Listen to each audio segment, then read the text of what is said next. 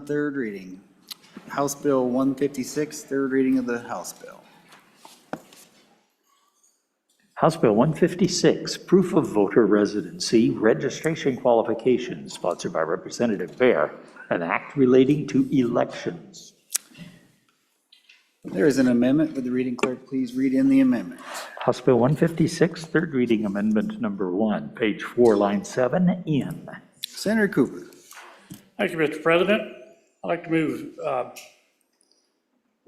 third reading amendment number 1 to House Bill 156 and ask for favorable consideration. A real short, simple amendment. On the second reading amendment, on line 20 of the second reading amendment, it strikes the words "or the Secretary of State." So again, it does the same thing as the last bill we talked about, puts the power back in the hands of the county clerk where it belongs. The rules are still promulgated by the Secretary of State. All we're doing is the county clerk is the one on the ground doing the work. She understands what needs done. Let's trust our county clerks. It's the right answer. Thank you. Discussion on the amendment. Senator Steinmetz. Thank you, Mr. Chairman. So, fellow senators, if you recall, this is going into the standing committee amendment in the area of the attestation. So this was a section that was added in case there was someone that was having trouble, Mr. President, in verifying their citizenship or residency. We provided for an attestation there. All this does is just allow the verification by the county clerk or the Secretary of State. The reason that was put in is for the citizen, Mr. President, to be able to have those two avenues to have that verified. So just so the body knows exactly why that was in there. Thank you. Further discussion? Senator Case. Mr. Chairman, I would speak against the proposed amendment. This is voter friendly to have two places to go.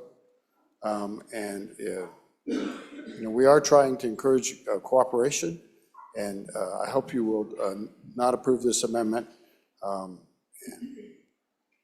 Let's get on with the rest. Thank you. Further discussion on the amendment?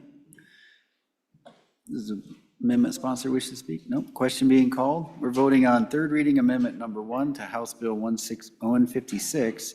All those in favor, please say aye. Aye. All opposed? No. Motion has failed. We are back on the bill. Discussion on the bill. Discussion on the bill.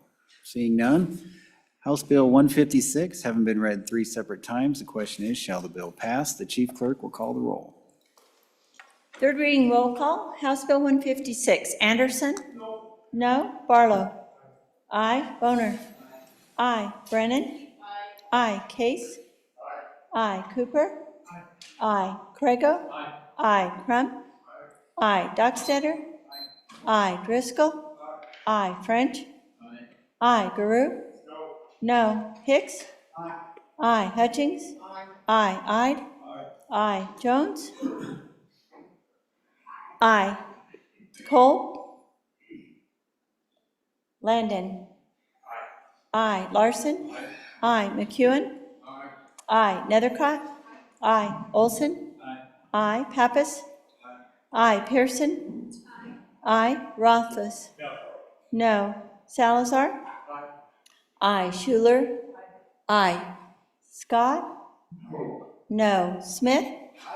Aye. Steinmetz? Aye. Kolb? Excused. Excused. President Beitman? Aye. Aye. Closing vote. Closing. Vote closed.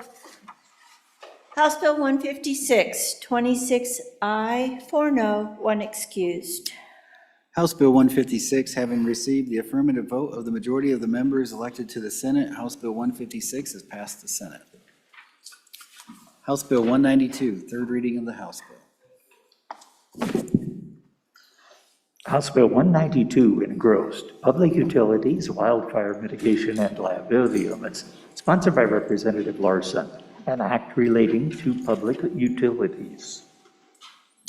There is an amendment. Would the reading clerk please read in the amendment? House Bill 192, third reading amendment number 1 to engrossed copy, page 10, line 3, delete. Senator Crago. Thank you, Mr. President. I move third reading amendment number 1 to House Bill 192. Ask for your favorable consideration. Mr. President, this amendment does a couple different things. The first thing it does there on lines 1 through 3, a couple days ago, it was a couple days ago, we had an amendment that changed a shall to may, and it didn't actually read quite right in a previous amendment. So we're correcting that, changing it back to shall there on page 10, line 3. And I think the bringer of that amendment would agree with what I'm doing here. Page 10, line 11, we're adding the word gross negligence to the types of actions that can be brought. And then the bottom there, Mr. President, page 11, line 10, we're adding a new section in here. And the reason for this is as I read this bill, and one of my struggles with it is I think we were trying to prohibit actions that weren't, not intentionally, but I think it was prohibiting actions to be brought against utilities, co-ops, et cetera, that fall outside the management plan, the wildfire management plan. And so all this amendment does is clarify, and I think it puts the balance in the right spot as far as shifting liability and where that risk lies. And so what we're doing with this amendment, Mr. President, is just making sure that anything that's unrelated to the plan can still be brought. Those things that fall within the plan, the utilities and the co-ops will still be protected. We worked with some of our co-ops and our utilities and on this language, and I think the good senator in the back corner of the room will probably attest to that we've done it cooperatively, no pun intended, and that's the amendment, Mr. President. Happy to answer any questions by the body. Thank you, Senator Crago. Any discussion on the amendment? Senator Dockstader. Yes, Mr. President, we are in full support of this. Commend everybody who's worked really hard. Remind the body how much work has gone into this. We took this through the process with Committee 9. We moved it over to this committee. We worked it and worked it and worked it. Folks, we are finally there. We're ready to go. And I remind the body that I'm associated with the co-op, but I will be voting on it because my vote represents a bigger cause, and that is the 14 electric power distribution cooperatives and 3 generation and transmission cooperatives that provide electricity to over 104,000 Wyoming homes, businesses, ranches, and farms across the state. On and for the amendment, on and for the bill. Thank you. Further discussion on the amendment? Question being called. We are voting on third reading amendment number 1 to House Bill 192. All those in favor, please say aye. Aye. All those opposed? The amendment has been adopted. Third reading amendment number 2. House Bill 192, third reading amendment number 2 to engross copy, page 10, line 3, delete. Senator Barlow. Thank you, Mr. President. Being the previous amendment passed, I respectfully ask to withdraw third reading number 2. Thank you. Absent objection, third reading amendment number 2 has been withdrawn. We are back on the bill. Discussion on the bill. Senator Pearson. Thank you, Thank you, Mr. President. I just have a question. I've been approached by a few insurance companies that were worried about this bill and worried that maybe somehow the farmers and ranchers, I guess, we're not going to be protected because of this bill. So can anyone let me know your thoughts on that? Thank you. Senator Pearson, any further questions, discussion on the bill? Senator Case, or actually Senator, yield to Senator Dockstader. Mr. President, I'd remind everybody, we worked long and hard to make sure that the protections were out there. Some of those companies came late to the game. We worked hard to make sure that there was coverage there. On and for the bill. Senator Case? I want to be careful here. I believe that the major landowner groups testified in favor of this bill in committee. The one that has the four-legged critters, that has the hide that was banned in Rock Springs and, by PETA, Oh, I used the name, I'm sorry. That one said they were in favor, I believe Farm Bureau. The other one, the other large one said, and I'm not doing this on purpose, those were total accidents, Mr. President, I'm very sorry. The other one also supported it. We have heard from individual landowners. I've heard from landowners of friends of mine that are worried about this bill. That's true. I think that we have made some amendments since that time that I think have addressed those concerns. I won't say entirely. I do think this bill is a balancing act. I commend the people that have worked on it to bring all the parties to the table, as I believe. So I think we're ready to vote on this. We're ready to pass it.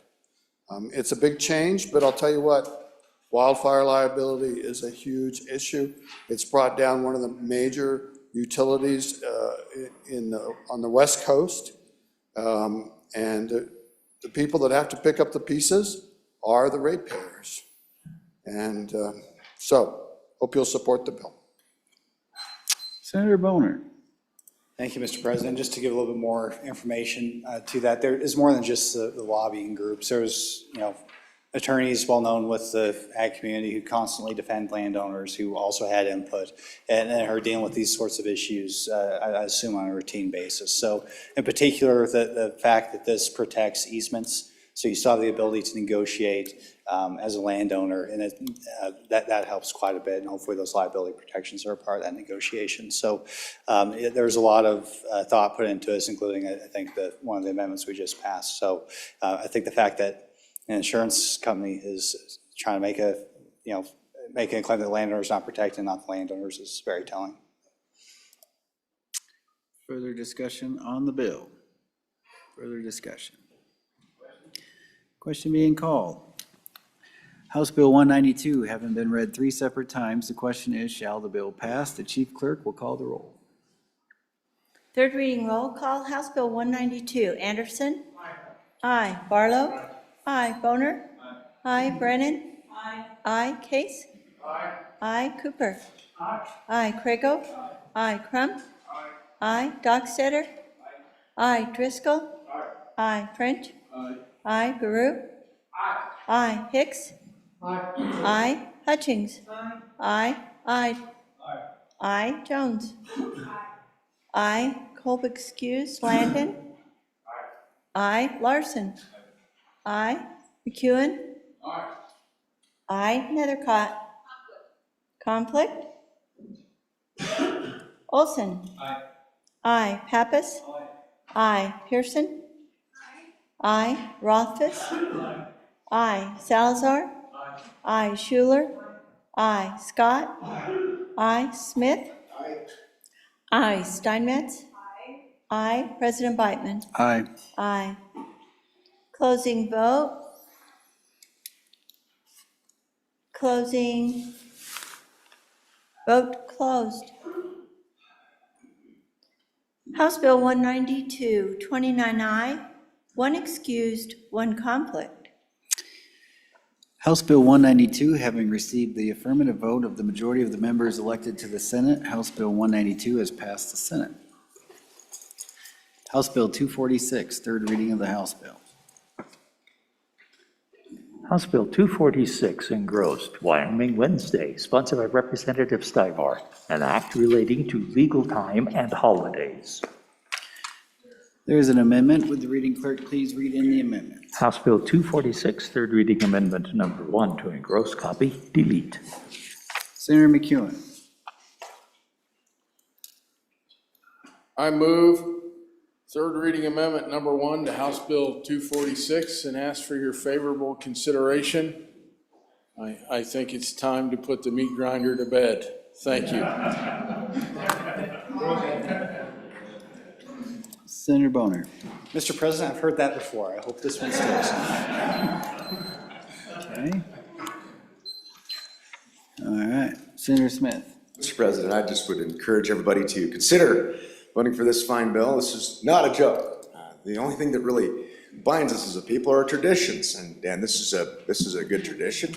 And it would just be one day, not every Wednesday, so you wouldn't get a bill. Are we on full the of- amendment or the bill? Oh, my bad. Oh, I thought that was done. Okay, anybody else on the amendment?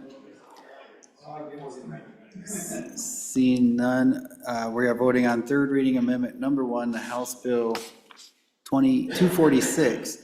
All those in favor say aye. Aye. Those opposed, no. No. The amendment has been adopted. We are back on the bill. Discussion on the bill. House Bill 246 having been, oh, I'm sorry, I didn't see you, Senator Smith. I just encourage you to vote for this. I don't want to waste any time with this. We've got a lot of important stuff to do. Thank you. Further discussion? Okay. House Bill 246 having been read 3 separate times. The question is, shall the bill pass? The chief clerk will call the roll. Third reading roll call, House Bill 246, Anderson? No. No. Barlow? Aye. Boner? Aye. Aye. Brennan? Aye. Aye. Case? No. Cooper? Aye. Crago? Aye. Crum? Aye. Dockstetter? Aye. Driscoll? Aye. French? Aye. Grew? Aye. Hicks? Aye. Hutchings? Aye. Ide? No. Jones? Aye. Cole? Aye. Landon? Aye. Larson? No. McEwen? Aye. Nethercott? Aye. Olson? Aye. Pappas? Aye. Pearson? Aye. Rothfuss? Aye. Salazar? Aye. Schuler? Aye. Scott? No. Smith? Aye. Steinmetz? No. President Biteman? No. No. Cole? Aye to no. French? Aye to no. Closing vote. Closing. Vote closed. House Bill 246, 22 aye, 9 no. House Bill 246 having received the affirmative vote of the majority of the members elected to the Senate, House Bill 246 has passed the Senate. House Bill 316, third reading of the House Bill. House Bill 316 engrossed, School Finance Model Recalibration 2, sponsored by the Management Council, an act relating to school finance.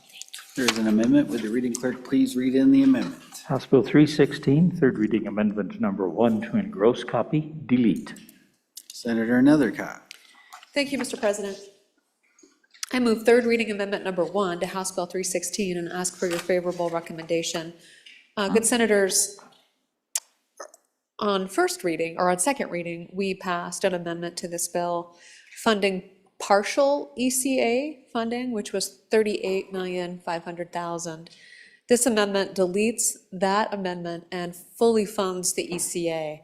As we know, this past week, we received some information suggesting that it would be prudent to fully fund the ECA, and so this amendment does that, increasing that amount to $52,300,000. So that is Section 3 and Section 4 of the amendment is that fully funding of ECA, so a little less than $20 million additionally, which I strongly suggest that we do. Section 5 of the amendment, and I'm sorry, and also Section 4 and Section 5 of the amendment is at the suggestion of LSO that we add this in here. It's not new money, although it looks like it. It looks like we are appropriating 69.2 and an additional 84.4, but this is not new money. This is spending authority to the Department of Education to transfer those funds as they normally would do, which would be in the budget bill. And this just provides clarifying language authorizing them to transfer those funds, not new money, not a new appropriation. So really, all you're being asked to do here in this amendment is to delete the previous amendment we passed, which was the partial funding of the ECA, to a full funding of the ECA. I strongly urge your aye vote. Thank you, Mr. President. Discussion on the amendment. Senator Scott.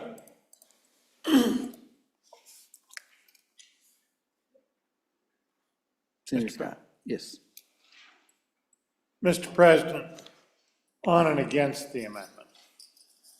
Mr. President, I think we have to look at this in the context of the overall funding of the schools.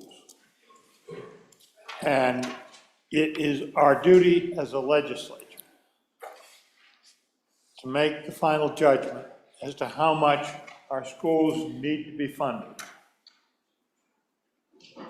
to provide the level of education that our constituents are demanding, and they're demanding a very high level. Mr. President,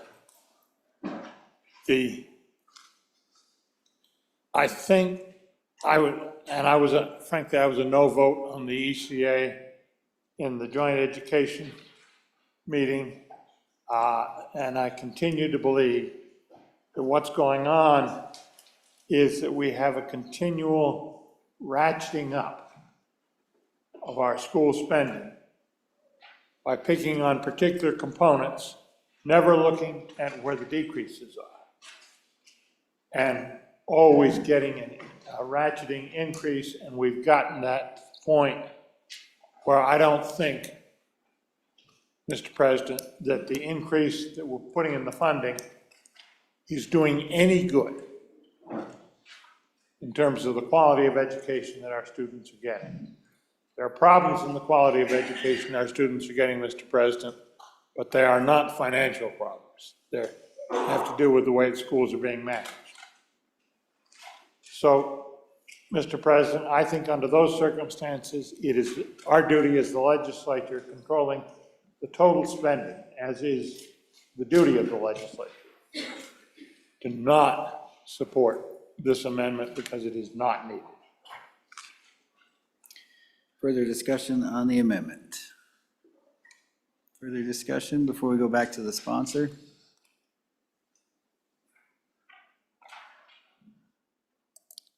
You good? Oh, Senator Schuler.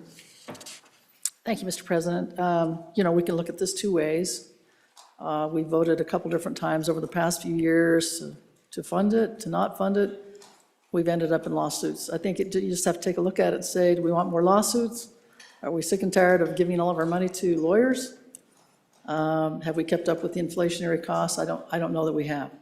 But I think we need to take a close look. I think everybody is okay with putting a microscope on education. I personally disagree with the good senator from Bates Creek. I think we're getting a good bang for our buck. All you got to do is look around. I'm sure most of the folks in this room probably went to a public school.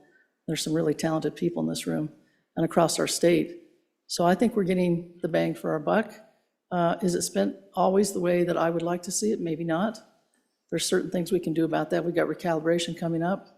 There's a whole lot of things we can take a look at. So, you know, it's certainly a policy decision, but I think what you have to look at is weigh the decision. Do you want to take another look at, you know, another lawsuit down the road?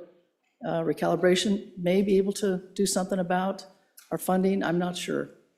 But I would hope you would support this amendment. Thank you, Senator Schuler. Anybody else? Senator Rothfuss. Thank you, Mr. President. I too ask you to support the amendment. I think this is an appropriate response. This was the recommendation of the Joint Education Committee, Joint Appropriations Committee, and the governor.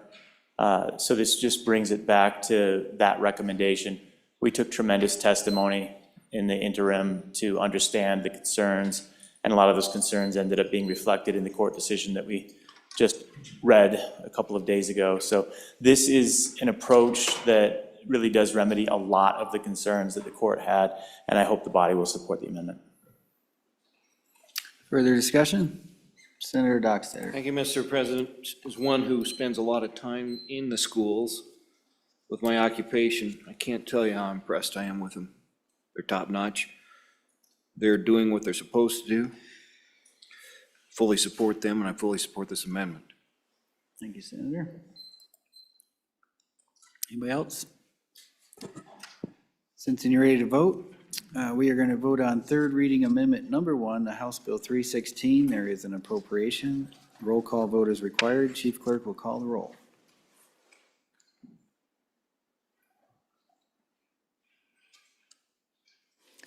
Third reading amendment number 1 to House Bill 316. Roll call. Anderson?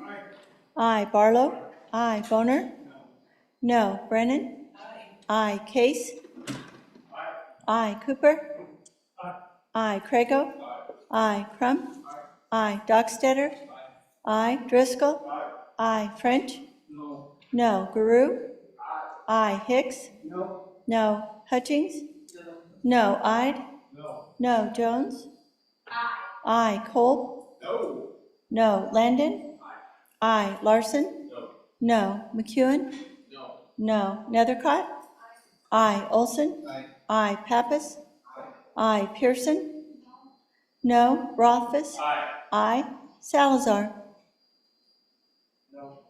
No. Schuler? Aye. Scott? No. Smith?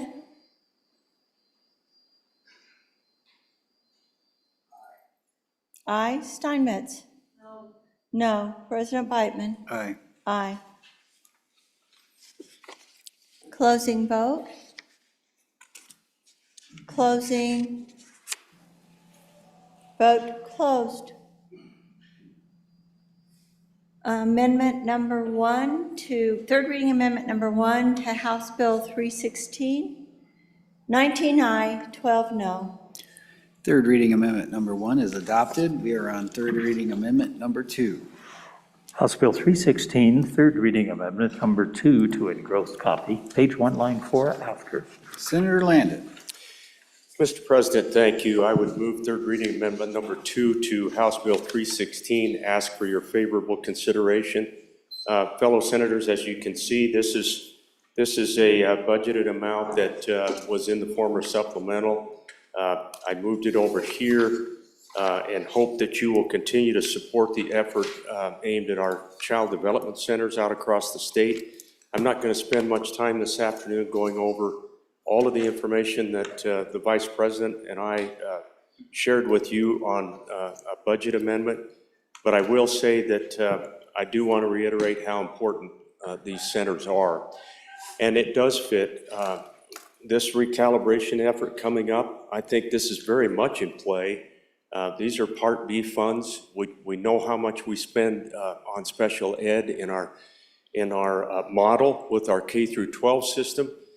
I assure you, we do not want this pulled underneath the public schools in any way. Just keep in mind that these young children that we are trying to get up to speed and give them a chance, there's all kinds of therapies, occupational and speech and physical therapy and so many other things going on. I'm not going to continue on, Mr. President. I'd be glad to answer any questions, and I've got a lot of information, but I hope you'll support. This is very important funding that was left out of the supplemental, and we pulled it back in. I think it's very, very important. Hope you'll support it. Thank you. Discussion, Senator Scott. Mr. President, I will admit to being very torn on this amendment. This funding is very important for the child development centers. It will help reduce our special education expenditures in the K-12 system because it's better, easier to fix many of the developmental problems in the preschool level. They're much more expensive to fix if they're allowed to fester and go on to and then be dealt with in the school system. And I certainly supported this amendment in the budget process. But this is not a budget bill. This is a bill on recalibration. It's not a general appropriations bill. And yes, it has an appropriation related to the education system and the recalibration. So, Mr. President, I'm frankly unconvinced as to whether or not this amendment is germane to the bill and a proper amendment on this particular bill. Thank you. Senator Nethercott. Mr. President, thank you. Not necessarily to the germaneness, but to the issue of funding the CDCs, which I too think are critical and important and have always supported their funding.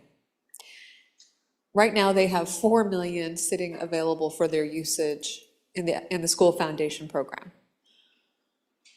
There has been questions about whether or not they can access that money, and they've been told, my understanding is, based on conversations with staff and the executive branch, that they can.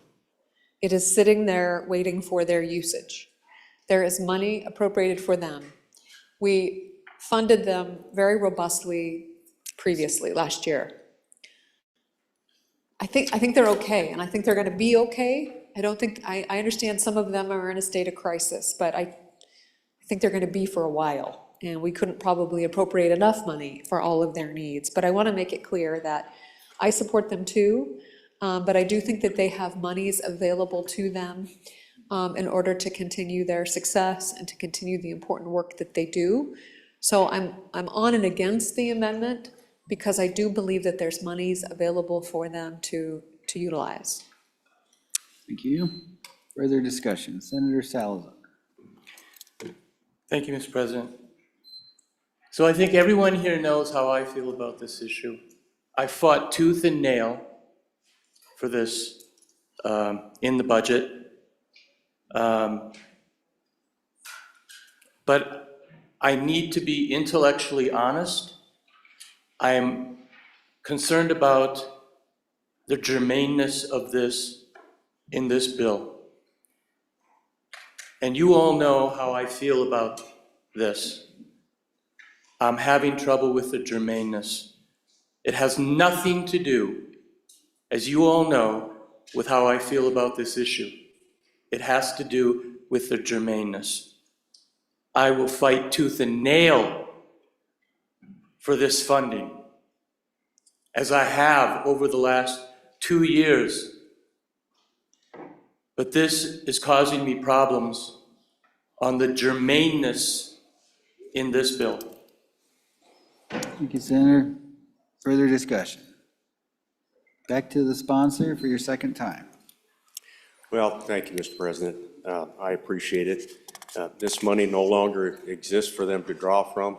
I know that in my experience down here, for the past decade and maybe a couple of years beyond that, this is a part of our education system that's been left behind. These are employees that we're trying desperately to get caught up, because frankly, the school systems are drawing these employees away. I will tell you that up in the neighborhood where the Vice President lives, and this neighborhood, a couple of the others, these centers need our help. And this will assist them in keeping the kind of staff that we require at these development centers. And this is, I will say again, this is a very important piece of what our recalibration committee better be up to when we get to the basket of goods and the expectations at the third grade level and all these things.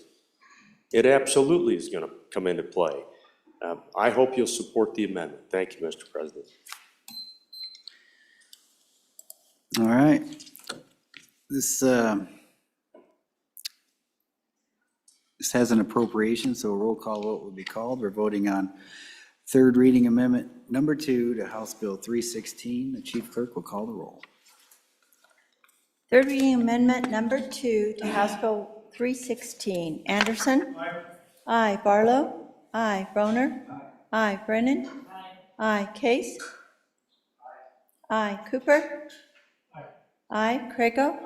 Aye. Crum? Aye. Dockstetter? Aye. Driscoll? Aye. French? No. Guru? No. Hicks? No. Hutchings? No. Ide? No. Jones? Aye. Kolb? No. Landon? Aye. Larson? No. McEwen? No. Nethercott? No. Olson? No. Pappas? No. Pearson? No. Rothfuss? No. Salazar? No. Schuler? Aye. Scott? No. Smith? No. Steinmetz? No. President Beitman? No. No. Cooper, aye to no. Driscoll, aye to no. Closing vote. Closing. Vote closed. Third reading amendment number 2 to House Bill 316, 11 aye, 20 no. Third reading amendment number 2 has failed. We are back on the bill. Discussion on the bill. Seeing none, having been read 3 separate times, the question is, shall the bill, House Bill 316 pass? Chief Clerk will call the roll.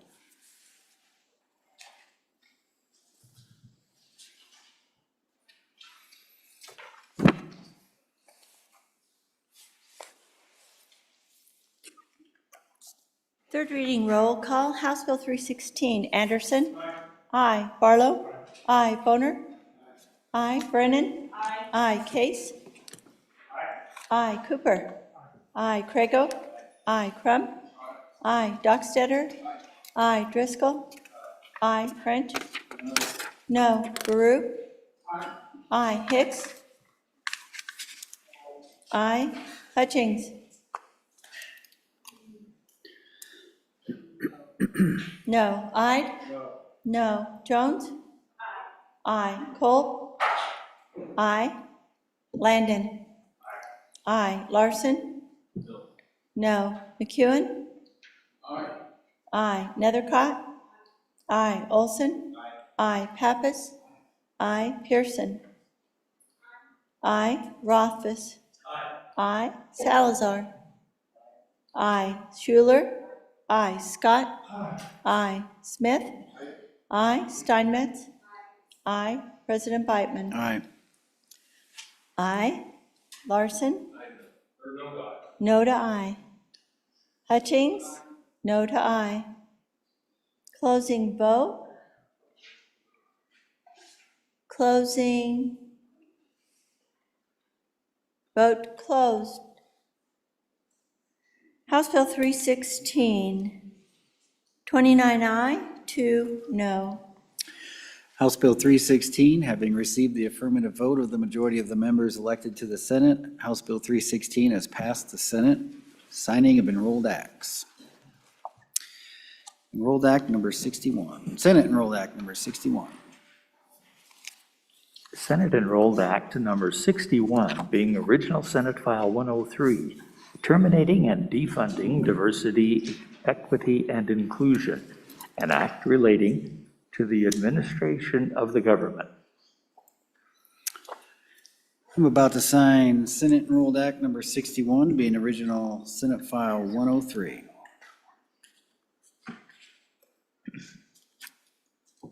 I have so signed. House Enrolled Act number 53. House Enrolled Act number 53, being original House Bill 122, Senior Citizen Service Districts Authorization and Renewal, an act relating to counties. I'm about to sign House Enrolled Act number 53 to House Bill 122.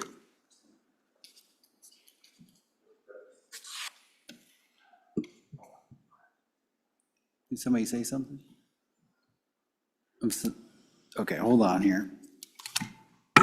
I have so signed. Senator Landon? Mr. President, my apologies for interrupting, but may I have privilege of the floor? Floor is yours, sir. Thank you, Mr. President. You know, I glanced up, I think that's one of our former senators sitting right up here. That's Lisa Anselmi Dalton, former senator from Sweetwater County, and I think we ought to welcome her back to the Senate. All right, by golly.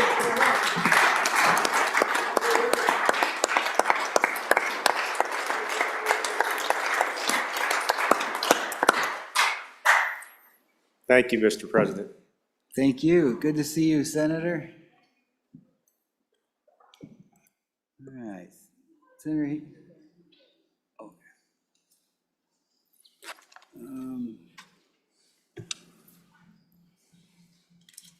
concurrences.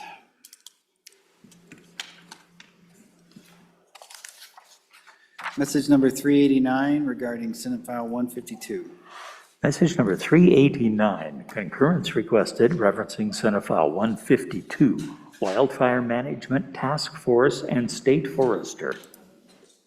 Senator Barlow, are you ready to go on Senate File 152? Mr. President, I am. I don't know if the body is, but I am. Mr. President, I would move concurrence message number 389 on Senate File 152 and ask for your aye vote. Colleagues, this is a very significant amendment when you pull it up on your computer, or if you have a physical copy, and I'm going to walk you through it. We sent, I think, a very clean bill down to the other end that had 7 sections. In return, we got 11 sections back. And I will walk through that with you as succinctly as I can. I think as I'll just try to remind you of a couple of the big things we sent and then what we got back, just as a comparison. What we sent was a bill that enumerated some very specific duties for the state forester with regard to wildfire. The second thing the bill did in section 2 was it established a task force to examine other issues within wildfire management, et cetera, for the future. And there's more to do, and we have to, this was an attempt to look at that. The third thing that the bill did as we sent it, Senate Engrossed Act, was it backfilled all the emergency fire suppression accounts, the contingency emergency funds, the borrowing authority, all those things that were necessary for this upcoming fire season, which I might remind some of my colleagues, we actually had 2 wildfires earlier this week in Wyoming. So it's always fire season, it seems. What happened at the other end, and I'll go to the amendment and try it. First of all, probably as you look at the amendment, you'll see the second standing amendment number 1. What they did is they reduced, basically the amendment reduces the members, legislative members, from 2 to 1. If you'll recall, in our body, we had a standing amendment that tried to double them. We defeated that. But subsequently, in a third reading amendment, they eliminate the entire task force. So while this amendment says there's a task force and we change the members, the bill as it comes back to us, the amendments that were adopted, eliminates the entirety of the task force. Going on the amendment, there's some other minor cleanups regarding subdivision versus subdivisions. State forester replaces he, being more gender neutral. And then, of course, they've changed the catch title. And then we get into, as we go, like I said, so section 1 of our bill that we sent is relatively intact. A few modest changes. Section 2, the House has eliminated the task force. So all of those pages, task force pages, are gone, including the 2 appropriations, which was two $25,000 appropriations. Then when you get to our section 3, which now has been renumbered section 2, they left that alone, didn't change any. That's refilling some of the accounts that were utilized in the first part of this current biennium, the first fire season. Now we have a second fire season ahead of us. We hope it's not like the last one. The next thing that the House Representatives, or our colleagues did, Mr. President, is they've added a loan program. This would be the new section 4 in the bill. And it's a loan program that is under this amendment. It's on page 3, it's section 5, but the sections, because of the later repealer, it gets moved back a number. So a loan program, and they've allocated $100 million for it. Now that $100 million is coming from the LSRA. So that is cash available, cash on hand. This is a loan program again, and then you can go through. Much of the language you'll see here was in Senate File 148, which this body passed out also. So what you're going to see is a trend here. They've taken the bill 152, and they've inserted a lot of 148 into it. So this is a loan program. What will be different between 148 and 152 is the amounts in each program. They're kind of flipped, if you will. The 148 had more in the grant program.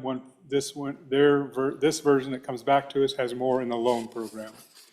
That'll get you through, excuse me, Mr. President, that'll get you through to page 5 of the bill, of the amendment. So a significant amount of new language. And on page 5 of the amendment, you'll see a section 6. This is a renumbered or a new section 6. And this is where they've attempted to get money to fund the grant and loan program. And in the end, they actually I don't believe, accomplish what maybe the intention was. But what they've done with this is they've taken money from the budget, from in previous budget bill, and they've used that money, taking it out of an energy matching program, actually 2 energy matching programs, and use it to fund this. But they are not putting it in the same accounts, that they're actually funding the loan program and then the subsequent grant program. And the grant program comes in, and this will be on page 7 of your amendment. There's 2 things that come in this. This is a HELATAC, a new HELATAC appropriation with both personnel and aircraft contractability. And then section 8, the new section 8, is the grant program. This grant program is for conservation districts, weed and pest districts, game and fish, et cetera, to deal with the vegetation and grass destruction by the wildfires and preventing of invasive species, plants, et cetera. And then there's some repealer language again at the end of the bill. So, Mr. President, I'm going to kind of summarize it as succinctly as I can. The bill you have before you is a merging of the original bill we sent down to them, Senate File 152, and Senate File 48. There's some difference in the dollars, and then the source of the dollars actually within the work they did don't match up. So what I'm going to ask is that we concur on this, and that some of those vagaries can be dealt with a ballpoint pen that will get it into alignment and prioritize the things that the Senate had, which are consistent in both versions, and then some of the other things, like I said, there'll be the next branch of government can decide where their priorities is on some of those. So I would respectfully ask that we concur on this, and I'll be glad to stand for questions if some of that explanation got confusing. Thank you, Mr. President. Thank you, Senator. Discussion on the concurrence. Discussion on the concurrence. All right, seeing none. The motion is that the Senate do concur on Senate File 152 and vote aye. The Chief Clerk will call the roll.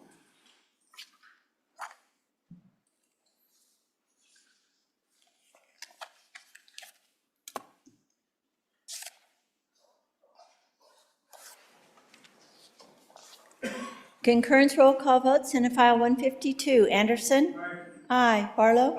Aye. Boner? Aye. Brennan? Aye. Case? Aye. Cooper? Aye. Crago? Aye. Crum? Aye. Dockstetter? Aye. Driscoll? Aye. French? No. Guru? Aye. Hicks? Aye. Hutchings? Aye. Ide? No. Jones? Aye. Cole? Aye. Landon? Aye. Larson? Aye. McEwen? No. Nethercott? Aye. Olson? Aye. Pappas? Aye. Pearson? Aye. Rothfuss? Aye. Salazar? Aye. Schuler? Aye. Scott?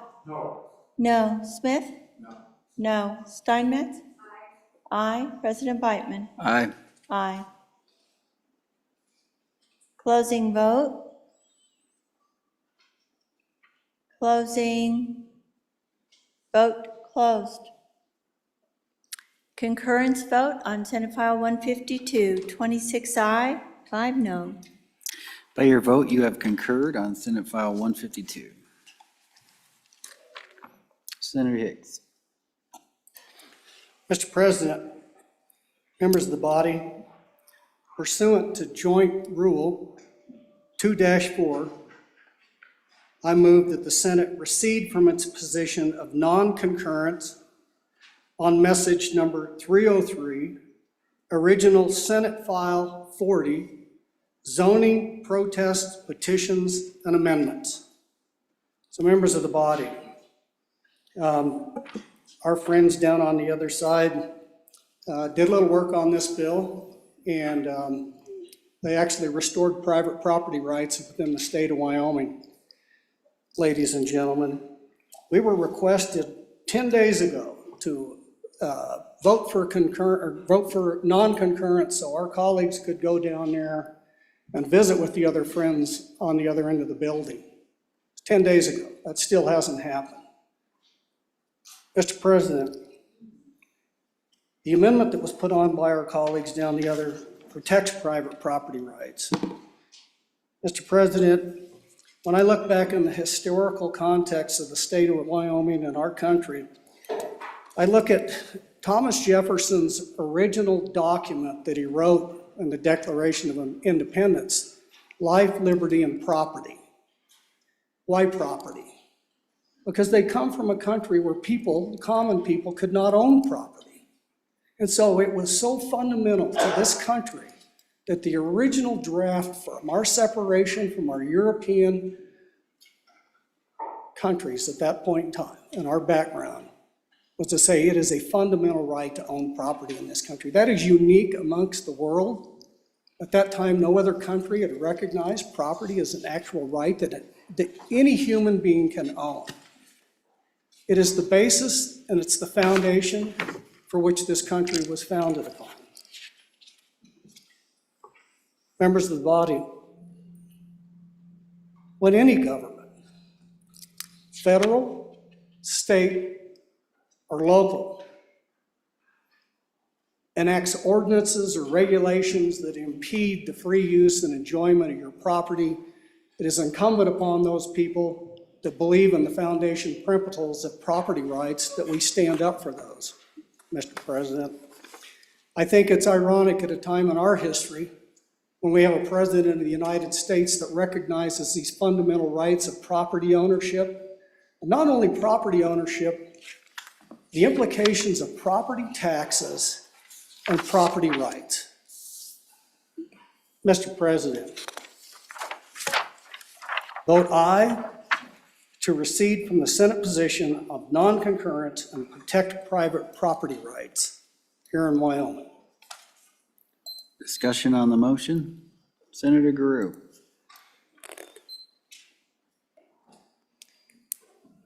Thank you, Mr. President.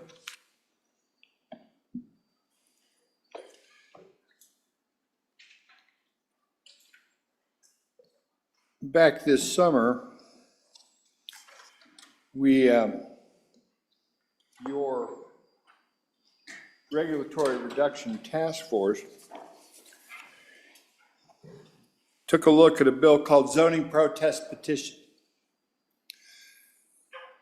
It was a bill, it was an archaic law of Wyoming before a lot of communities had zoning to protect property owners from what their neighbors might be doing and give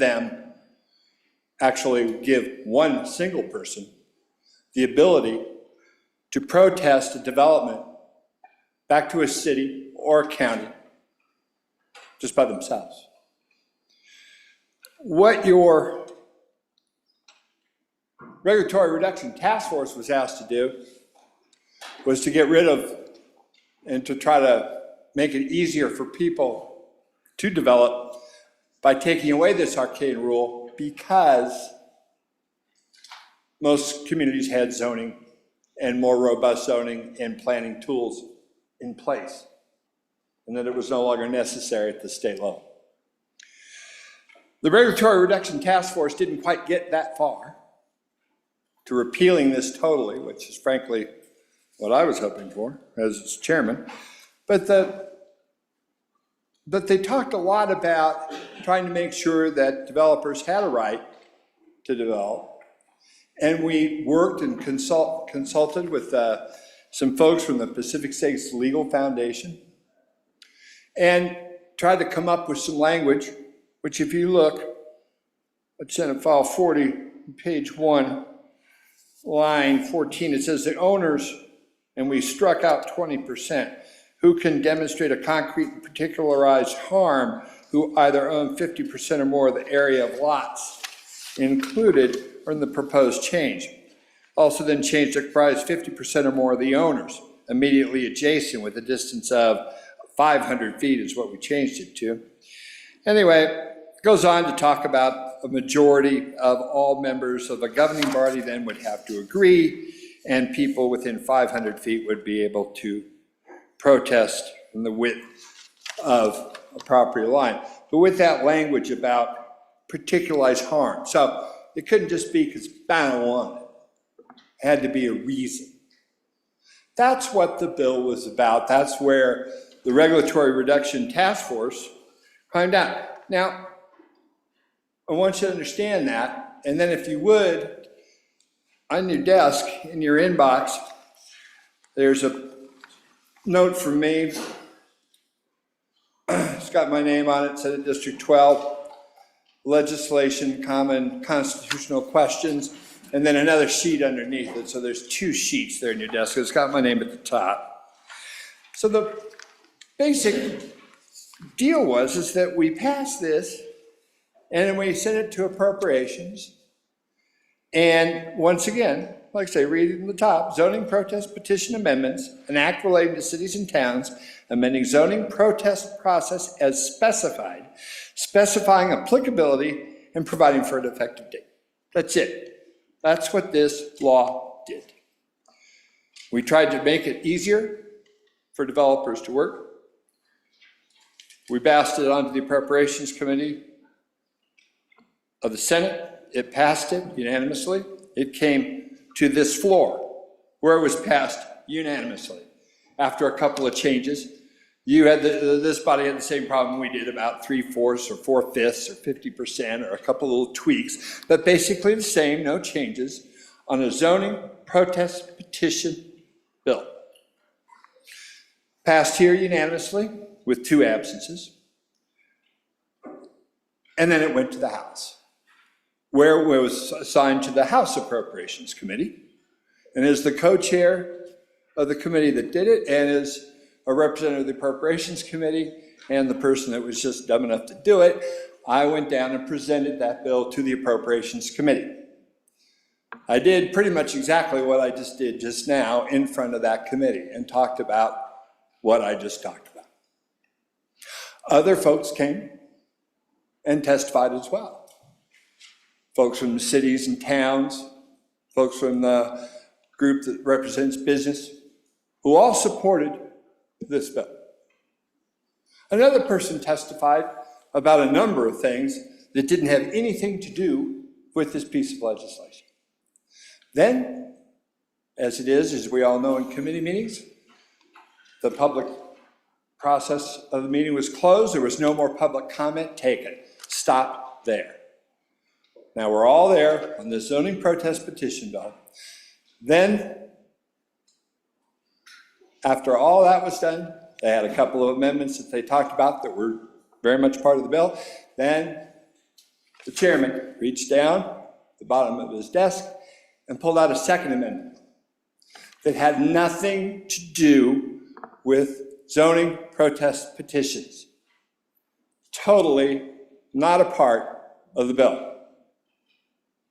Now, it was a very eloquent speech by my friend from Bags about talking about, things that really do mean a great deal to all of us.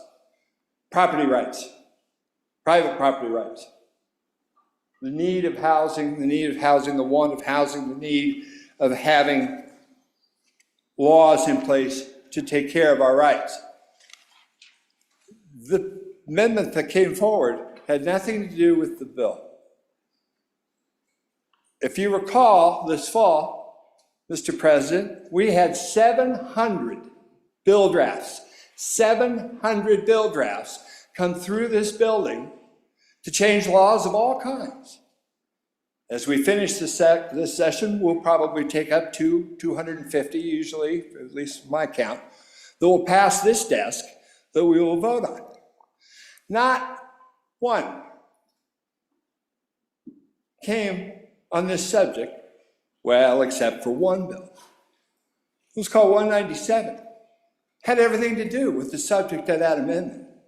It was brought by cities, brought by towns, and brought by landowners in my community. But it died.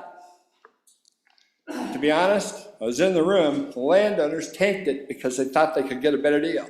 The better deal was the amendment that's on Senate File 40. I came to this body and I ask you to say to not concur because of the not germaneness of that amendment. You voted 30-1 to agree. And I beg to differ with my good friend from Baggs, one of the members of the conference committee from down the hall came to visit me and said, what do you need, Mike, to make this work? And I said, drop the Second Amendment and we'll cede to all of your positions with the bill, the original bill. So that's all I need to do. Came back a few hours later and said, the chairman said no. And I said, well, until he's ready to say yes, then there's really not much for us to talk about. I talked to my committee. They agreed. That's where we stand. Nothing has changed. The Second Amendment is not germane to the bill. It has nothing to do with the bill. As a matter of fact, and a lot of you who've been here for a while know me well enough to know when I think my county has done something wrong with zoning, I fought against them. If someone just pick up the phone and call me and ask me what their specific problem is, I might agree with them. I have before. But what this is an attempt to shoehorn in something that's not a part of this bill and take it one step further, to deny anyone in this body to debate it, to deny a committee to get public testimony about it. What you've heard in the last 48 hours is from folks who have a vested interest on one side of the issue.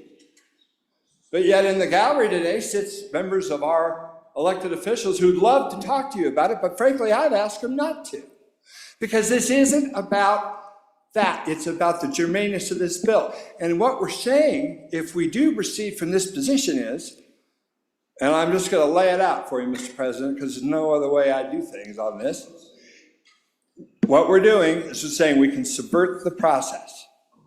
We can bypass the process, that pesky public part, where we hear from the public or hear from elected officials, hear from people who've been elected time and time again, working on these proposals, working on housing issues, and say, no, we're not going to list that.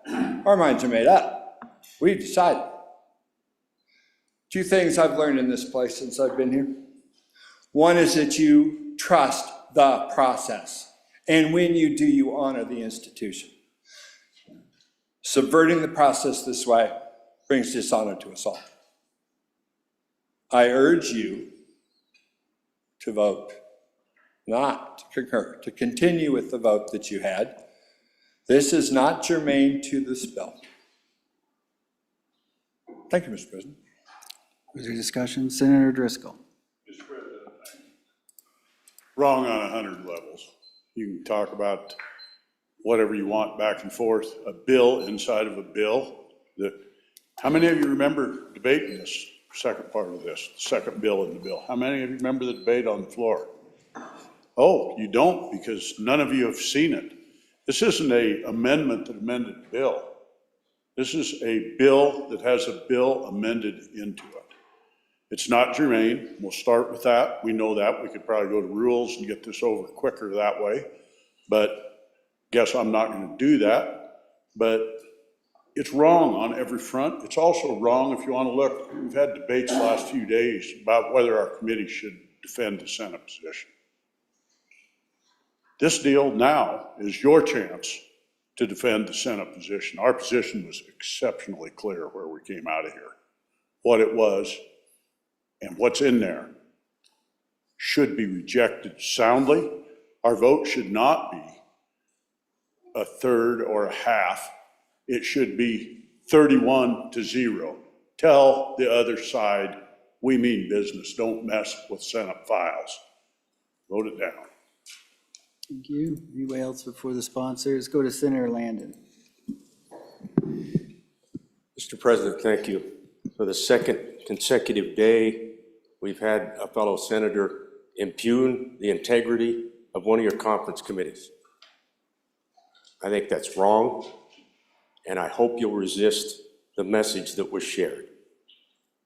I, for one, also went down to the other side on this topic.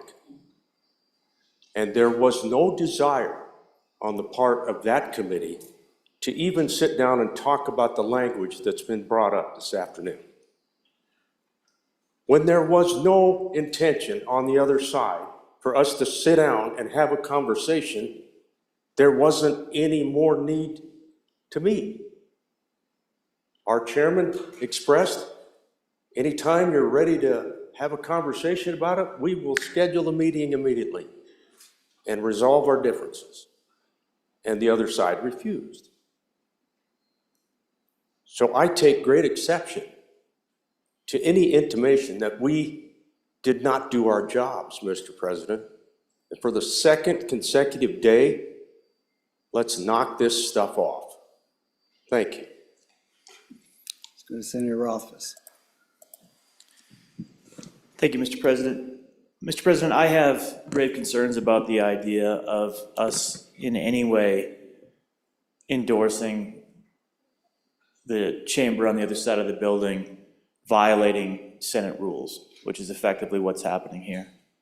Senate Rule 11.6, scope of amendments, indicates that pursuant to Article 3, Section 20 of the Wyoming Constitution, no bill shall be so altered or amended on its passage to the Senate as to change its original purpose. This concurrence request is a violation of Senate rules. It is out of order. And that's serious. And Mr. President, I think it's appropriate for us, honestly, to convene a rules committee. I'd call for a rules committee to discuss that, because I think it is important for us to set an example and to send a clear message down the hall that when you are in violation of Senate rules by disobeying the Wyoming Constitution, that the Senate is not going to stand for it, and we're going to not even consider the underlying policy considerations. We're going to recognize it as out of order, and we're going to act accordingly. So I'd call for a rules committee for consideration of this concurrence request with regard to Rule 11.6, scope of amendments. Okay. Senator Steinmetz. Thank you, Mr. President. Do we have to, we have to go straight to rules? Okay. Rules Committee has been called for. Point of order, Senator Case. I kind of agree with where this is going, but I think we should ask the chair, the president, to rule first, and then either side will appeal, and then you'll have the Rules Committee, but I think we got to ask you to rule first, sir. Are you asking me for a ruling on the germaneness pursuant Yes, sir, I to am. Senate rule? It's going to go that way anyway, so. Correct. I rule that this amendment from the House is not germane, and it does violate Senate rules. So we will have a Rules Committee, and we'll discuss it. Now, Mr. President, more point of order. We'll go to Rules Committee if someone asks for a meeting Okay. now. Fair enough. Senator Hicks? Mr. Chairman, I would ask for the Rules Committee to convene and rule on your decision from the chair. So if we can do that, Mr. President, I'd very much appreciate it. Sounds like a plan. We will meet, where shall we meet? Upstairs in that conference room? Okay. Oh, Senator Boner. Sorry to jump in here. Is it okay if I have privilege on the floor right now? Kind of awkward, but It's going to be What the heck? Senator Mr. Bonner, President, it's going to privilege be a of- while, All so right. I want to be respectful of the public as well.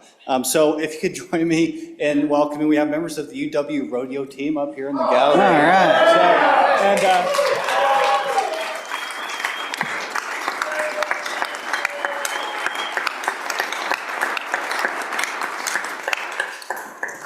And if you would, Mr. President, we have Reagan Delancey, who is a barrel racer, team roper, and breakaway roping on rodeo scholarship. We have Alex Bolton, a barrel racer, and helps with the team public relations, and Abby Vanderwerst, a barrel racer. So welcome. We just had a very nice bill signing ceremony.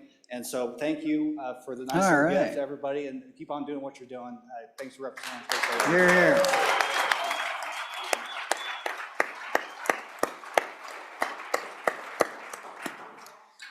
Welcome to the Senate. The Senate will stand at ease to the sound of the gavel.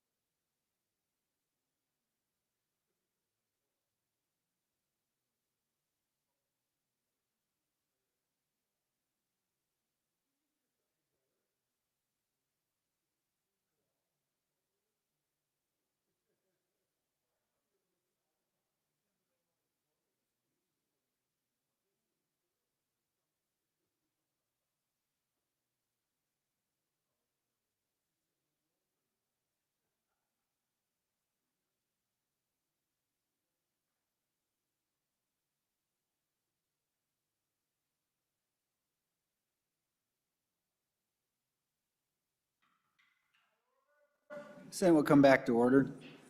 I'll call on Senator Rothfuss to explain the Rules Committee. Senator Rothfuss. Thank you, Mr. President. Mr. President, the Senate Rules Committee has sustained your ruling from the chair unanimously that the concurrence request on Senate File 40 does violate 11.6 scope of amendments. And I'll stop there, Mr. President. That was the ruling. Okay.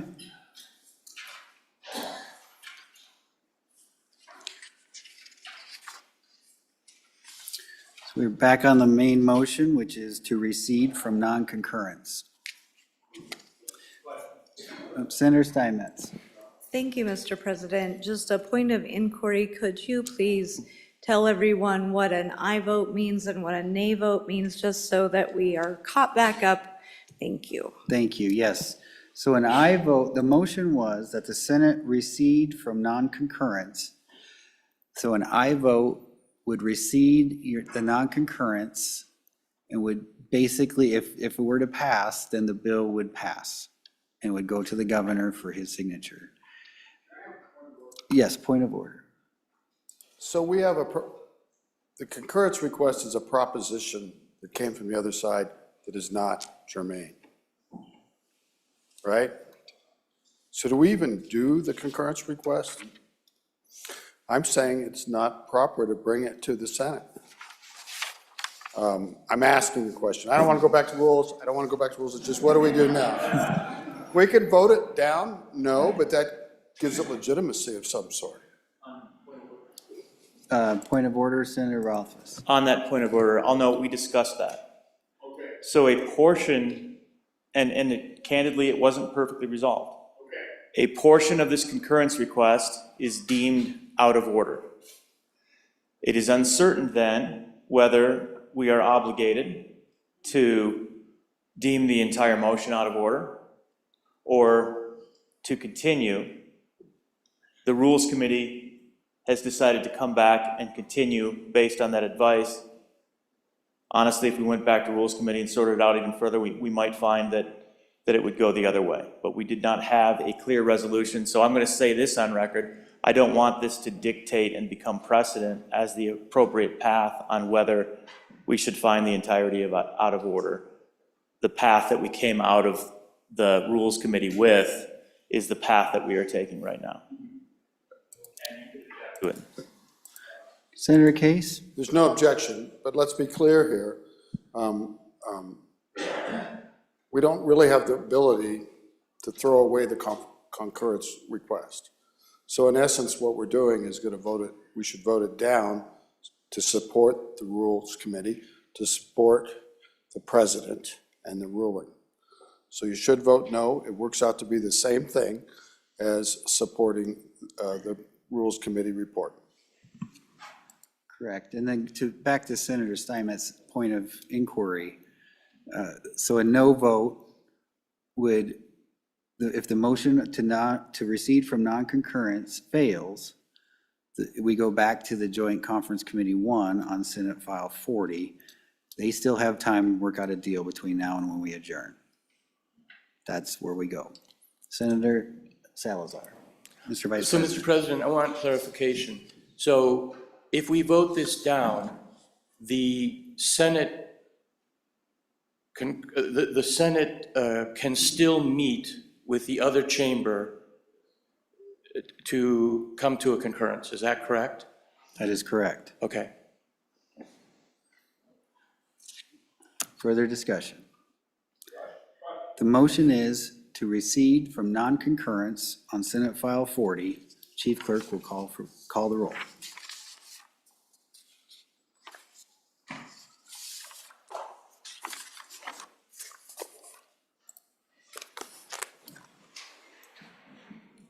Recede from non-concurrence, Senate File 40. Roll call. Anderson? No. No. Barlow? No. Boner? No. No. Brennan? No. No. Case? No. No. Cooper? No. No. Crego? No. No. Crum? No. No. Dockstetter? No. No. Driscoll? No. No. French? Aye. Aye. Guru? No. No. Hicks? Aye. Hutchings? Aye. Ide? Aye. Jones? No. Culp? Aye. Landon? No. Larson? No. McEwen? No. Nethercott? No. Olson? No. Pappas? No. Pearson? Aye. Rothfuss? No. Salazar? No. Schuler? No. Scott? No. Smith? Aye. Steinmetz? Aye. President Beitman? No. No. Closing vote. Closing. Vote closed. Senate File 40, 8 aye, 23 no. The motion to recede from non-concurrence on Senate File 40 has failed. Joint Conference Committee members stand. So, Joint Conference Committee number 1 is still active.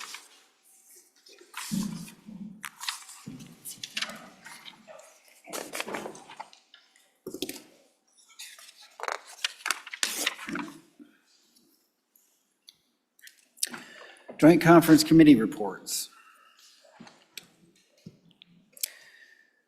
Message number 386 regarding Senate File 74, Joint Conference Committee number 1. Joint Conference Committee Report Number 1 on referencing House Message Number 386, referencing Senate File 74, Immunity for Drug Overdose Reporting. Senator Crum. Mr. President, I'd move adoption of Joint Conference Committee Report Number 1 to Senate File 74 and ask for your vote of aye.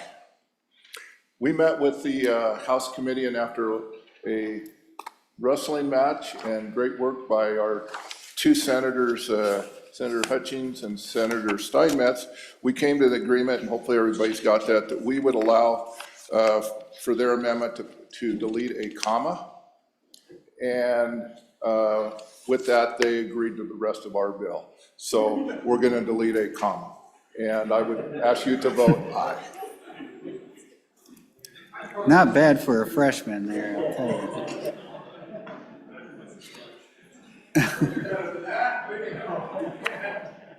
Any discussion on the Joint Conference Committee report? Seeing none. The motion is to concur, or to adopt the Joint Conference Committee number 1 report to Senate File 74 and to vote aye. Chief Clerk will call the roll. Joint Conference Committee Report Number 1 from Senate File 74. Anderson? Aye. Barlow? Aye. Boner? Aye. Brennan? Aye. Case? Aye. Cooper? Aye. Crago? Aye. Crum? Aye. Dockstetter? Aye. Driscoll? Aye. French? Aye. Garou? Aye. Hicks? Aye. Hutchings? Aye. Ide? Aye. Jones? Aye. Cole? Aye. Landon? Aye. Larson? Aye. McEwen? Aye. Nethercott? Aye. Olson? Aye. Pappas? Aye. Pearson? Aye. Rothfuss? Aye. Salazar? Aye. Schuler? Aye. Scott? Aye. Smith? Aye. Steinmetz? Aye. President Beitman? Aye. Aye.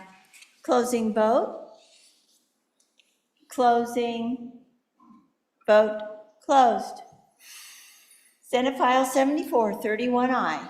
By your vote, you have adopted the Joint Conference Committee number 1 report referencing Senate File 74. All right. Messages from the House. From the House of Representatives, February 28, 2025, message number 412. Mr. President, House adopted Committee of the Whole report failing Senate File 126, establishment of a K-12 public lab school. Ayes 24, noes 32, excused 6. The bill has been indefinitely postponed. Signed, Katie Talbot, House Chief Clerk.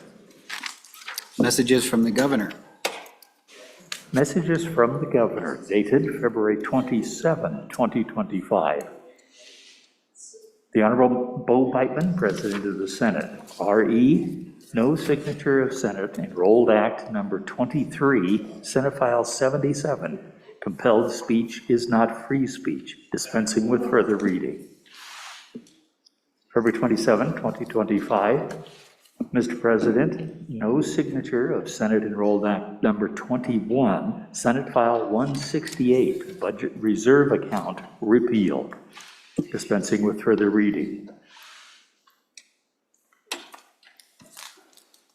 Signed, Governor Mark Gordon. Thank you, Randy. Any other messages?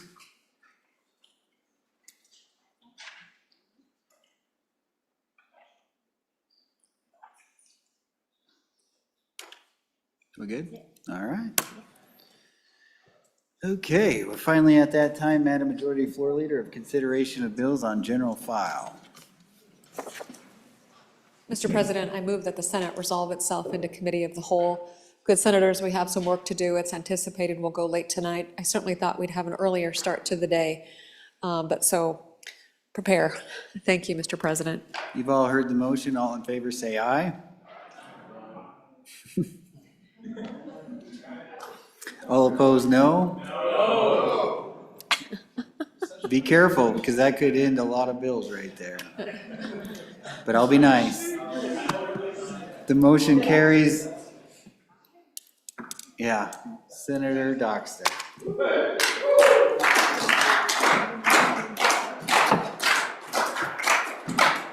I almost saved you a lot of work there. That's what I was waiting for you to say no. First bill up for consideration, House Bill 259. Please read it in. House Bill 259, Supplemental K-12 School Facilities Appropriation 2, an act relating to school building and facility projects, sponsored by House Appropriations, was referred to Committee Number 2, which is the committee recommendation that it do pass amended. By Senators Driscoll, Guru, Larson, Salazar, and Smith. Senator Salazar, Chairman. Who's leading us out here? Senator Salazar.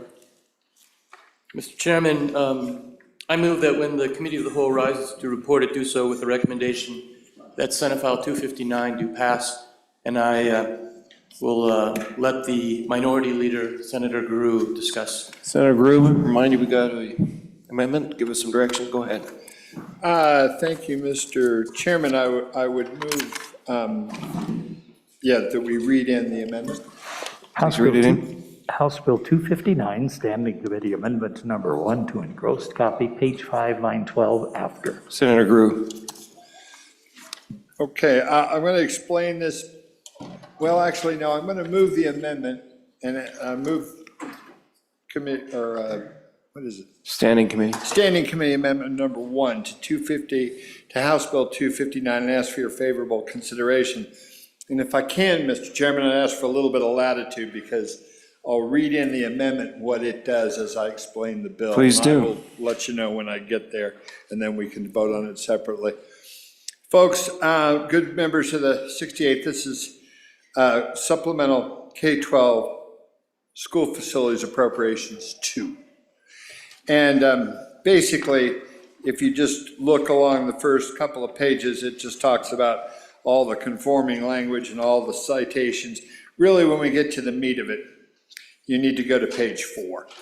And page 4, line 12, you see the number $29,832,716.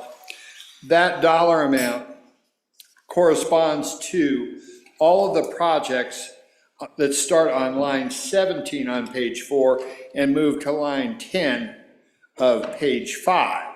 So that is the Sublette County, the Converse County, Sublette County 9, Campbell County 1, Platte County 1, Sheridan County 2, Uintah County 1, Fremont County 14, Hot Springs 1, Johnson County 1, Commerce County 1, Bighorn County 3, Commerce County 2, Uintah County 6, Goshen County 1, Platte County 1, and Sheridan County 1 school districts, and their component and other projects.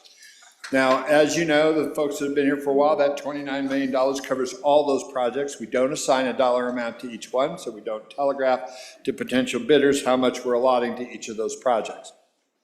Those have all been approved in the bill. The amendment starts to make some changes on page 5 and into page 6. So page 5 from line 12, page 6 to line 5. Here's what that amendment does. What that amendment does, and it's all related to Campbell County School District number 1. It appropriates $4,380,121 for the additional cost related to the design of Campbell County High School for a total design budget of $11,985,930. As you recall, last year we approved $7,605,809 towards the planning of the school. So we're adding $4,380,121 to that total. Next, we are fully funding at $14,473,224 for the demolition construction for Campbell County School District number 1 transportation facility. Then we are changing the amount, this is on the next page, we're changing the amount of unanticipated funding amount, reducing it, putting in $2,921,000, which is a reduction of $8,790,000. The other big piece is very important, and this is on page 5, line 18. We're removing the construction appropriation for demolition and construction of Campbell County High School to the tune of $150,884,528. Mr. Chairman, the Appropriations Committee, based on the current state of play with this facility, felt that appropriating all the money for the transportation facility, which is right now 40%, I believe it was 40% done in design phase, and then continuing for the rest of the $4 million, which takes up to $11 million for planning for the high school itself, and raising the amount of contingency, $2,900,000 instead of the $8 million, Mr. Chairman, that total will keep Campbell County moving forward with its project until we come back to appropriate the rest of the money of the high school. The bottom line is, Mr. Chairman, the feeling of the Appropriations Committee was that this funding level will keep Campbell County moving forward and is a significant enough funding level to let everyone in Campbell County know that we are totally dedicated to Campbell County High School number 1 and its completion in a timely manner. We also look back as we made that decision at our current budget, where today $146 million sits with 2 high school projects, Sweetwater County number 1 and Teton County number 1, that still have yet to go to bid. So there's $146 million in a pot right now for those 2 projects. And so it was the feeling that given where we are with those 2 projects and where we are currently with Campbell County 1, that we will continue to be able to fund all 3 of those projects with the amount that we've appropriated so far. I'd be glad to stand for any questions. On the amendment? That is the essence of the standing committee amendment. Questions on the amendment? Questions on the amendment? Okay, question on the amendment. This is for standing. Point of order. Go ahead. Oh, sorry. Go ahead. Senator Barlow. Thank you, Mr. Chairman. So I guess I'm from Campbell County, so you know what I think about this amendment.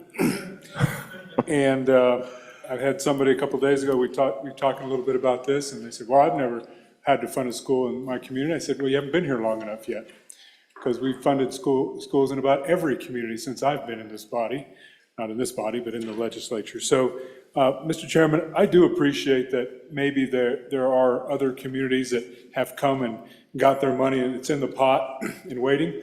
Why would we start changing that now? Why wouldn't we have a different process? We just saw what happens when you decide you're going to build a shooting sports complex and we'll be back and we'll take care of it. Now we're not taking care of it. Well, that's what my community is going to feel like too. We go through the work. I'll let other folks who are on the select school facilities do that work, talk about the process and the different reports and the hoops that they jump through to get these things done. But it's been a multi-year process in my community. The building predated my graduation by more than a decade. And quite honestly, if you haven't been on some of the social media channels and seen some of the videos about some of the challenges this particular building has and school has, sooner is much better than later. So I would ask you to resist this amendment, vote this amendment down, vote no on the standing committee amendment, and let's actually move this project forward with the funding that's needed to actually complete it in the most timely manner and not rely on ourselves or the next legislature to come back. Thank you, Mr. Chairman. Thank you. Okay. Go ahead, Senator Rothfuss. Thank you, Mr. Chairman. Mr. Chairman, I just want to give a little bit of history on this. There was a time, for many years in fact, when we did the planning funding, and then we did the design funding, and then we did the construction funding in 3 separate packages.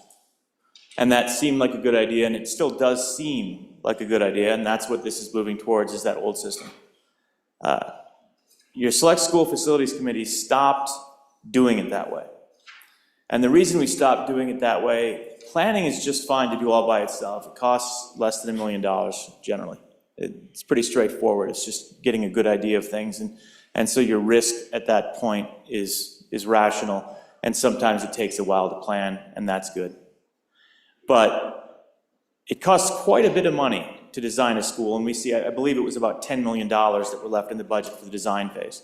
Maybe it was even up to $15 million. I can't remember exactly what the number is, but go back to the amendment and find out, Mr. Chairman. But then we're effectively trying to bind a future legislature to a decision to build the school, and we can't. And so what ends up happening, and we know this happens because, I can't count the number of times we did it since I've been on the School Facilities Committee, we don't come back and fund it after we design it. So we spend millions of dollars on the design, and then we come up with a reason like, I don't know, perhaps we cut the taxes significantly, we don't have any money in the school foundation program, just throwing that out there as a possibility. So we come back in a few years, and there's no money. So we spent $10 million, and it costs a lot to design a high school. $10 million to design that high school, and then those plans end up on a shelf, in some circumstances for years, to the point where you actually have to go back and redesign the building later to make sure that it comports with current standards, current regulations, and the needs of the district. So I'm just urging caution on this. The idea that we will signal to Campbell County that, hey, we're on board, go team Campbell County High School, because we've given you design funds, so we must be with you, has all of the best intentions, and I truly believe that if we support that at this point in time, that we believe we're going to do that, but I just urge caution, because we didn't do it in the past on many, many occasions, and this is exactly what gets us into trouble, where we spend millions of dollars and then don't get anything for those millions of dollars. So if we do move forward on this amendment, I would actually encourage a later amendment where we pull back, honestly, the design funds, because we're just stringing them along at that point. Either we commit to this and we commit to build, which means appropriating the money and defeating this amendment, or let's not do it, because this idea that we're going to bind the next legislature when we know that we're significantly reducing the revenue on the school foundation program side just doesn't work, Mr. Chairman. And the last thing I'll say is that Select School Facilities Committee did support this high school as needing to be built during the last off-season. We worked through it. We spent a great deal of time on it. We toured that school. It's one of the things that Facilities Committee does. We go around the state, we see what's going on so that we can actually put our feet on the ground and see what's up. and we supported this appropriation. Now, I know that we're struggling with funding based on some of the actions that we've taken, but I'm going to be on and against the amendment. I'm going to support the select school facilities decision, the committee decision on this. We got to move it forward, and it's an all or nothing. It's a big price tag, but we either commit to it now and we do it, or let's not put $10 million into it, Mr. Chairman. On the amendment, this Vice President Salazar, and then over to Senator Pappas. Thank you, Mr. Chairman. I believe the appropriation for the design is needed. I do. With regard to the timing, this legislature still sits until December of 2026. We're going to go through the biennium budget next year. I truly believe this is the level of funding. I want to see this accomplished. I want to see this accomplished. I don't have to relate to you the economic and budgetary challenges that we're facing given the decisions that have been made by this state legislature. But to assume that somehow this is not going to be done, I don't believe is correct. I ask you to support this amendment at this time. This is the right level. We are going forward. The appropriation is there for the design. I've seen the condition of that school. It needs to be fixed. It needs to be demolished and a new school built. Thank you. Senator Pappas. Thank you, Mr. Chairman. On and against this amendment. I have to tell you from experience that what I just heard is not true. It's happened to me as a designer of schools. And you can't assume that it's going to happen next year just because it's the same legislature. Because it happened to me when I was designing a school in this community just a few miles away from here. It was a $43 million project, okay? I was at 95% design. We were ready to go out to bid that spring. Yet, in February, the legislature pulled the funding for a whole year, right? We had to wait till next year to get the funding. So guess what happened? They stopped my design at 95%. I mean, 95% means you're completely done with design. You just haven't checked all the different components of the design and done your final coordination. But anyhow, they stopped us. We waited a full year. Same legislature now. And they did restore the funding, gave me the approval to go ahead. Yet, after a year, the design team was off onto other projects. So it took me 2 months to get my design team back together where they could free up enough to continue the design, because what we had to do was redesign it, because this legislature did not give any more money. It was still $43 million. Yet there was $44,000 a month inflation during that period. And guess what I had to do? I had to pull things out of that school. So I had to redesign. The state had to pay me extra money to redesign it. Not only that, by the time we got done with the redesign, we were in midsummer. Oh, and of course, the department didn't release the ability to go to bid till October. And it's tough to start projects in December, let me tell you. We went through 2 winter seasons at the tune of $400,000 extra of heating just because of our delay. To decouple design and construction dollars is a bad policy. And that's why we're doing it now. We've coupled, planning is okay, as the good senator from Albany County said. But to decouple design and construction dollars, bad policy. Because I've seen what this legislature can do. You can't tell me that we're gonna come back and take care of them. You can't tell me that. I won't believe you, because I've seen it more than once, and it happened to me personally. So I tell you, it's just dangerous. Let's go ahead and do it. The project's been approved. Let's put the money in. It's not like the money's gonna sit in a pot and not make any interest. It'll still continue to build, as I understand it. So it's not just sitting there withering away. It's earmarked for that project. Let's just do what's right and I get this project on its way. Thank you. Senator Landon, you were starting to speak? Senator Landon, and then we'll go to Senator Crowe. Thank you, Mr. Chairman. It's a good conversation on a very important topic, and you know what both of those gentlemen just said.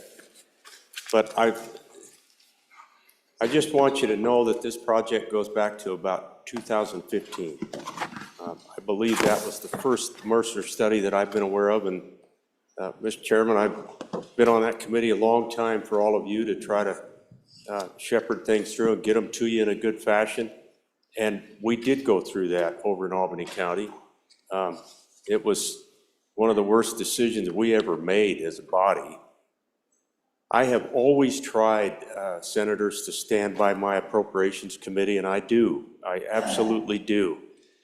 But what the two senators before me just said is exactly right. It's not good policy for us to split this apart. I wish we could assure each other with a handshake that we're going to come back and take care of that high school up there. We can't. I don't want to have happen up there what happened over in Albany County. We've had a couple other situations where the same things happened. We stick it on the shelf, and then I think that one over in Albany County cost us a lot more money than we intended because of that.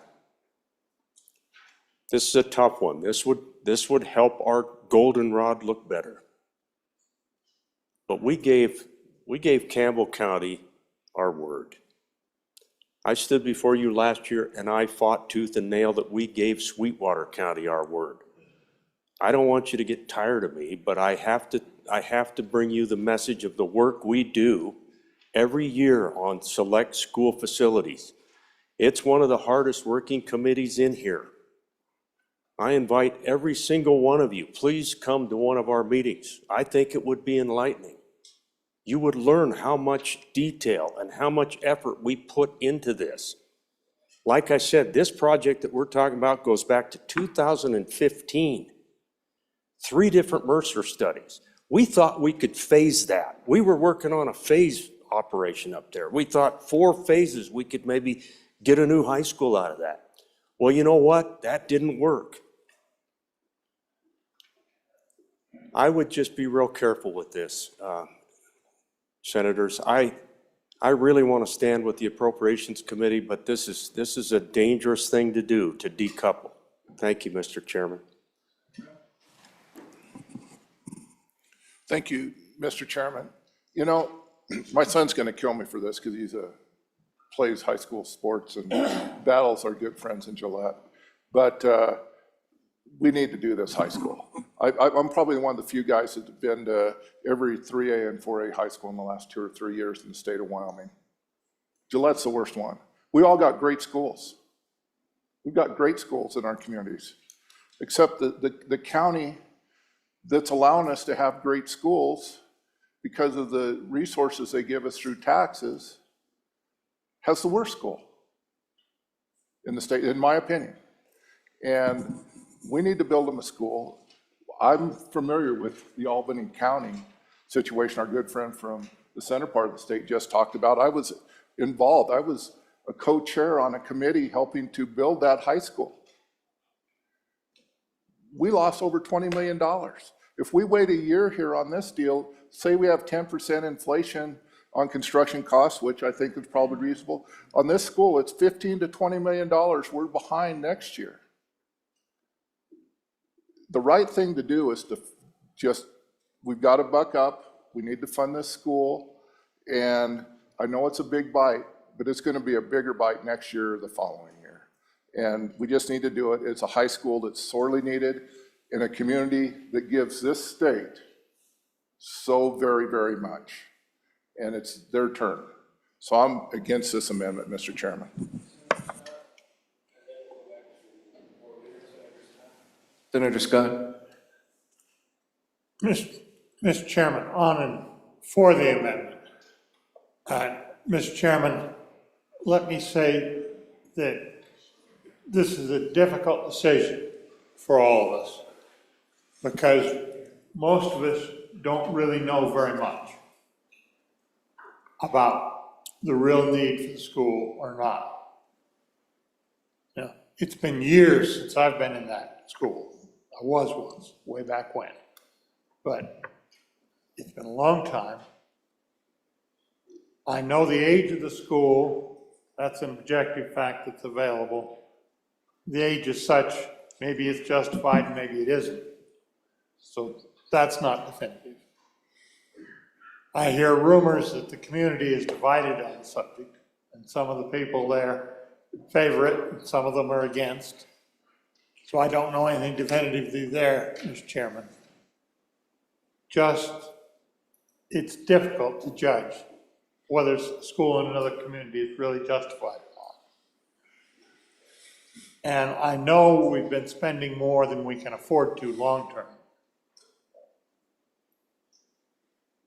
I know that the studies out there that I was actually given by a previous state superintendent saying that the facilities in the range that we're talking about really don't make a difference in the quality of the education the children receive.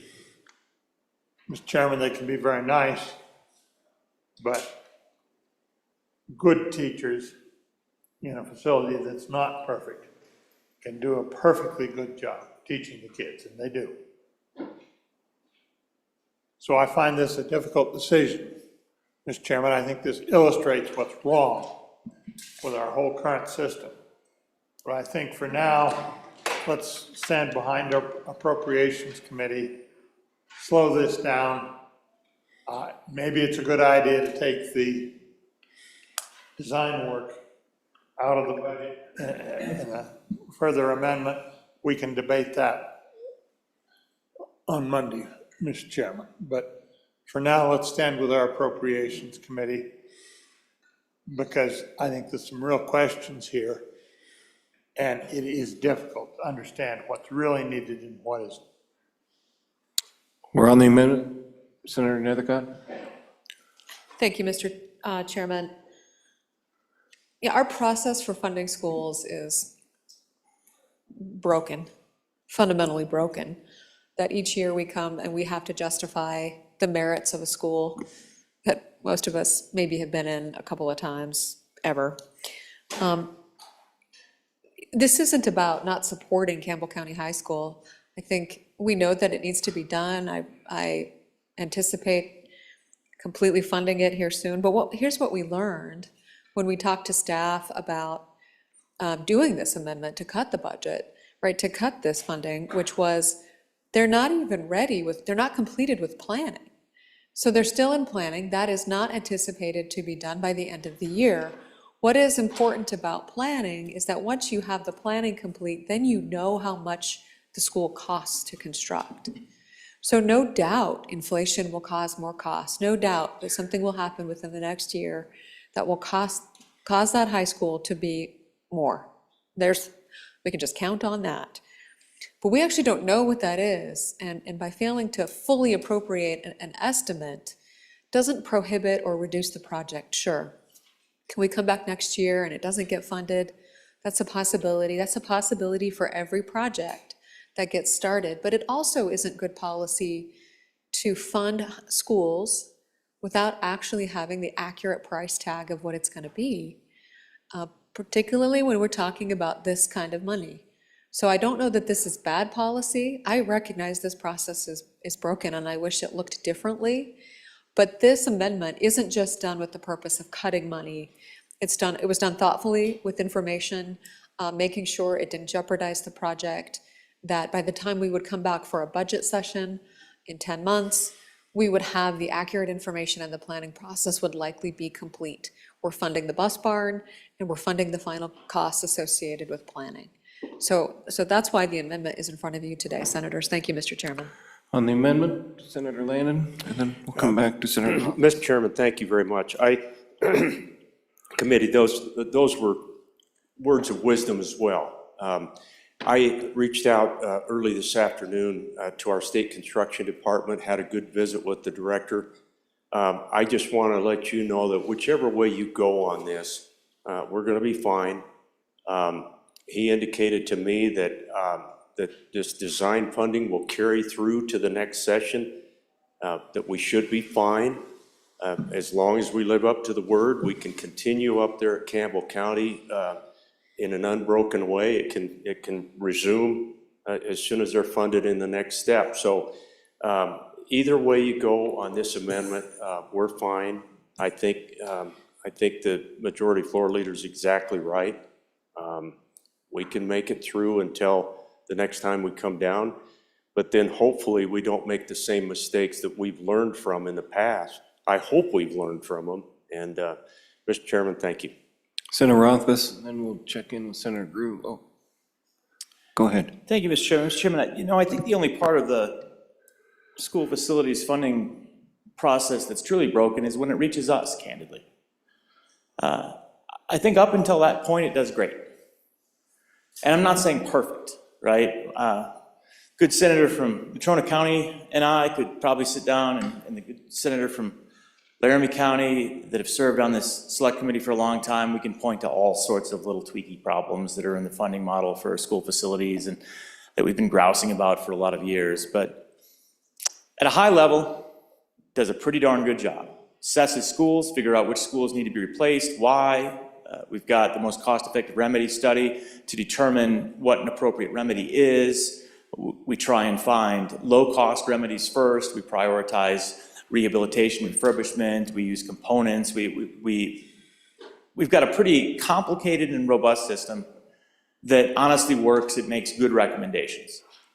It all breaks down when it reaches the legislature, because we can't commit to things. We can't bind future legislatures. And we're incapable of just doing what needs to be done, because we have conversations just like this one. Well, let's put it off. It looks bad on the goldenrod, and we should wait a little while, and it'll probably work out next time. But we've seen, Mr. Chairman, a number of occasions where it quite specifically hasn't worked out because we can't bind future legislatures, despite the best of intentions. Everybody's having the same conversations. This just feels like Groundhog's Day to me, right? I've given this speech before. I'll give it again. Probably go the same way next time. We'll come back in a year. We're not going to fund Campbell County High School. We're going to have a great reason for it, because we're going to look at the goldenrod and we're going to shake it and we're going to say, wow, who could possibly have expected us to have this little money after what we did last year with revenue? We can't afford it. We're going to have to put it on the shelf for a little while, or maybe build half a high school. Or, and Mr. Chairman, this is what I would predict. So everyone write this down, prediction today. We're going to try an alternative remedy for like an eighth of the cost, just like we did with the prison, where we'll make something up and we'll redo the septic system. That's what we'll end up doing. So we'll do the plans, we'll spend $10 million on them, and then we'll come back and we'll put a $20 million septic system in. There's my prediction, going on the record. I think we should defeat this amendment. I appreciate the good senator from Rock Springs over here writing that down for me, so he's holding me to it. That's good. I think we should defeat this amendment and follow through on the part of the process that works, which is bringing forward recommendations based on the state of the situation on the ground, a recognition of the needs of the community, a recognition of what the most cost-effective remedy is, having done the work, and keeping a workflow that saves the most money for the state in the long term, even if it looks expensive in the short. Senator Pappas, you're starting to rise. We're going to go you, and then we're going to go that order. But let's kind of work our way back to Senator Grew. Senator Pappas. Thank you, Mr. Chairman. I just wanted to comment. My good colleague from Laramie County here got a good point about not knowing the exact dollar amount. But you know what? We've been doing these long enough that we know close enough. And frankly, the whole idea is not to decouple. Okay, I don't care what the numbers are. Because we can come back next year and adjust that number when they do have it. But I fear my good colleague from Natrona County says that he's comfortable either way. Well, I'm not. I don't have his, optimism that we will come back here and do the right thing. I don't, because I've seen it too many times not happen. So I'm sorry I have to be a little more pessimistic than my colleague on the select committee, but I just think that decoupling is a bad policy. The select committee has decided not to do that because of it wasn't working for us before. So let's not start decoupling now, okay? We've chosen a path, let's keep on that path. We come back next year, we can adjust the dollars if we need to. Thank you. Senator Hickson and Senator Anderson. Mr. Chairman, on and for the prognostications from my friend from the ivory towers, he's absolutely right. Senator Anderson, if you were up. Mr. Chairman, I'm sitting here remembering some history. 40 years ago, I was in this community that we're talking about, and I was on a task force to see what we were going to do with this very building. We studied the building, found out that it was probably irreparable, needed to be replaced, and that we should build another high school. They did that. They built another high school, but we still have the old high school that 40 years ago needed to be replaced. So I think it's high time to do this on and against this amendment. Senator Greer, you want to wrap us up? Oh, you want to go? Oh, you? Okay. Senator Marlowe. Thank you, Mr. Chairman. So just a couple of comments on some of the discussion we've had. Divided community. Well, we have a divided community because we have several high schools, two main high schools. One of them has really good facilities, and the other one likes to borrow their facilities because of that. I appreciate the good coach talking about the differences between the two.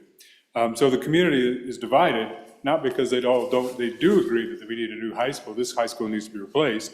They're divided because one has a much better facility than the other. As far as, whether you can bind a future legislature, I don't know that we can bind ourselves to the next session. And I'd respectfully say, Mr. Chairman, that this is not in the budget bill. The budget bill doesn't require a 2/3 vote in the next session. But if this is a separate bill, as it is today, I believe it required 2/3 vote for introduction. Then how are we going to fund it then? It won't get funded with a 2/3 vote if it is a separate bill, as it is this year, Mr. Chairman. So, and then the final of this, well, let's see what it really costs. Well, if it costs another 20 or 30 or $40 million, are we going to be more apt to do it or less apt to do it?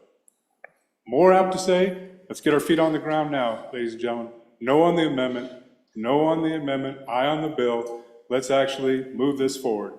And I appreciate the discussion. Thank you. Senator Greer, want to close this out and call for the question? Yes, sir. Thank you, Mr. Chairman. Good discussion, and a discussion that, we had. It's funny, here I am standing in this position. It tears me, but I like it in some respects. I'm the guy who serves the county. When we spend money, I get votes, and I'm sitting here telling you, we felt we should take the conservative approach. We have a high school funded now for $100 million that still has at least 2 years out from even going to bid. We've got another set of money, $46 million plus, set for a high school in another county, one that I represent, and is waiting with bated breath to go to bid as fast as they possibly can. Yet there's still work that needs to be done. We looked at those two situations, and all we said was, let's give Campbell County High School over $40 million to keep going down the road to build that high school, and we'll be there for them. We don't fund things to that level and then stop, has been my experience here. And I know I'm younger and haven't been here quite as long as some, but that's my experience towards it. And in my time on appropriations, we do keep those promises. And so on and forth. Thank you, Mr. President, or Mr. Chairman, thank you. Oh, you want to follow up? Go ahead, Senator Barlow. Thank you, Mr. Chairman. So I think we've heard a couple examples of things way off in the future. This community, this district, we know how to move dirt. We know how to get things done. We do that. And I think with this full funding, you will see a lot more happening in the next 9 months than any other project you've seen before. We come back here next year and there will be things happening. There will be dirt being moved. There will be projects being done. In addition, on the school, not just the transportation building. So no on the amendment. Thank you, Mr. Chairman. Call for the question, Senator. Question. All those in favor of standing committee amendment? No, we're in committee of the whole. Yeah, committee, everybody relax a minute. Standing committee amendment number 1 to House Bill 259. All those in favor say aye. Those opposed, nay. No. Chairs in down, sort of. All those in favor say aye. Same. Stand.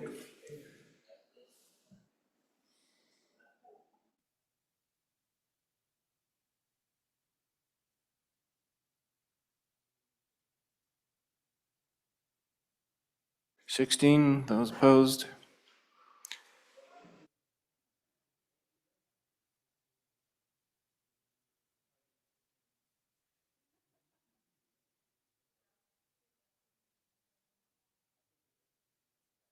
The amendment is passed. Back on the bill, Senator Grew, do you want to do anything with the bill? Are you ready for the question? Senator Grew. Mr. Chairman, that the amendment was pretty much the bill. Everything else is there and pretty well laid out. Unless there are any other questions, I'd call for the question. Any further question being called? All those in, Senator Barlow. Mr. Chairman, so there is all those other schools in there, and it's all major maintenance. So I guess my question is, since how close are they to actually rolling that out? Is it a year? How long are all those other projects? You don't have to let me know now, but a second reading, I'd like to understand how far they are out in needing their funding to actually accommodate this. Thank you, Mr. Chairman. Senator Grew, you have an answer. We'll get that answer for second reading. Thank you. Okay, we're on the bill. Question being called. All those in favor of Senator Grew's motion that when the committee of the whole rises to report that it do so with a favorable recommendation of House Bill 259, say aye. Those opposed, nay. Bill is passed. Next bill up for our consideration is House Bill 121. Please read it in. House Bill 121 engrossed, Hospital Pricing Transparency, an act relating to public health and safety, sponsored by Representative Singh. Was referred to Committee Number 10, which returned to committee recommendation that it do pass amended. Ayes Senators Barlow, Hutchings, Scott, and Steinmetz. No, Senator Crum. Senator Barlow, Chairman. Senator Barlow, and give us some direction on the amendment when you get there. Thank you, Mr. Chairman. Mr. Chairman, I move the committee of the whole rise to report it do so with a due pass recommendation on House Bill 121. There is a standing committee amendment. Could that be read in? Please read it in. House Bill 121, Standing Committee Amendment Number 1 to engross copy, page 20, lines 7 through 22, delete. Senator Barlow. Thank you, Mr. Chairman. So I would move the standing committee amendment, and I would turn over the explanation of the bill, and you'll work in the standing committee amendment to the good senator from Natrona County, Senator Scott. Senator Scott, you've got the amendment and the bill. Go ahead. Mr. Chairman, this is the bill on hospital pricing transparency,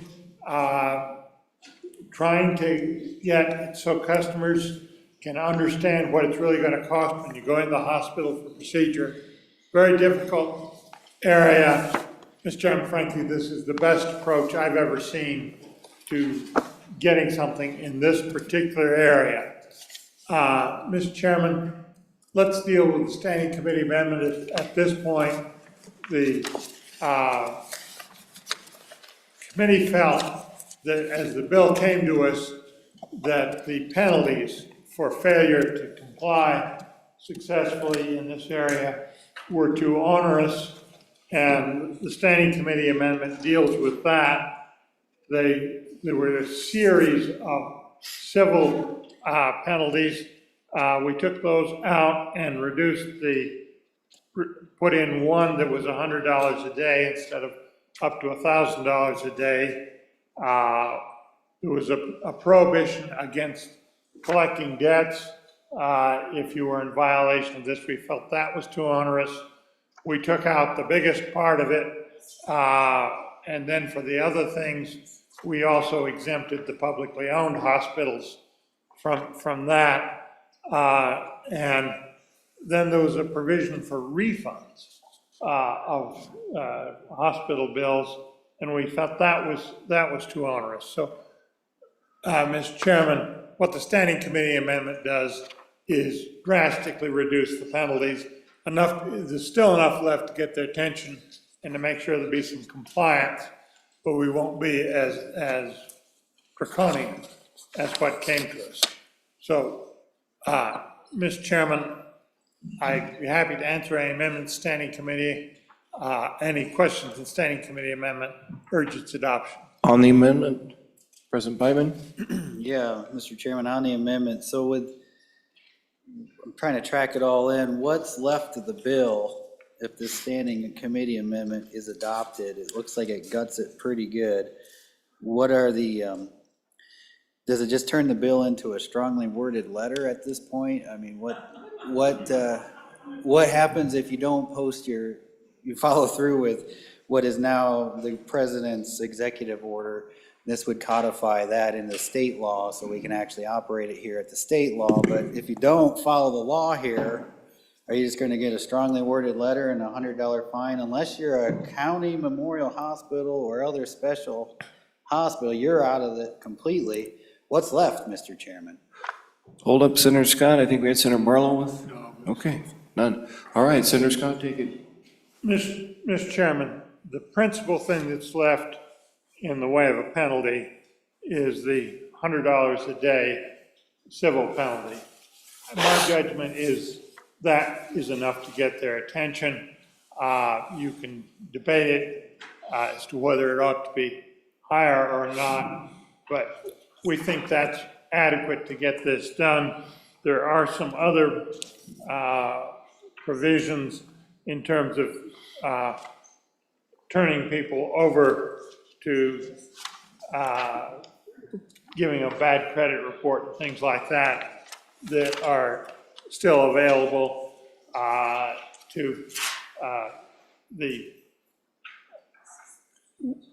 for some of the hospitals, the county memorials and all can do that, but the other provisions are taken out. And Mr. Chairman, we did think that their inability to collect money at all, that's okay, we're going to close your doors, and that's not a reasonable thing to do. So, Mr. Chairman, I do urge adoption of the standing committee amendment. I think it's enough to get compliance. Oh, now Senator Barlow, go ahead. Thank you, Mr. Chairman. So it was about 10 years ago, we had multiple hospitals with no cash on hand. And this legislature appropriated money to numerous of them. And I remember that. I remember being in the chamber down the hall, thinking about a hospital in, I think there were 7 communities. They were going to be closing because they had no cash on hand. So when I look at a bill like this that has fines up to $1,000 a day per offense, and I know hospitals are on razor's edge out there, even today, that gives me pause. So there is still a penalty. There's still a public database that says they're in violation. The Department of Health has other authorities to deal with their licensure and other things to hold them accountable. So there's still 3 accountability measures in this. But the level of the fine, yes, it's been reduced. If you like more fines, you're just taking money away from taking care of patients. You're not serving patients better. You're taking money away from the facility to serve the patients. But if you want more bigger fine, that can be amended. That can be changed on a second reading. But not being able to collect for the services that you've already provided because you're in violation of a paperwork thing, that goes too far. That says, I can go in, have a free service, I notice they're out of compliance, I can get everything I just had for free. That's what this bill would allow, without one part of the standing committee amendment. So I think you can go back and look and track it in and see where it is, and I'll be glad to talk offline. But I think you damage your hospitals with some of the extreme part of the fines and the inability to collect for services rendered. That's what we're talking about. Thank you, Mr. Chairman. So on and for the amendment, our hospitals are fragile enough. We can certainly hold them accountable, but we don't need to punish them because that just punishes our communities. Thank you, Mr. Chairman. Senator Kolb, and then Senator Scott, you get ready to wrap it up and call for a question. On the amendment, Senator Kolb. Thank you, Mr. Chairman. On for the amendment. I think it cuts a middle ground. Yes, certainly it's not the onerous fine that we had prior in the original bill. I will say our hospital's open for business and doing well. However, I think we should, I would support this because it's a good middle ground that's going to let us move forward. If we have to do something in the future, we can do it. But this is a first step into having more transparency and maybe more responsibility or information given to the patients. This is a positive step, but I don't want to break the hospitals either. It is a very tough lift they have to do because their emergency room is open to everybody.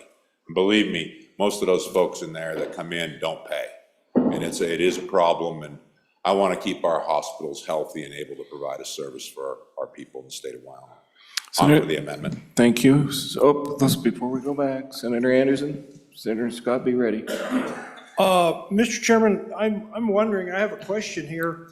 Looks to me like we've taken out any facilities that are owned by a hospital district, County Memorial Hospital, or any other special district. So I'm not sure what that leaves. It would leave the hospital in my district because it's not owned by any of those.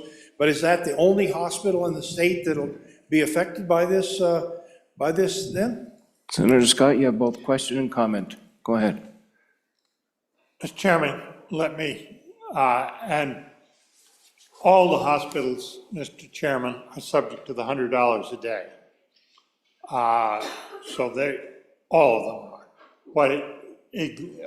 What the larger hospitals, and they're serving roughly half the population in the state, because there's a number of the other large ones. They would be precluded from reporting someone to a credit collection agency, and there's one other provision there. The amendment did take out the severe, they couldn't turn somebody over to collections, but they'd be precluded from reporting to credit agencies, and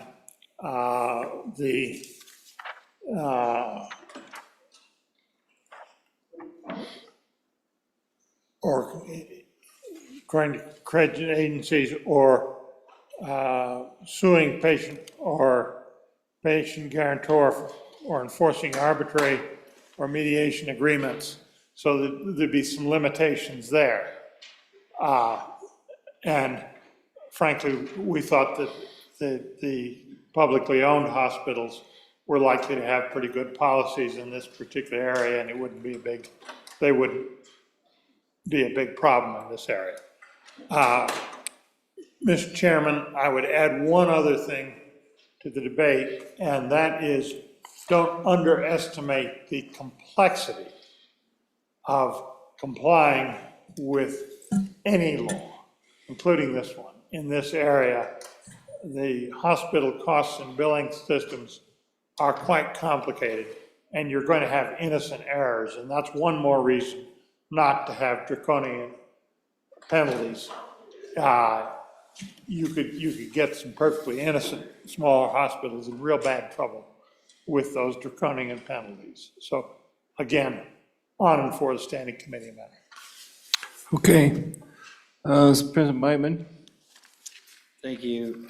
Thanks. Good discussion on the amendment. This is a very substantial amendment. It does drastically change the bill if it's adopted. So appreciate the debate on this. And after hearing the debate, I would probably be voting no on it and hoping that we could take a less of a sledgehammer and more of a scalpel to, if we're going to address these penalties for noncompliance. But it appears to me, the data I'm seeing across the country, most of these hospitals are not complying with these price transparency requirements as it is.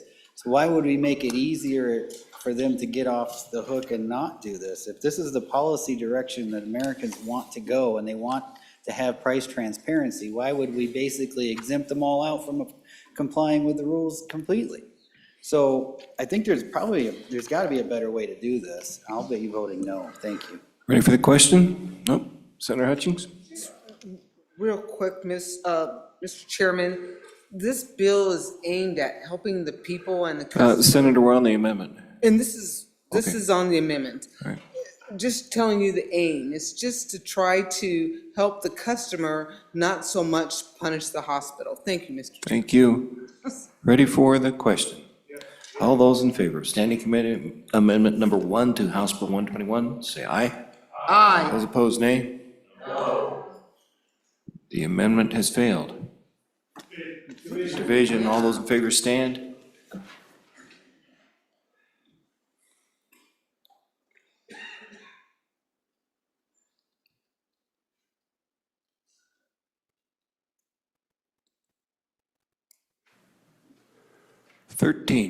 Those opposed, stand.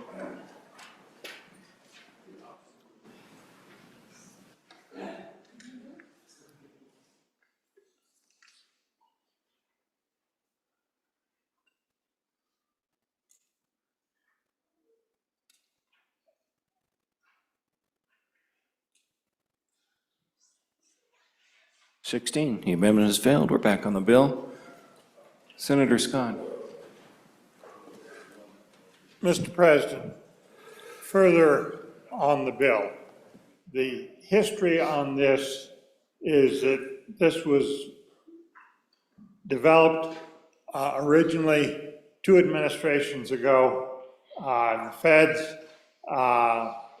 and it was refined, and then it was in the last administration, they changed some of the requirements relating to expressing the prices in terms of dollars and cents and went to vague terms.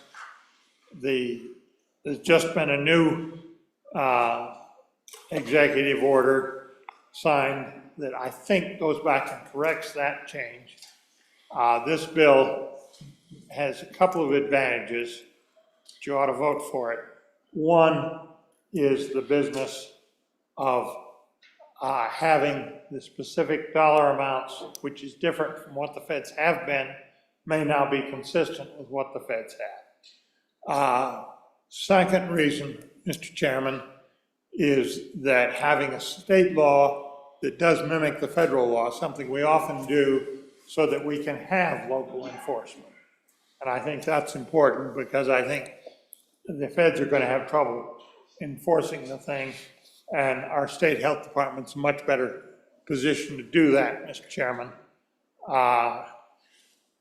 So that's a point. And then further point I would make is that the federal, and I will also say that this is based on Colorado law, which again, is based on the federal law. A further point is that, Mr. Chairman, my understanding is that most of the federal requirements have been done by executive order, and they don't have the permanency the statute has. And we would have more permanency continuing so that it doesn't jump back and forth with ideological changes in DC. So for all those reasons, transparency is important. This is a good way to go. I think we can probably strike in further readings a compromise on the enforcement provisions. Thank you, Chairman Barlow. Do you want to wrap anything up? Well, let's take a couple more. Just let's go back to Anderson, then we'll go back to the chairman. Senator Anderson. Mr. Chairman, on and against this bill, my local hospital, one of the larger hospitals in the state, has already complied with this, so this will not affect them. And one of the cautions that they gave was be awful careful. That was really expensive, making all this compliance with CMS and all this that they had to do. And they didn't think local hospitals could do it all with the staff that they had. It would break them. So they said, be real careful, because this would not be healthy for the small hospitals in this state. I think the bigger hospitals, the one here and the one in Casper, have already complied with this, but the little hospitals have not. So watch out for your little hospital on this one. It could put them out of business. Senator Barlow, no, my goodness. Let's go over to Senator Crum and Senator Brennan. Go ahead, Senator Crum. Thank you, Mr. Chairman. So couple things. I know hospitals really well. I'll disclose I'm the chairman of the Ivanson Hospital in Laramie. I'm the chairman of their board. If you like bureaucracy, you like driving up cost, you'll love this bill. This bill is compounding what's already been done. Hospitals right now, for the most part, there might be a couple things in here that they don't do, but the vast majority of it, CMS, the Medicare, Medicaid people already make you disclose what you're doing. And you can go out right now and look up and see what your hospital charges for a Band-Aid, and it's probably $20 for a Band-Aid or whatever, but it doesn't change the price of your Band-Aid. It's gonna be $20 because there's other things involved. So this isn't controlling costs. It's gonna add to the confusion because we've got CMS, Medicaid, now you've got a new presidential order coming in, which we don't know exactly what's in that and how that's gonna be interpreted. And now we're gonna put this into the mix, and so we're gonna make all these rules and put everybody against each other. Hospitals have thousands and thousands of items. And the question is who's gonna enforce it? We say the state health department's gonna enforce it. Really? Are they gonna go through every day to every one of our hospitals and look at thousands and thousands of items, and those prices are changing every day? And yes, looking at thousands and thousands of items, you're gonna find one off here and there, but they'll update it the next day. Our hospitals in the state do a great job with this right now. I don't know anybody in trouble with CMS or Medicare, Medicaid. But I do know there's only a handful of hospitals in the state that are making money. A handful. A handful. I know the rest of them are losing money. We're gonna allow them to lose more money. And then we're gonna have in our communities less hospitals, less healthcare, which I think we're fighting to keep more rural healthcare. Because this is a feel-good bill. It feels good that I want transparency. Every one of us want transparency. I don't think there's anybody that doesn't. I think the hospitals want transparency, at least the ones in this state. But this is a feel-good bill. This is a bill, though, that will do damage to small hospitals, will cause confusion, will cause out of compliance because you've got a new federal executive order, you got CMS rules, and now we're really smart in the state of Wyoming. We're smarter than the feds and we're smarter than CMS, so we're gonna put our rules in place. This bill, if you like bureaucracy, you like cost of money, we will see additional requests from the Department of Health next year for bodies. Our local hospitals will help hire people, so I guess that'll be good for economic development. It'll hurt their bottom line. And when it hurts the hospital's bottom line, who pays for that? We do. When we go into that hospital, we're gonna pay for it. So I urge a no vote because this is just a feel-good bill. This bill causes confusion. It makes me feel good for transparency. I'm the first one for transparency, but I'm against this bill, Mr. Chairman. Senator Brennan, and then I thought I saw some movement over here. We're getting to you over there. Wait, Senator Brennan. Thank you, Mr. Chairman. I agree with the good senator behind me that part of this is a feel-good bill. The other part of this, I would agree, is one that is a little bit more damaging for our healthcare systems. So here's the problem with nobody is gonna deny that transparency isn't a good idea. None of us want to go into the doctor's office or the hospital without knowing the price of what something is going to be. But the problem is the hospital sets prices, insurance companies set different prices, and depending on your plan, the price of what you're going to pay is different. So even if the hospital sets a price for transparency's sake, that's not necessarily going to be the price that you're going to pay. They could list a price of all of their procedures and stuff based on your private pay person, but they're not going to know as far as the insurance. So that's a piece that if we really want price transparency, we would have to bring in the insurance company, because that's where you get what you're actually going to pay when you go to the hospital and have a procedure done. So the other day, my husband was asking me for the phone number to a provider and stuff, and I said, here it is. And then the next thing I texted him was, and get the billing code, then call the insurance company and find out how much it's gonna cost. That's where we actually get where our costs are gonna be from the insurance companies. They negotiate that with the hospital. So another thing, I was listening to somebody talking about the importance of hospital pricing transparency and said, well, one of the reasons we need this bill is that there was a patient that went into the hospital to have procedure A done.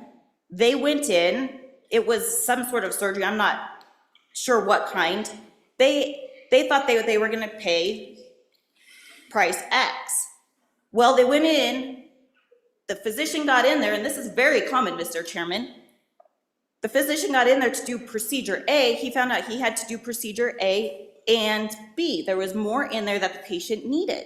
So then the patient got billed for the second part, came unglued, because then the bill wasn't what it was supposed to be. And I don't think that this bill remedies that situation.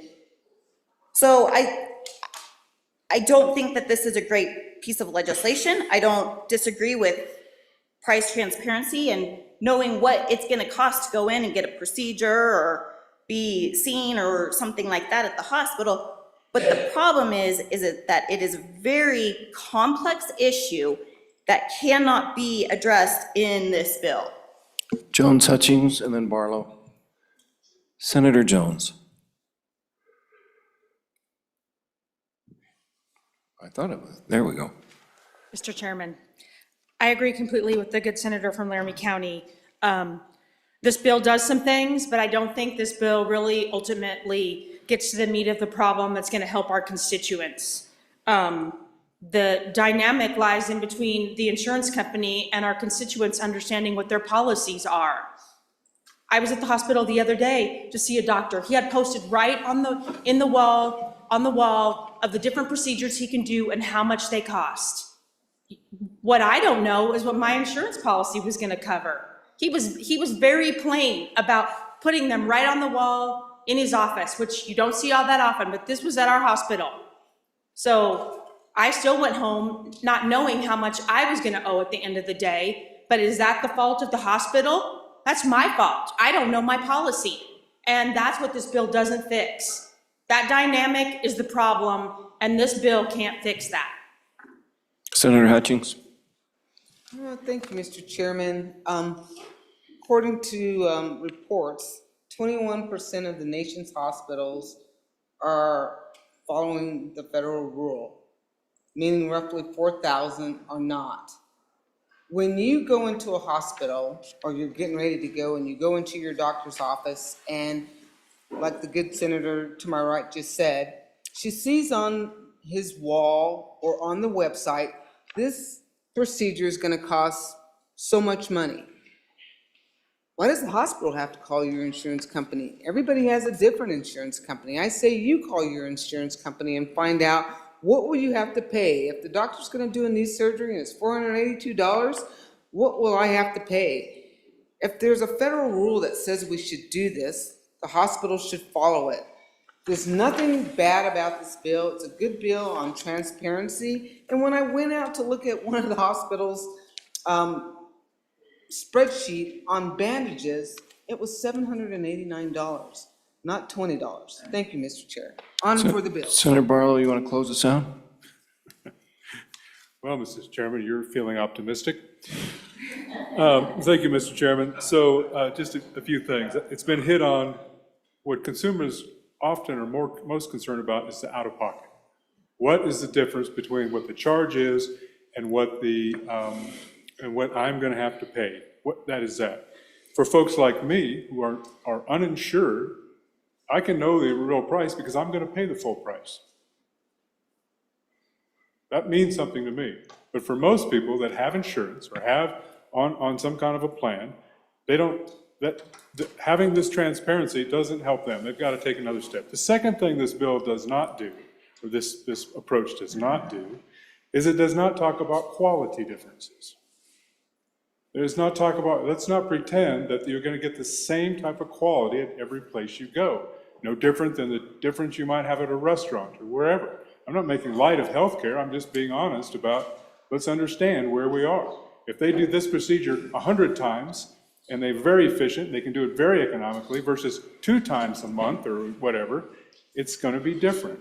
So, you don't know the quality, the outcomes.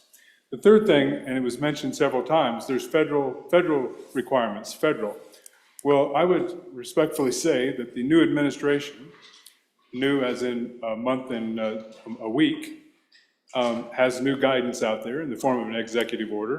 How about the state of Wyoming actually let that roll out, and then if we want to codify it to provide consistency, let's do it after we understand what it does. Let's do it then. But Mr. Chairman, with the defeat of the standing committee amendment was the only way I supported the bill in committee. Without it, I can't support the bill now. If it passes committee of the whole and makes it to another reading, it'll still need to be adjusted to deal with that issue for me, because I don't think we understand the context or the damage that standing committee amendment, now that the bill's back in its original form, the damage that could do to our facilities in this state if this were put into law. So on and against the bill as it stands, Mr. Chairman. Thank you. Go back to Senator Crum. We are on, Yes, Mr. just a minute, we are on House Bill 121, hospital pricing transparency. Go ahead. Yes, Mr. Chairman, I'll be real short here. This conversation's turned into, what do I pay? How much do I have to pay? We have a $400 bandage, and I believe that. I believe there's only 21% of the hospitals in compliance, because there's thousands of items. They're going to be out of compliance on an aspirin or a medical bandage. I'm surprised it's 21%. And all we're going to do is drive that percentage down. This is not a good bill to fix what I think the problem is. How much do I pay? This bill has nothing to do with how much I pay. We need to be looking at a much bigger picture. Again, I'm against this bill. Thank you. Senator Byman. Thank you, Mr. Chairman. You know, this debate just crystallizes why we are going in the absolute wrong direction in healthcare in America. We are going to single payer faster than you know, Mr. Chairman. Hospitals are getting monopolized by the second. There's so much monopoly now, monopolistic forces in play, that asking for a bill to know what something costs is this controversial. In America, not the Soviet Union, not China, in America. We don't know what something costs, and if we ask, they're not going to comply, so we have to come back with a law to make them comply. If we make them comply and we try to put some kind of reasonable penalties on, they cry foul, and we take the penalties out because we don't want to hurt them for not complying with a law that we had to pass in order to get them to show us how much something costs. This is insane. Imagine going to my friend's grocery store, getting your week's worth of groceries, and him saying, I'll send you a bill. Grab what you need, we'll send you a bill. And you get home and you're like, holy cow, I didn't realize they charged me $700 for a head of lettuce. It wasn't shown on the price tag on the lettuce. It doesn't happen because his industry is not regulated to the point where it's almost socialist completely, right? One option, the only game in town. You get what you get and you don't throw a fit. That's where we're going. if we don't do stuff like this to start ratcheting things back to the free market, ladies and gentlemen, you're not gonna like it. On with the bill. Senator Landon, you were up. This one has caught the attention of you. Go ahead. Well, Mr. Chairman, thank you. As you know, I represent a community that has one of only 2 of our level 2 trauma centers in our state. That hospital up in my neck of the woods serves as many as 16 different counties with services. Each year, well over $20 million is written off in unreimbursed trauma care. When I saw this piece of legislation, I reached out to that hospital to find out what they do, and I was very impressed. They're abiding by the federal law right now. They give that information to every patient that comes in there. What has been brought up today that I think is important, much of your hospital bill depends on insurance. But that said, I do have a couple of questions. Before we move this bill forward, what hospitals are affected by this? Now, with the amendment failing, I believe that those critical access hospitals out across the state now are under threat of this kind of punity. And second of all, we make designation of public hospitals. I think there's only 2 or 3 in our state. I could use some clarification on that. Look, Mr. Chairman, I know this is a national referendum, but I hope we'll keep our eye on the ball here, and the ball is Wyoming. We're a frontier state, a frontier health care system, and let's be careful out there. I could use some help on those 2 questions, Mr. Chairman. Thank you. Senator Pearson, then Senator Rothfuss, and we'll come back to you, Senator Barlow, for those answers. Senator Pearson. Thank you, Mr. Chairman. This is kind of common sense to me, regardless of if you have insurance or don't have insurance. If the hospitals are being transparent with you, you're gonna know that that is the maximum amount generally that you would have to pay for whatever procedure. And then you would know, well, I have insurance and possibly it could be less. But at least you would know what the highest amount is that you might have to pay based on what that hospital charges for whatever procedure. On and for the bill. Thank you. Senator Rothfuss. Thank you, Mr. Chairman. Mr. Chairman, I'm a co-sponsor on this, but I really do appreciate the complexity. I think it speaks to an incredibly challenging need that we have to really understand cost and to be able to try to attempt to participate in a marketplace with regard to healthcare instead of just showing up and then a few weeks later you're fortunate enough to receive probably 7 different bills, many of which are from locations that you've never gone to. And yet, you look at them quizzically, Mr. Chairman, wondering, did I actually utilize a radiologist in Southern Colorado at some point? Maybe. Okay, I'll pay it. That's the state of affairs. That's where we're at. And we understand that insurance plays a substantial role and that this is challenging for these hospitals to try and comply with this regulation. But, you know, I do struggle with that idea, right? Our master of the meat grinder over there, he also has thousands upon thousands of different items that he sells, probably more than thousands. And I bet I could find out immediately what any of them cost without hesitation, except for the taxation on the meat grinder, which would take a puzzling calculation in a few weeks and a PhD.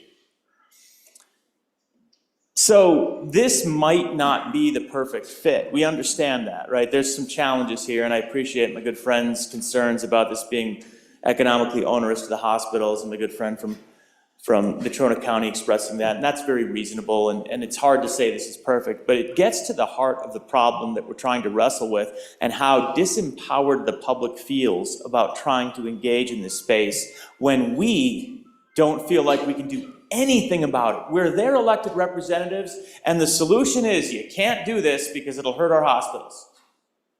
I feel like we've heard that each and every year, each and every time, We've tried to address an issue on behalf of our constituents. Somebody comes back to us and says, well, I'm sorry, you can't do that. But we know every one of our constituents wants transparency. Every one of our constituents wants it to actually work instead of the system right now where I literally have to go look up a Band-Aid. And then guess, I wonder how many Band-Aids I'll need when I go to the hospital. I'm not a doctor, so I don't actually know how many they'll use. It almost makes sense if it was on a medical procedure basis or a health outcome basis. That was discussed several years ago, the idea that you might have a health outcome-based calculation instead of I need 7 Band-Aids and a splint. This could be done well. There doesn't seem to be an interest in doing it well, and the opposition asserts that it's impossible, it'll destroy hospitals, but we seem to be able to accomplish it without any doctors at all in every other major industry, in every other economic sector. We generally know what the hell we're going to pay when we walk into a place, Mr. Chairman. So why can't we get it right on this one?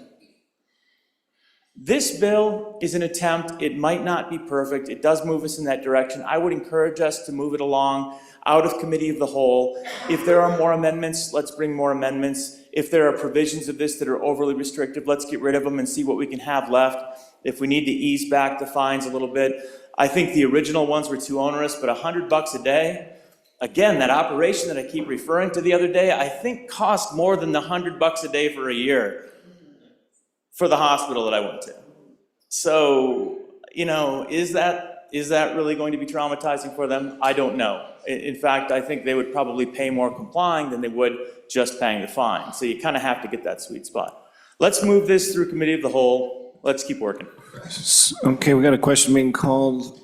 We're going to go back to that question. Does anybody want to answer Senator Landon's questions too as well? Senator Anderson. Yes, Mr. Chairman, I was after that also. The question that Senator Landon asked is, what hospitals are affected by this now that we did not pass the amendment? And I think it's now all hospitals, but I don't know. Somebody's the keeper of that information. Maybe Senator, we're going to have, Senator Scott probably has that answer. Mr. Chairman, the answer to that question is now all hospitals. The distinction between the publicly owned ones and the others was only in the standing committee amendment. So it's all hospitals. Mr. Chairman, I do feel that as it stands right now, the penalties are too onerous. With the fee standing committee amendment, we're going to need to compromise that on second reading, Mr. Chairman. And then I would say this whole thing is something we absolutely need to make our healthcare system rational. It's complicated, so this is really the first really good step that I've seen that we can take, and we're taking it in concert with the federal government, and I will represent to you, I think we will do a better job of working out the practical problems in compliance than the distant CMS bureaucracy, which, well, Mr. Chairman, it's hard for me to describe that bureaucracy in a civil term at this hour of the day. So, Mr. Chairman, for all those reasons, let's start down that road, because it's a road we very much need to go down to, on and for the. Question being called. All those in favor of Senator, we had Senator Barlow's motion that when the committee of the whole rises to report that it do so with favorable recommendation of House Bill 121, say aye. Aye. Those opposed, nay. No. Bill has failed. Division being called. All those in favor say aye. Stand.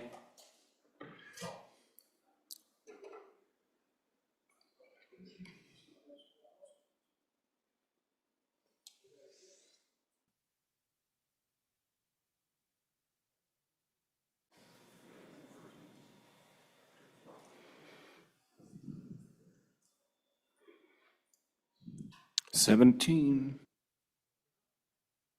Let's do a no anyway, 17. All those against, stand.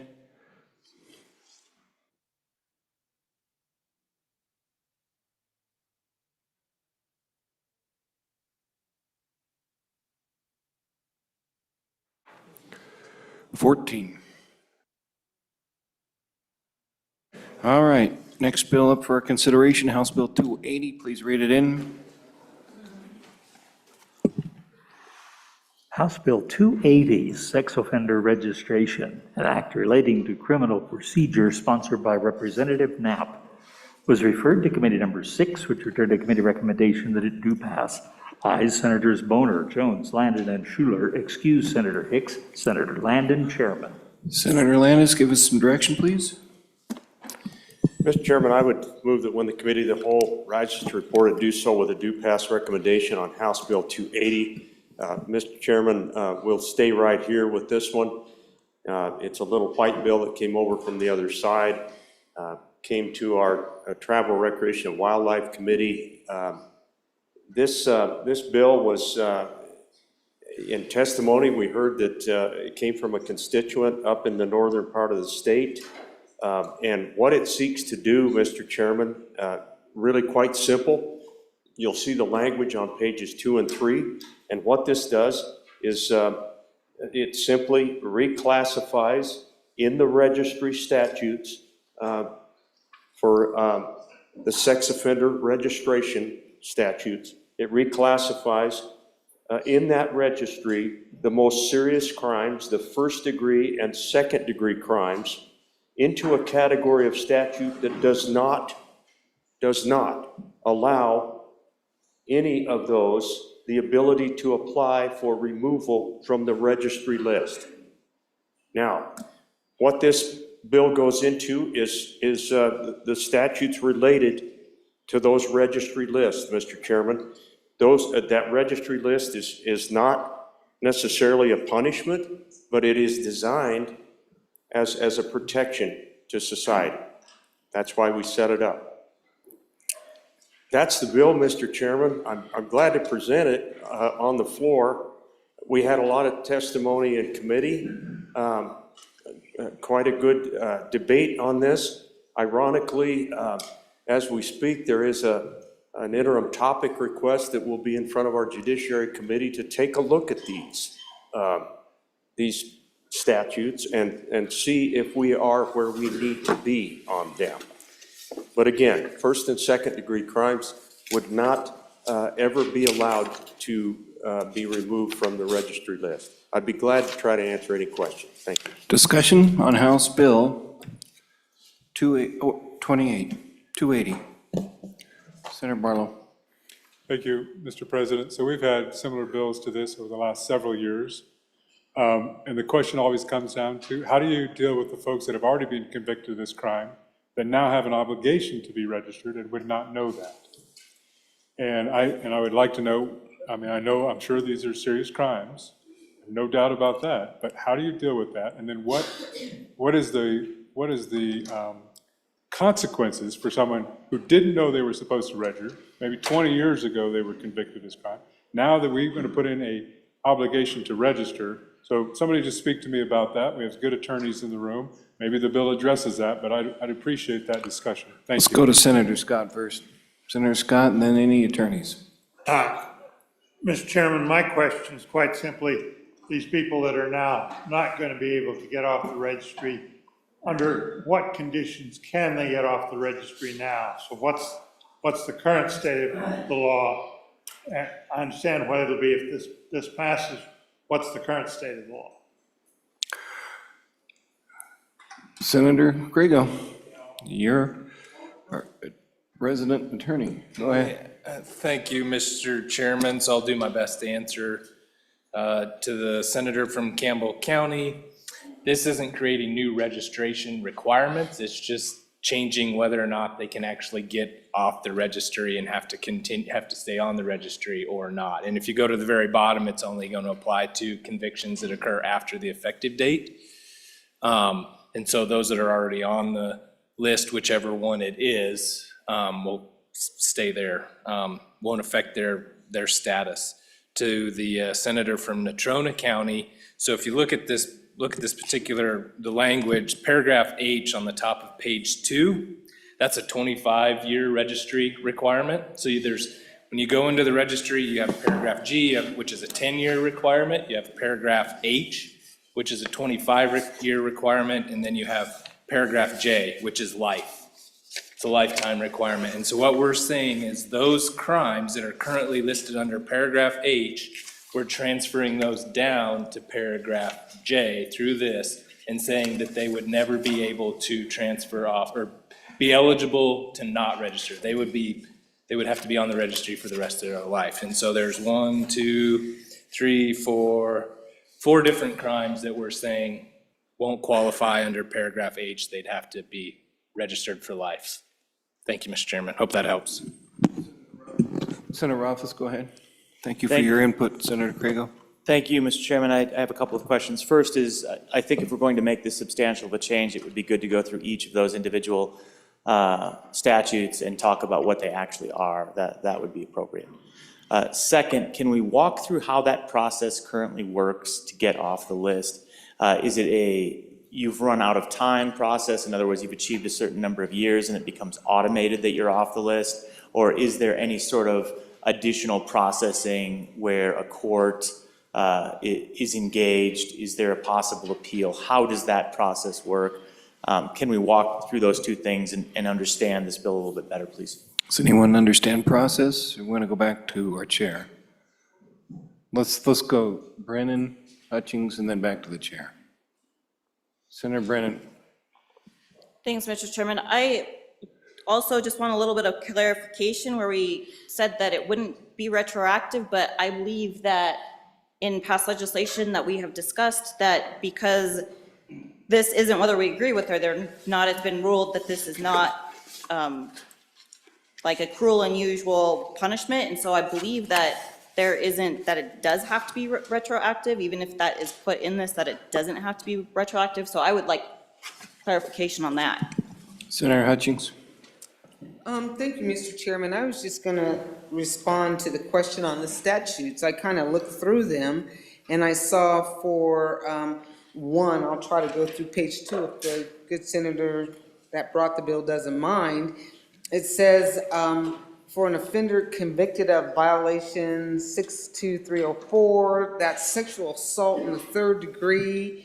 And if you go further down the page, the statutes mention if the person solicited was a minor, if the person enticed or compelled was a minor, if the offense involves the use of a minor in a sexual performance, an offense in another jurisdiction containing the same or similar elements or arising out of the same or similar fact or circumstance as a criminal offense specified in this subsection, if the offender was previously convicted of an offense enumerated, if the offender appears to have changed his appearance substantially, in any case, at least annually, the sheriff shall photograph the offender. Kidnapping. In J on page 3, for an offender convicted of that violation, or an offense of another jurisdiction containing the same or similar element or arising out of the same or similar fact or circumstance as a criminal offense specified in this subsection, attempts or conspiracy to commit any of the offenses specified.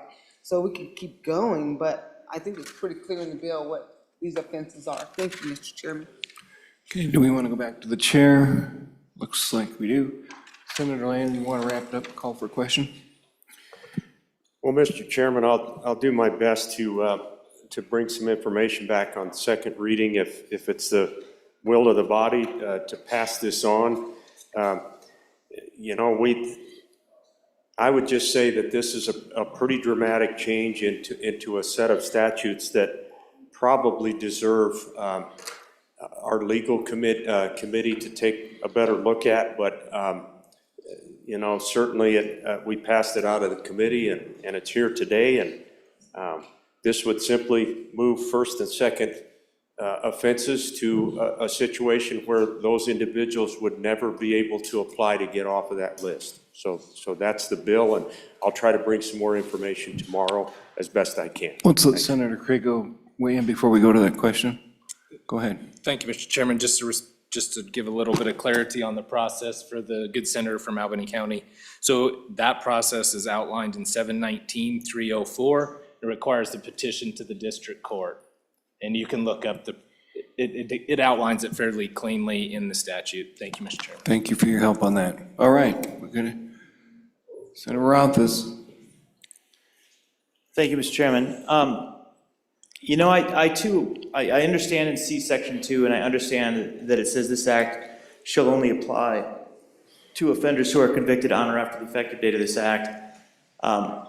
That structure doesn't make sense to me in the context of the way this bill is written. I see the intent, but the idea that you're changing the Green Book and this is an obligation for anybody that's convicted of all of those measures.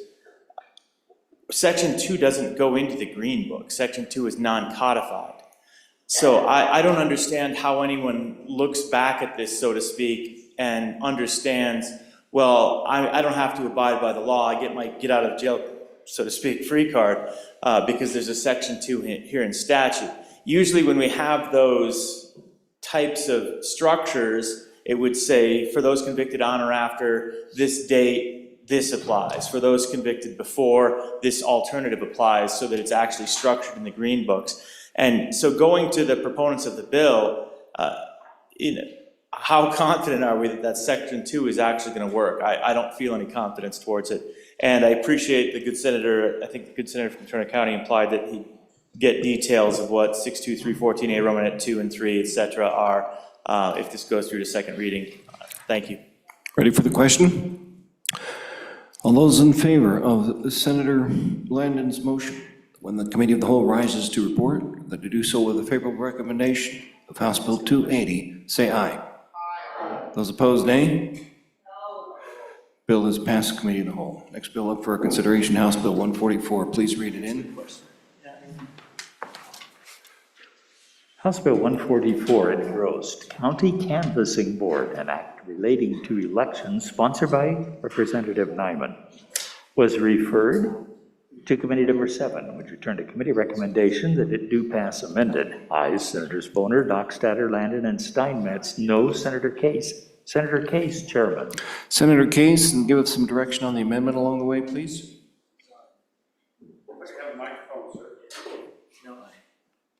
Thank you very much, Mr. Chairman. I move that when the Committee of the Whole rises to report, that it do so with a due pass recommendation on House Bill 144. Mr. Chairman, there is a standing committee amendment. I'd ask to be read in at this time. Read it in. House Bill 144, third reading, standing committee amendment number 1 to engrossed copy, page 2, line 12 after. Senator Case. Mr. Chairman, I would move the standing committee amendment to House Bill 144. Ask for your favorable consideration. For an explanation of the bill and perhaps a standing committee amendment, I'm willing to take the standing committee amendment later. But it's on the table and we can kind of talk about it. But the good Senator Larry Hicks, Mr. Hicks, will discuss the bill. Senator Hicks, and let us know if you want to work the amendment as well. Yeah, Mr. Chairman, so I'm going to work the standing committee amendment into the bill because I does think it makes a lot more sense to do it that way. So what the bill does is just really one thing. It just gets to specifying the members of the local canvassing boards, and then just makes a few conforming changes. So if you go over to page 2, it strikes that language out on line 1 and 2. The reason is when we get down into the next section in 2216-101, you'll understand we no longer need that language up there. And so when you get down in there, so what this does, Mr. Chairman, so when we get down on page 2 and you get to line 10 and 11, it strikes out from different political parties who are resident of the county. This is what the standing committee then comes in and it reinstates appointed. And it adds the language at that point in time that these reinstated languages, the county clerk shall appoint from a list of 3 nominees selected by the county committee. And then that clerk gets to select from them. That's what the standing committee does. That's basically the effect of the vote. And then it also brings down this new language, but then what the standing committee does is it goes down on the line 23 on page 2, and it also brings in this is selected as an elector is, again, it's from 3 qualified electors of each party, the clerk can select the canvassing board. And then we move on down On line 2, page 3, electors, this is a cleanup, just adds the word not. And then again, good catch by the Corporations Committee. What the bill is supposed to say when you get to page 3, it says from different political parties and what's supposed to be now, with the actions of the standing committee to make it 3 members selected by the clerk. It says the same political party, and that's what the bill does. It just goes in there and changes the the way that those canvassing board committees members are selected, puts the duty on the clerk, there's duties on the county parties to submit 3 names to the clerk. That's what the bill does. It's stand for any questions. Senator It is a Hicks? standing committee amendment. If there's any questions on the standing committee Yeah, amendment. let's dispense with the amendment right now. What's that? Let's dispense with the amendment. It's been moved. Any Yes, questions on the I'd amendment? like to move, Mr. President, I'd move standing It's- committee amendment number 1. It's been moved, yeah. So I'd stand for any questions on the standing committee and the bill. I can Okay. answer those at the same time. We're going to try to take care of the amendment, but Senator Rothfuss? Thank you, Mr. Chairman, and maybe it's just me, but I got to tell you, I wasn't following the amendment. I just don't think it is easier to start with a standing committee amendment before explaining the bill. I didn't know what the bill did, so I didn't know what the standing committee amendment did, candidly, and at this point in time, I don't know what either of them. Chairman Case is going to clear that up for us. I'm sure going to try, Mr. Chairman. So what the bill does is it put the canvassing board to be appointed by the party, the central committee of the party. The members would come from the 2 parties. What the amendment does is change that, say the clerk is going to still appoint the canvassing board, but the parties have to give them 3 nominees. So it's still the county clerk, which is existing law. Right now, the county clerk picks the canvassing board from qualified electors. The bill proposed that should be done by the canvassing board should be selected by the 2 central committees of the parties, assuming there are 2. So the committee said, we still like the clerk to do the selection, but we want the 2 parties to provide a list of 3 names, and the clerk will pick from them. And if the parties don't provide a list, then the clerk is able to go ahead and appoint a canvassing board on their own. That's the whole gist. So it is tied in. The standing committee amendment is tied in with the bill. It does change the bill from back to being a clerk, but with some restrictions that make it recognize the contributions of the party. I thought that was a nice balance on the amendment. I'll be happy to answer any questions. We're on the There was no amendment. vote on the bill, but this is much better than the bill that was brought to us. Understood. Let's take the amendment now. Any questions on the amendment? Ready for the question on the amendment? All those in favor say aye. This is Standing Committee Amendment Number 1, House Bill 144. All those say aye. Aye. Those opposed, nay. Amendment is passed. We're back on the bill. Any further discussion on the bill from either Senator Hicks or Senator Case? And Senator Rothfuss, go ahead. That help you, sir? Thank you. Yes, I know what the bill does now. Thank you. And I do have a question. So not everybody is a member of one or the other party. I guess I don't understand why a canvassing board needs to be partisan. That doesn't make any sense to me, why it is a partisan office. So I guess I would ask for maybe some justification of that. We have a substantial number, about 1/3 of the state is independent at any given time. I'm curious why independents don't get to be represented on the canvassing board. They don't have a central party. That's one of the beauties of being independent, is that there's literally no party you have to answer to. Good on them. So how do they get represented? And then we obviously also have minor parties, Mr. Chairman, that are recognized in statute, and at any given time, we've had up to 5 minor parties at this point in time.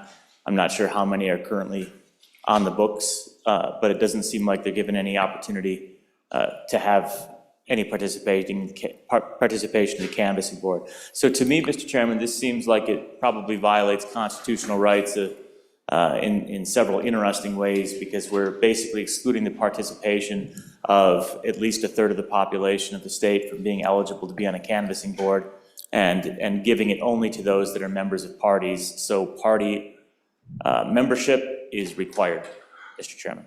Senator Hicks, we're going to take it back to you, but first let's check. Is anybody else before we go back to Senator Hicks? Senator Hicks, answer the question and then let's call for a question. Chairman, that's exactly what it does. It says that those people are nominated by the party, they'll go for the clerk gets to choose one. It's a policy issue. It's up to this body to decide whether that's good policy for our elections or not, so vote your conscience. All right, question being called. All those in favor of Senator Case's motion that when the Committee of the Whole rises to report, that it do so with a favorable recommendation of House Bill 144, those in favor say aye. Aye. Those opposed, nay. No. Bill has failed Committee of the Whole. Division being called. All those in favor stand.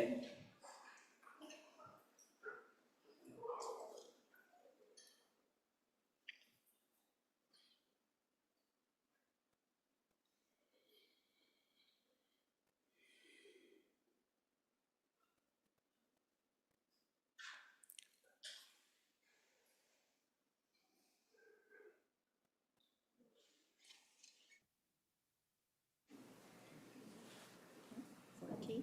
14. Those opposed, stand.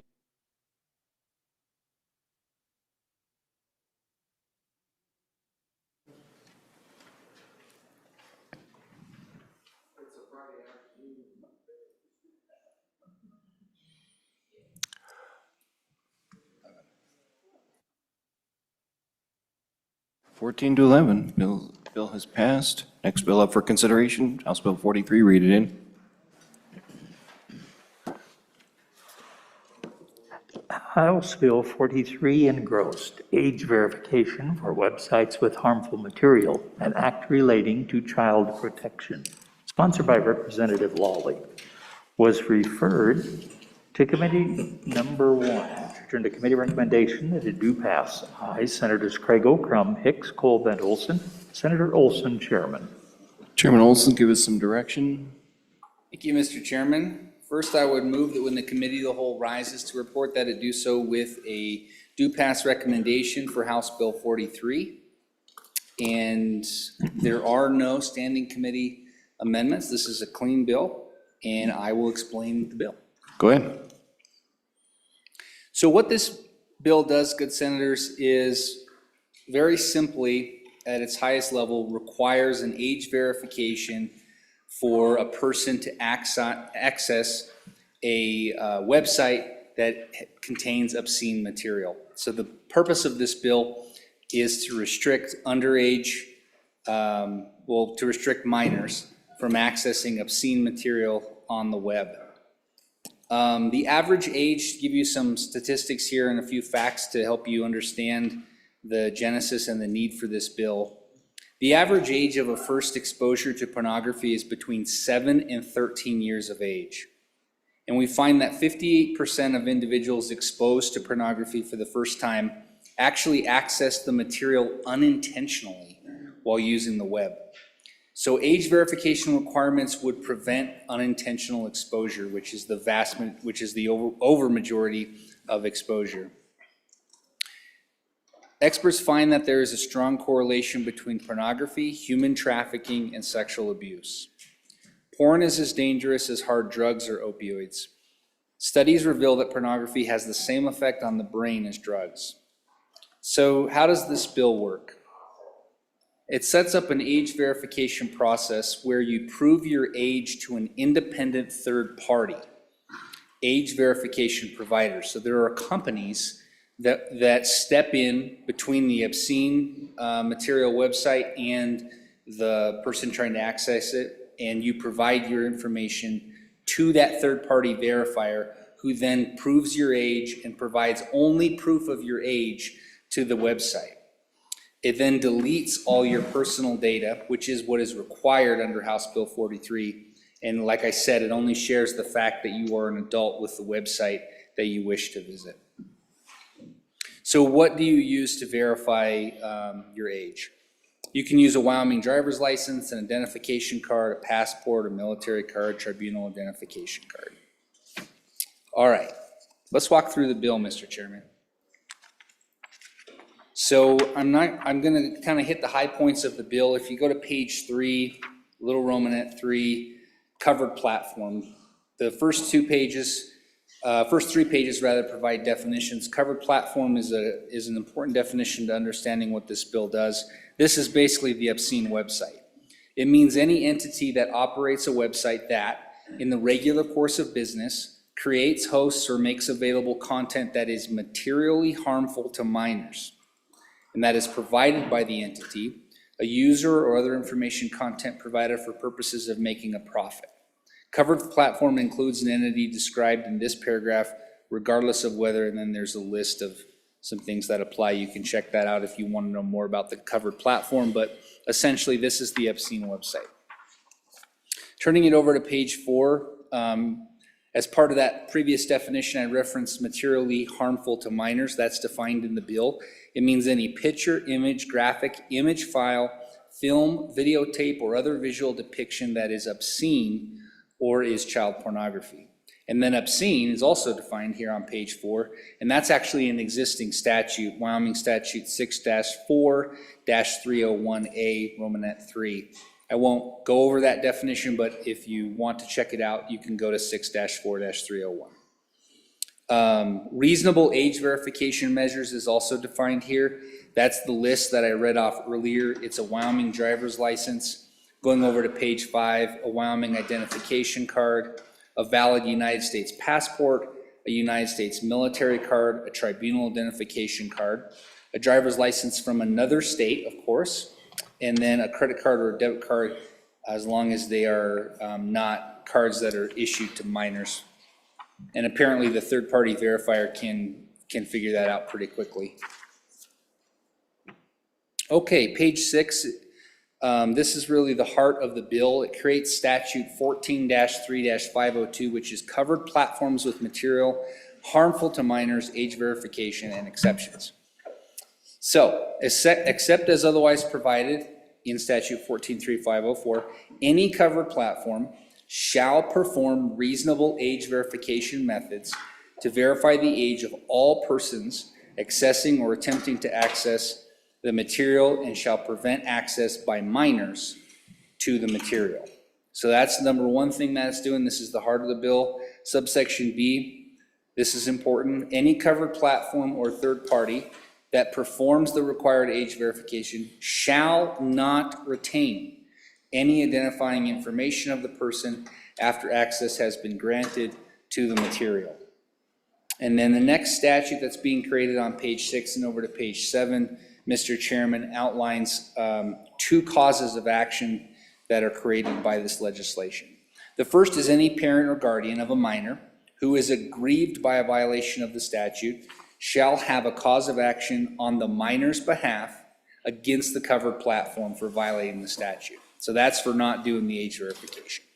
Subsection B is the second cause of action, and that's any person may bring a civil action against a covered platform if they knowingly retain identified information of the person accessing the website. Subsection C tells us that, and D basically tells us that you can recover court costs, reasonable attorney's fees, and damages based on the cause of action. That's page 7. Page 8 tells us that a plaintiff who brings a successful cause of action under subsection A, so that was the section that said that a violation of the basic statute, which is not doing the age verification.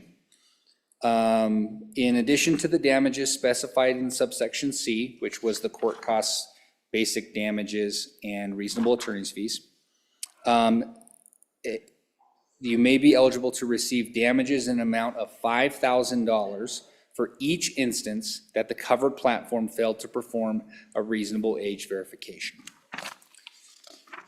And I'm going to take you now, we're finishing up here, Mr. Chairman, to page 10, covered platform age verification applicability and exceptions. So this article, this is important, only applies to minors who are permanent residents of Wyoming, have resided in Wyoming for more than 1 year, or have been sojourning or present in Wyoming for not less than 31 consecutive days. And then down at the bottom of page 10, it tells us clearly that the statutes do not apply to internet service providers. So again, this is the content provider that we're holding responsible for doing an age verification before hopefully that a minor is not able to access obscene material. Mr. Chairman, this bill goes into effect July 1, 2025. I will take any questions. Okay, this is House Bill 43, age verification for websites with harmful material. Any questions or discussion? Go ahead, Senator Rothfuss. Thank you, Mr. Chairman. I have a couple of questions. The first is, there's an odd reference to child pornography in a couple of places in this bill. And I'm curious about that. It seems to imply that sites that sponsor child pornography should follow through and utilize this platform. I find that just awkward, since under all circumstances, child pornography is an absolute felony. So my question is, why is that in a definition, and why is that also included in covered site, where my expectation would be that any site hosting child pornography would just be prosecuted for hosting child pornography instead of complying with this? So perhaps a little background on why that's there. That seems incredibly awkward to draft in that manner. My second question is, how is this not simply a responsibility of a parent to make these types of decisions, where a parent is obviously in charge of their kids? We support parents' rights in Wyoming and independence of families to make their own choices. And so the idea that we have to have the nanny state of Wyoming step in and monitor everybody's activity and make sure that the state knows what everybody's doing, it doesn't make sense to me. So I guess I'm curious about that. The next question is, what are the penalties on the host this middle entity, not the host, but the middle entity that does the age verification, if they just collect that information and then sell that information? How would we know? How much would they be fined? What difference would it possibly make to us? It seems like a potential egregious invasion of privacy, and to the extent that probably everybody in here has had their private information hacked on numerous occasions, that does seem like a serious consideration, and certainly not something that we can just wave away and remedy. The idea that we're engaging with a third party with our private information, our personally identifiable information, and then we have effectively no protections with that entity to provide those types of protections. Mr. Chairman, the final question gets to content.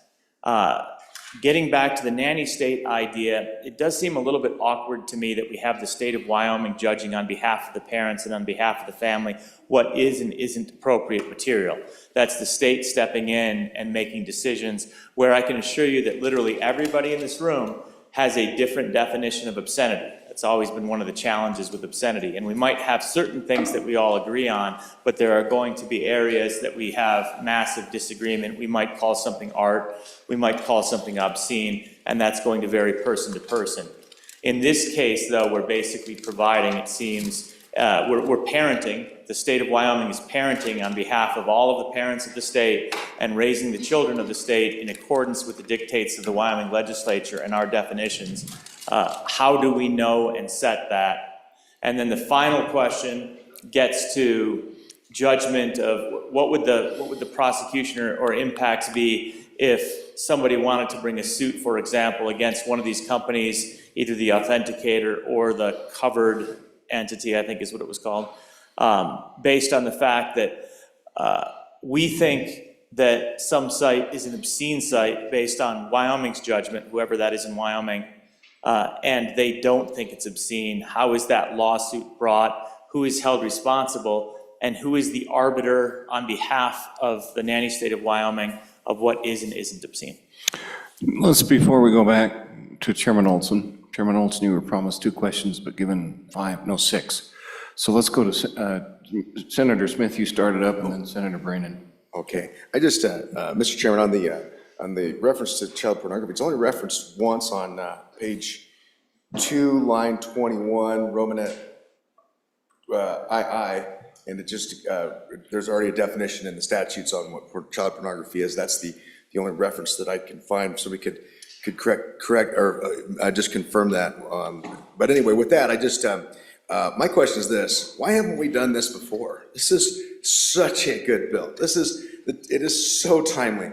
I can't tell you, we have 3 boys. We have 2 boys that are now out of the house, and one is just turned 21, the other is 19, and we have another that to protect them from this, because there's nothing more dangerous for a forming male's mind than porn.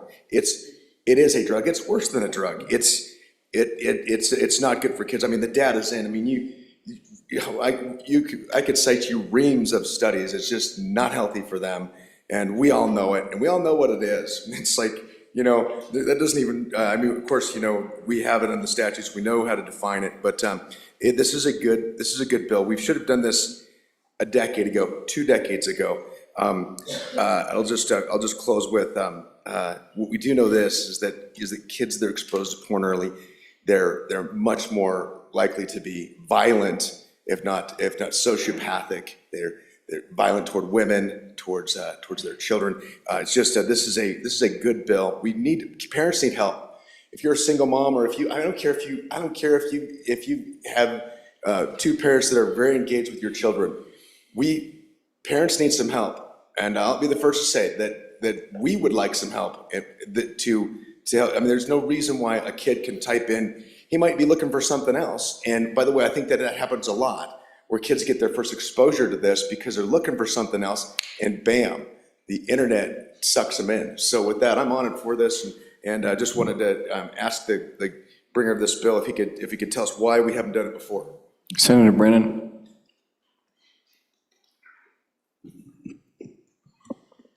Thank you, Mr. Chairman. I just wanted to address that idea of us being a nanny state.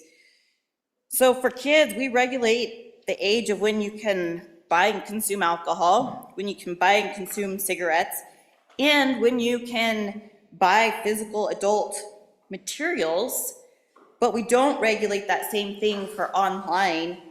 And so I think this is just a place where we're being consistent, where we say these adult materials, they're not acceptable online or physically. I think we're just updating our laws with our technology. Chairman Olson, you have 2 sets of statements, and you also have 2, but really 6 questions. Do you want to take it there, and then we'll go back to the next 2 that we're standing up? Go ahead. We'll let you break in and kind of update us here. Thank you, Mr. Chairman. So, yeah, I do want to address all these questions. The child pornography question is definitely an interesting one. I hadn't given a lot of thought to that. It appears inside of the definition of material that's harmful to minors. Surely, I think everyone in this room would agree that child pornography is also within the definition of obscenity. So materially harmful to minors means what is depicted that is obscene. So I don't know why that's in the bill. Of course, that would be felonious to be transmitting that information or those types of images on the website. I don't think it hurts the bill to be there. It doesn't probably do much to be there either. If we wanted to take that out, I don't think it matters. In terms of the parent controls, that's a classic question here, and there are many parental controls, Mr. Chairman, available, but those parental controls exist in our world today, and they're not stopping minors from inadvertently coming across obscene material that significantly and materially alters their brains throughout and changes their lives. So I think the state has a good reason to define obscene material and to do what it can to protect children from accessing obscene material. I didn't necessarily want to go here, but the reality is it doesn't change your ability to parent.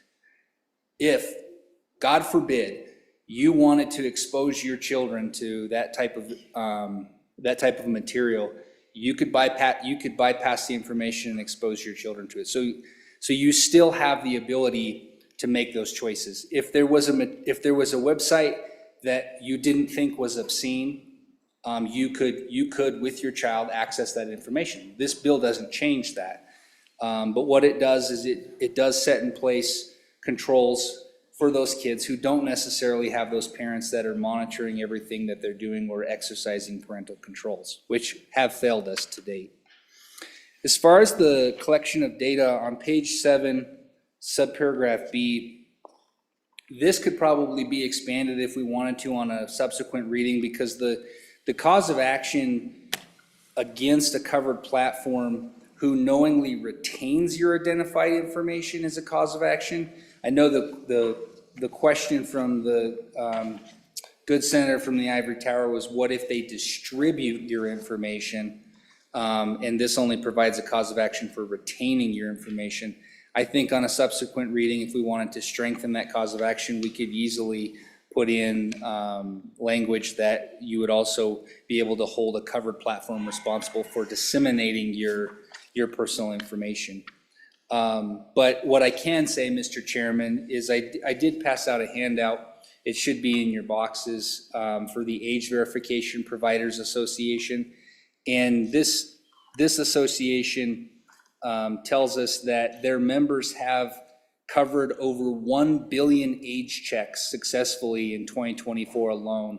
And they have these tight parameters and controls over the information for these third-party entities that gather your information and provide the verification change. So it's a pretty well-vetted process. I think for the most part, there's not really a concern about them data sharing your information. They've been around, they've been doing this all over the world for years now. And but if that's a concern, we can address it on a subsequent reading. As far as the definition of obscenity, the state of Wyoming has defined obscenity since 1982 in its statutes. So I don't define it. The good member from the Ivory Tower doesn't define it. The state of Wyoming has defined it for decades. So we're just operating off of that definition that already exists. And why haven't we done this before? That's a great question. I think that technology moves so fast, Mr. Chairman, that we've just been slow to catch up to it. And it's very unfortunate. So many kids have been harmed by exposure to pornography. Countless kids have been harmed by it. This gives us an opportunity to finally get in front of it, put something in place so that the state of Wyoming can protect children from obscene material. Thank you, Mr. Chairman. Senator Hutchings, you were standing up, and I think Senator Jones was as well. Okay, in that order. Yes, Mr. Chairman, I thank you, and I thank the good chairman. He answered one of my questions. But just so the good member from Albany County knows, about 20 states have introduced these laws this year, and 5 states have already passed this into law, and some have been enjoined by the courts on this particular subject. But this is a serious matter, and anything we can do to protect the kids. I've gone out and just looked up a common household item to purchase and to compare prices, and you'd be amazed at what came up. So I just go out and buy the item now if I need it. I won't look online for it because of what came up. But on and for the bill, Mr. Chairman. Senator Jones, and then we're going to go back to Senator Rothfuss. I think you did your 6 questions, but we'll come back to you. Go ahead, Senator. Mr. Chairman, on and for this bill, I actually think this should give parents a little bit of relief at night. I mean, how many kids do we see on their phones, their iPads, their computers? This just gives an extra layer of protection that hopefully our kids are not able to access these harmful sites. This is just should be a benefit for all the parents. And if you want to call it that we're being a nanny state or whatever, then I'm all for that. Senator Rothfuss. Thank you, Mr. Chairman. And I'm not for a nanny state. I'm really for independence, individual rights, and kind of the freedom to govern and parent yourself. But I think there's a couple other concerns that I want to raise. One is this really is a potential threat to privacy rights and autonomy for adults. And I think that's something we need to look at. I understand that the intent here, Mr. Chairman, is to protect kids from accessing bad things, and I respect that intent. But at the end of the day, this may come as a surprise to everyone, but some of your constituents may be going to some of these websites intentionally. I'm afraid, Mr. Chairman, this is the case. So just bear with me on this discussion that could be happening. So the idea that we're requiring this rare group of constituents that we have to register their name and authenticate, give up their confidential information, their personal identity, to a third party that then knows, even though they're supposed to delete it. We know where they're being told to delete it, so it's going to be okay. They're being told to delete it. But literally knows each and every time with a registered and authenticated transaction that they're visiting one of these sites. I wonder if that could possibly be information that would be misused at some point, or information that would be very awkward if it went public. And I understand that the statute clearly says you can't do that, Mr. Chairman. Don't do that, therefore it's okay. But I don't know if any of you have used the internet at any point, or the web, but sometimes those entities and those businesses don't do all of the things they're told to do.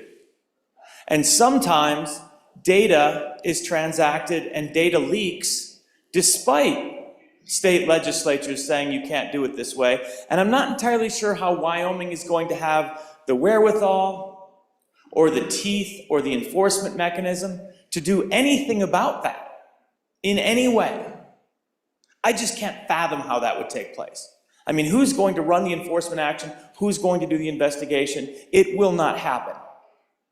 It is a dream to assume that this legislation will protect the privacy of the adults in the state that get geofenced out of their favorite websites and then have to submit that information before they go to them.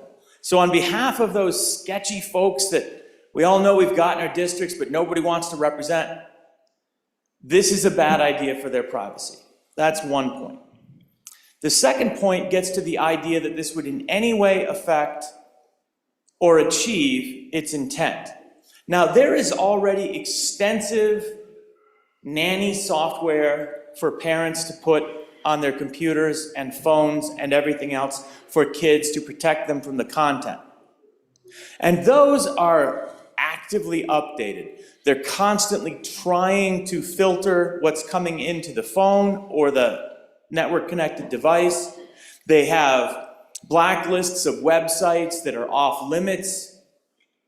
These are purchased by schools or subscribed to by schools, and there are services. So this is an incredible marketplace that already exists. It's out there, and it's wildly ineffective. Easily circumventable. And yet it's an active process where they're using AI to try to identify harmful content. That is as opposed to this legislation, which is that a site has to be accepting the governance of the state of Wyoming sufficient that they will comply with this act. So they've got to be pretty much a money-making machine if they're going to say, wow, we're kind of worried about whether Wyoming is going to allow us into their state, so we should change our business practices to require an 18-year or older authentication process. We'll do that to comply with Wyoming. Again, if you do a web search, and we were just talking about the random web searches that come up with crazy things on the internet, we've all done that. You've searched for something, and this is regrettable. You've searched for something that is very innocent, and then you look at the list of things you get, and you're like, I would not have guessed that. That happens.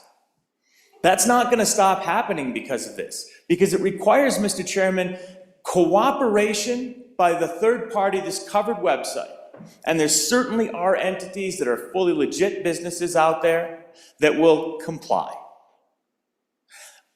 But I can't imagine that's more than 1%, and they have to be operating in this country. And remember that www stands for World Wide Web, which means that companies in other countries that are not bound by Wyoming law and couldn't care less what we've got on our books are still going to run websites. and you're still going to access this material. So the only thing this has the potential to do as a bill is potentially violate the privacy rights of adults that go to websites that happen to be in the United States and want to do the age verification, instead of, I don't know, using a VPN and pretending you're somewhere else, or going to a website that is somewhere else. This is a promise of a solution that will absolutely not solve a problem, but will create other problems. I'm happy to hear it's enjoined in a few other states, Mr. Chairman. Chairman Olson, do you want to briefly wrap this up and call for a question? I think Senator Case wants to Oh, talk. Senator Case, go ahead. Yes, I think the good senator from the Ivory Tower hit some of my points, but Mr. Chairman, never underestimate the ability of a 17-year-old boy to get around computer restrictions. And Mr. Chairman, you can purchase services where to the website provider, they think you're in a different location. They don't, it gets you out of the restrictions of this law, which I assume are the boundaries of the big square state. You can set up a virtual private network or that can make it look like you're in that state to the south that maybe doesn't have this law. That's really easy to do. You can also just go into your search engine settings and you can work those settings to disguise your location or to block your location information so that the website that's being accessed with a particular search engine doesn't necessarily know you're here.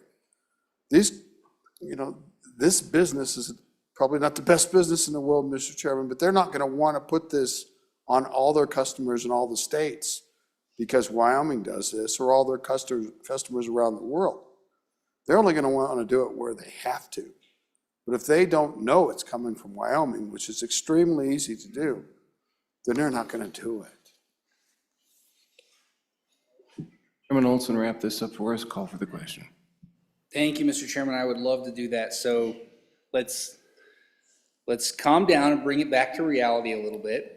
The first is I'm going to address the point that was made by the good member from the Ivory Tower about the technology. I think there's a misunderstanding on the technology and how it works, because there was a comment that you would be losing your personal data, your name, this information to the third-party identifier, and that's not accurate. That's not how the technology works.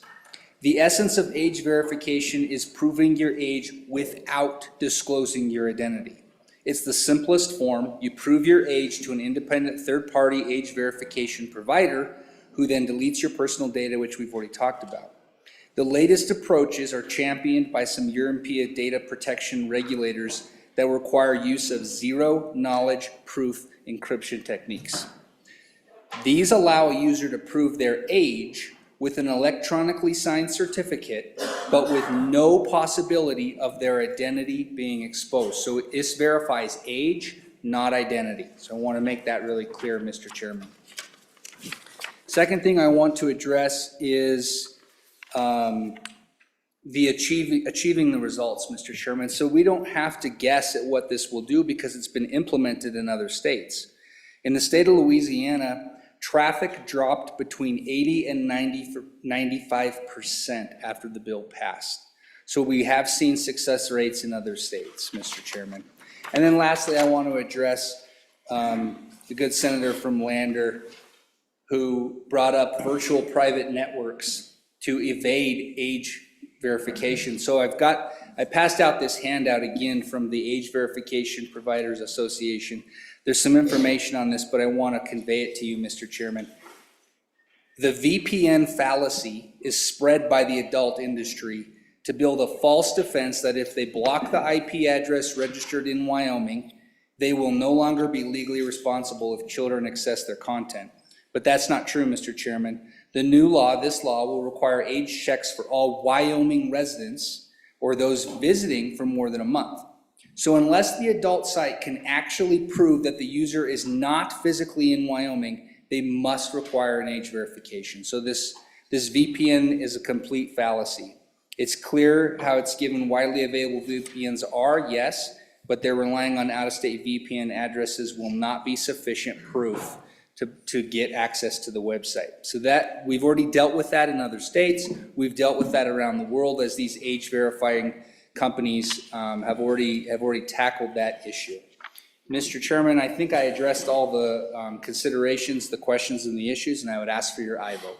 Okay, question being called. All those in favor of Senator Olson's motion that when the Committee of the Whole rises to report, that it do so with a favorable recommendation of House Bill 43.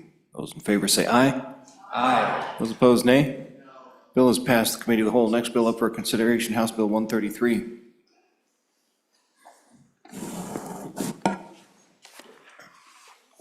House Bill 133 engrossed, sanctuary cities, counties, and state prohibition, sponsored by Representative Guggenmost, an act relating to the administration of the government.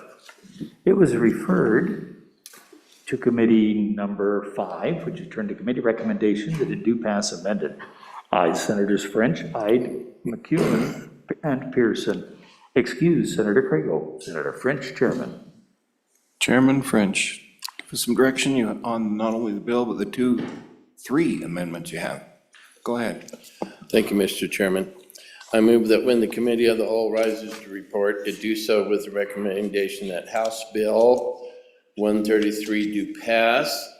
And for an explanation, I call on Senator Smith, who will address the amendments also. Senator Smith, bill and the amendments, please.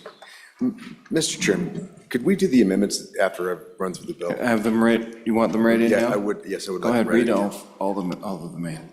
House Bill 133, Standing Committee Amendment Number 1 to engross copy, page 3, line 12, after.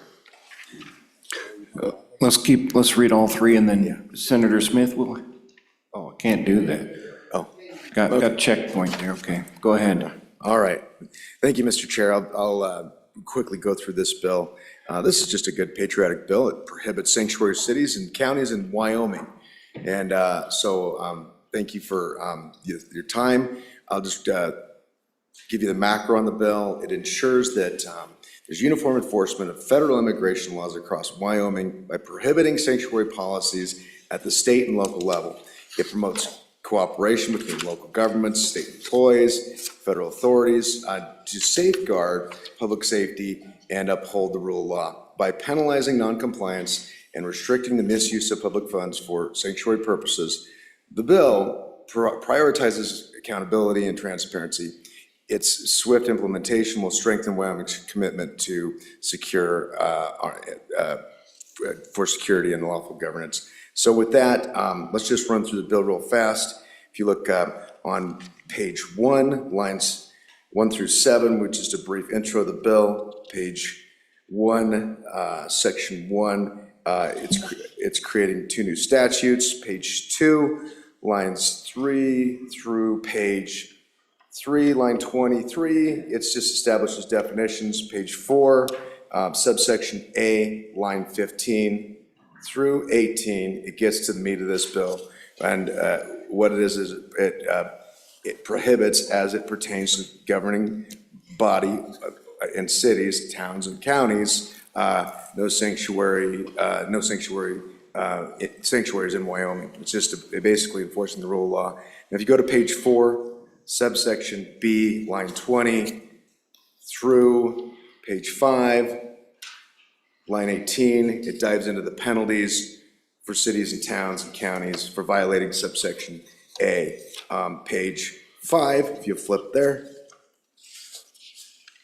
subsection C, line 20, through page 6, line 2, goes into protecting state employees from being hindered from carrying out their official duties of communicating and cooperating with federal officials or law enforcement officers with regard to reporting immigration status information. Page 6, subsection D, lines 4 and 5 prohibit any executive order declaring Wyoming a sanctuary state. Page 6, subsection E, lines 7 through 15, go into the penalties of local officials, employees who refuse to communicate or cooperate with federal officials or law enforcement officers. Page 6, Section 2 through page 7 are the amendments amends the statutes to add specific the specific language of this bill. And then page 8, Section 3 provides for an immediate effective date. All right, with that, Yeah, you want to take care of the amendment now? yeah, I will. So with that, I will move, Mr. Chairman, I move Standing Committee Amendment 1 to House Bill 133 and ask for your favorable consideration. And just a reminder what that does, the amendment? I will get, yeah, so the amendment, it actually just cleans, this amendment just came from the Standing Committee, and it just cleans up a little bit of the language. That first amendment just adds the word agent and deletes the word or. Go ahead. Go ahead. Oh, I was. So, Mr. Chairman, that's a standing committee amendment. That's not his responsibility to, I mean, he can, but it's. Yeah, he can. Happy to. Yeah. Yeah. He's good. Yeah. Yeah. But again, Mr. Chairman, if he volunteers to, or if the chairman says you can go ahead and do it, then that's appropriate. But we need to be thoughtful about standing committee amendments because it might be a hostile standing committee amendment, and I'm not sure whether it is or not. I look at it and I think he might not like that. Chairman The French, standing committee chairman. just a sec, we'll have responsible for the Chairman standing French weigh in. Go Thank ahead. you. I would move standing committee, It's been moved, but. All right. What this does, and this was the bringer of the bill, it was quite a discussion on the penalty. It was 5 to 10 years in prison. He wanted to, after discussion, he wanted to change that 5 years to 2 years, then the 10 to 5. Instead of 5 to 10 years, 2 to 5. And the $20,000 cash penalty, he wanted to move that and change that after discussion to 10,000. So that was his discussion in committee. All right. It's been moved. Any discussion on the amendment? Ready for the question? Question on the amendment. All those in favor say aye. Aye. Those opposed, nay. We are back on the bill. Standing Committee Amendment Number 1, House Bill 133 is passed. Back on the bill. And we have two Committee of the Whole amendments. How do you want to address those, Senator Smith? Mr. Chairman, I would move that the Committee of the Whole. No, wait. Read it in. House Bill 133, Committee of the Whole Amendment Number 1 to engross copy, page 5, line 2, delete. Senator Smith, go ahead. Mr. Chairman, I would move that Committee of the Whole Amendment 1 to House Bill 133 and ask for your favorable consideration. And an explanation of what it does. And the explanation is this. So on page 5, lines 2 and page 5, line 9, we are deleting, we'd like to delete and state administered federal. And the reason we want to do that is it just clouds this. We didn't want to interfere or potentially interfere or run into conflict with federal law. And so we want to remove that language. Okay, any questions on the amendment? Any questions? Ready for the question. Standing Committee of the Whole Amendment Number 1 to House Bill 133. All those in favor say aye. Aye. Those opposed, nay. Amendment is passed. We're back on the bill. Senator Smith, you have another amendment, but the sponsor is in the room. Do you want her to explain? Okay. That'd be great. Senator Nethercutt. Thank you, Mr. Chairman. I move Committee of the Whole Amendment Number 2. Let's have it read in real quick. Thank you. House Bill 133, Committee of the Whole Amendment Number 2 to engross copy, page 3, line 10, before. Sorry, Senator Nethercutt, go ahead. Thank you, Mr. Chairman. I move Committee of the Whole Amendment Number 2 to House Bill 133 and ask for your favorable consideration. Good senators, the amendment includes state where it should be designated. The bill is intended to address cities, counties, and the state. And so we're adding state within there. We're also adding employee or official throughout the bill, providing that clarifying language. And then I think importantly, what we're doing is we're eliminating the felony provision as it would relate to these employees. And instead, we're allowing suit to be brought, compelling action to enforce the law. And that's called a writ of mandamus. So I think that makes the bill actually workable. and eliminates turning our employees or our officials into felons. Rather, it then requires them to comply with the law through what's called that writ of mandamus. So I think that's a really great solution here that, that requires those officials to enforce the law rather than charging them with the crime, giving them a couple of years to defend that action, and then potentially go to prison.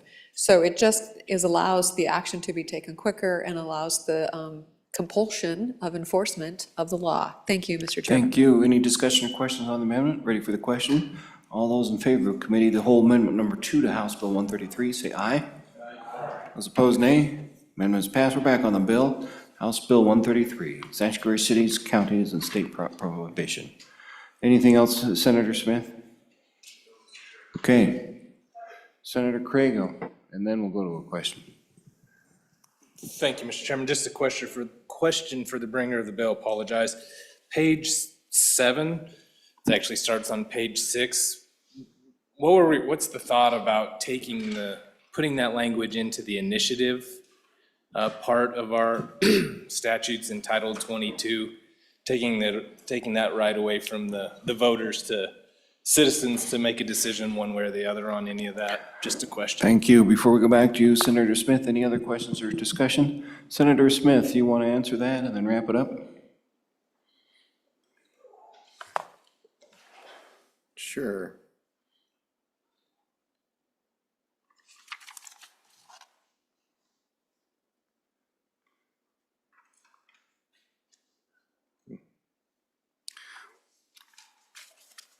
Well, I don't know, I'm a co-sponsor on this. I'll have to check with the sponsor to be quite frank with you.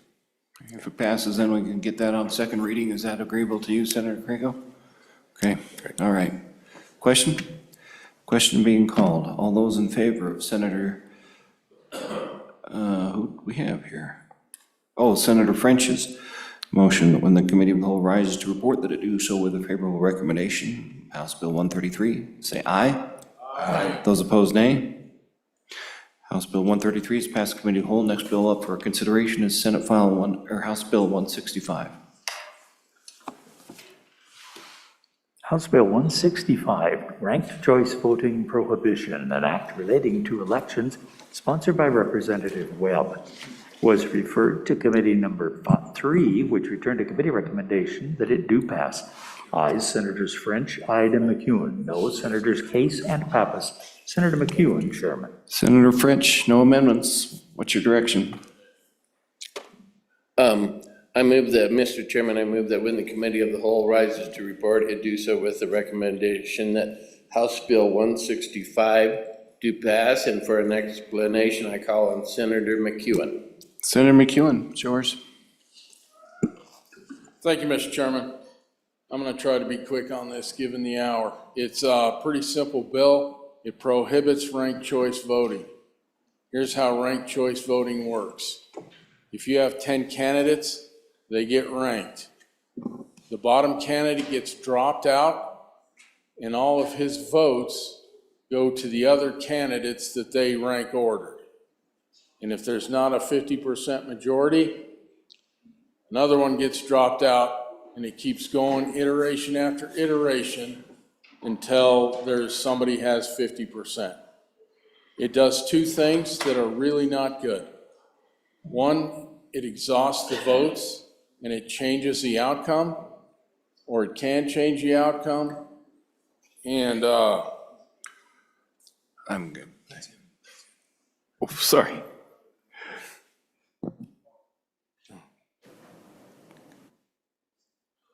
okay, it creates a majority that doesn't exist. So it just keeps moving votes around to finally get to somebody with 50%. It's very complex. It would require a computer algorithm to solve. If you ever wanted to challenge the votes on it, say it went 4 rounds. How do you figure out where it went awry in round 1 or round 2 or round 3 or round 4? So it basically That's pretty much what it does, and I would suggest we vote for this and get the prohibition put in place, and I'll stand for questions. Any questions for Senator McEwen? Being none, are you ready for the question? Oh, Senator Case, you're in the corner, go ahead. Mr. Chairman, it always strikes me what we're afraid of. You all have had your interim topic meetings. Have you had that? Who's done their interim topic meetings? Did all the people fill out a list from 1 to 5 of their top topics, ranking them? That's virtually what this is, Mr. Chairman.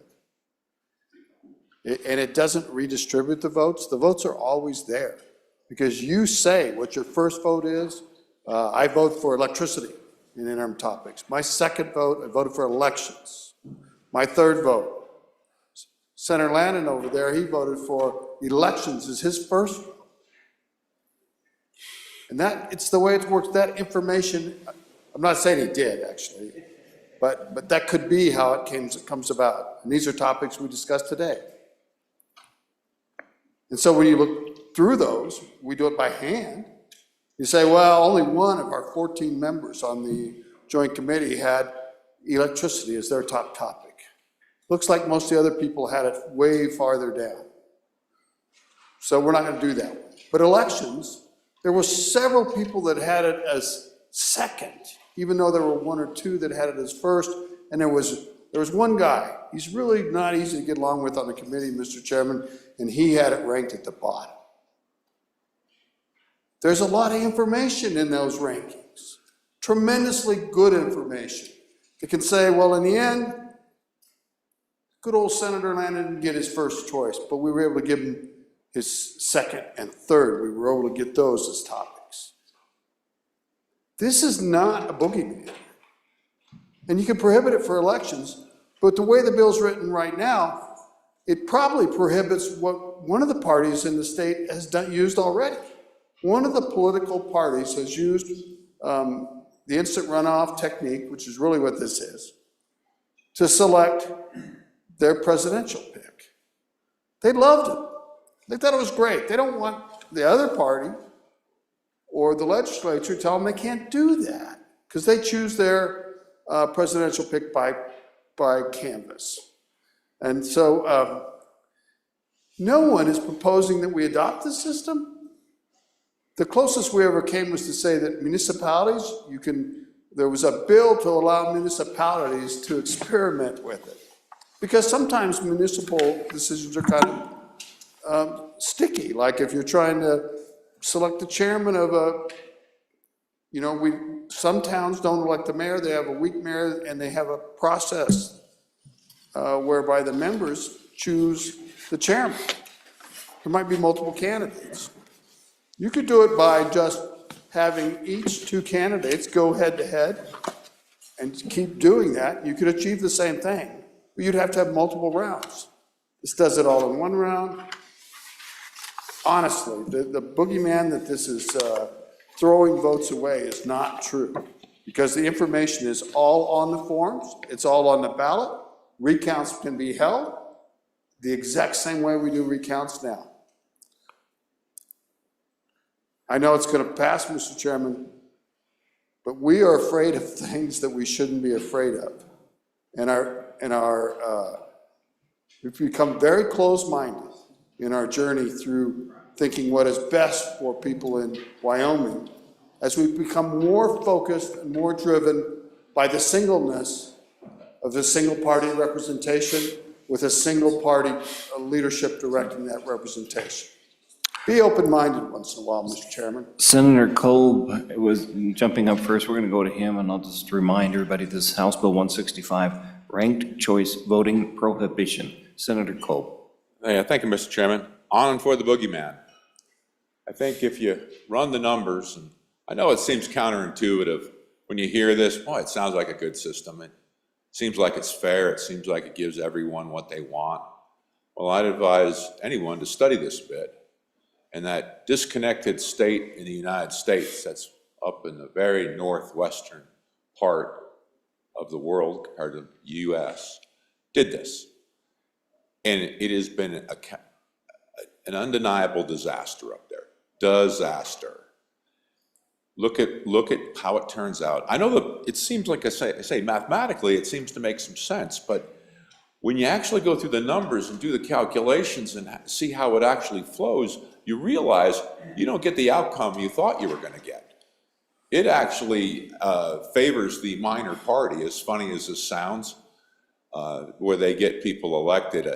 I think I implore anyone who's curious about this, do a little bit of research, look at the numbers, see what they tell you. To me, it was clear as day that it is not something we want to touch. It is something that doesn't work. It's something that's been tried, and it has failed. So I just don't believe that's something that we should ever entertain. And I think the bringer of the bill makes a great point, and it's a really a bill that we should talk about and support on and for the bill, Mr. Chairman. Senator Hyde. Yeah, thank you, Mr. Chairman. I was in on the committee, listened to all the testimony, I took a few notes there. Really good testimony. Anybody should, just research this on their own. I mean, it's a scheme. I mean, it's to get a manufactured majority, and that's exactly what you end up with. A lot of times, the person that got the most votes on the first round ends up losing, and somebody else gets in there. Some of the other things that were brought up there, it's just, there's 10 states that have already outlawed this. So-called reformers want to change process rules so they can, manipulate the election. That's effectively what it does. And the outcome is to gain power. That's sort of the bottom line and it's so complicated and confusing. We had agencies in there saying, you'd have to spend hours training people and then figure out what kind of computer software you would need to sort through all of the ranks on this thing. So on and for this bill, this is a good bill. Thank you, Mr. Chairman. Further discussion? Question being called. Senator Rothfuss. Thank you, Mr. Chairman. Mr. Chairman, I'm against the bill, and it is a bit of a boogeyman. So with election theory, there's a concept called Arrow's theorem. Arrow's theorem indicates that there can be no perfect election process, which is regrettable. So we use what's called first past the post or plurality election. It's rubbish.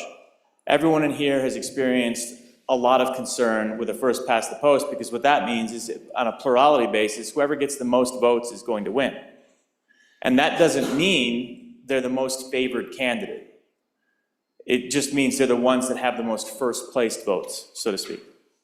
So you can imagine a circumstance where you have 6 candidates. We've had that before in some of our statewide races. And you can imagine a circumstance at that point where if you have roughly evenly split votes, somebody with 20% of the vote could end up winning that election. That's reasonable. That happens all the time. We've had elections that were in the ballpark of a 25% win. That's the current system. And the interesting thing is when folks that study election processes, and again, that's where Arrow's theorem comes from, you've got a science behind election theory. When they study it, they characterize based on different values which processes are better than other election processes, recognizing that they all have flaws. But typically, the one that comes in last, the worst election process, in terms of its capacity to reflect accurately the will of the people, is the one we use right now. First past the post, plurality voting is the least effective at achieving the general interest. Ranked choice voting often does a lot better.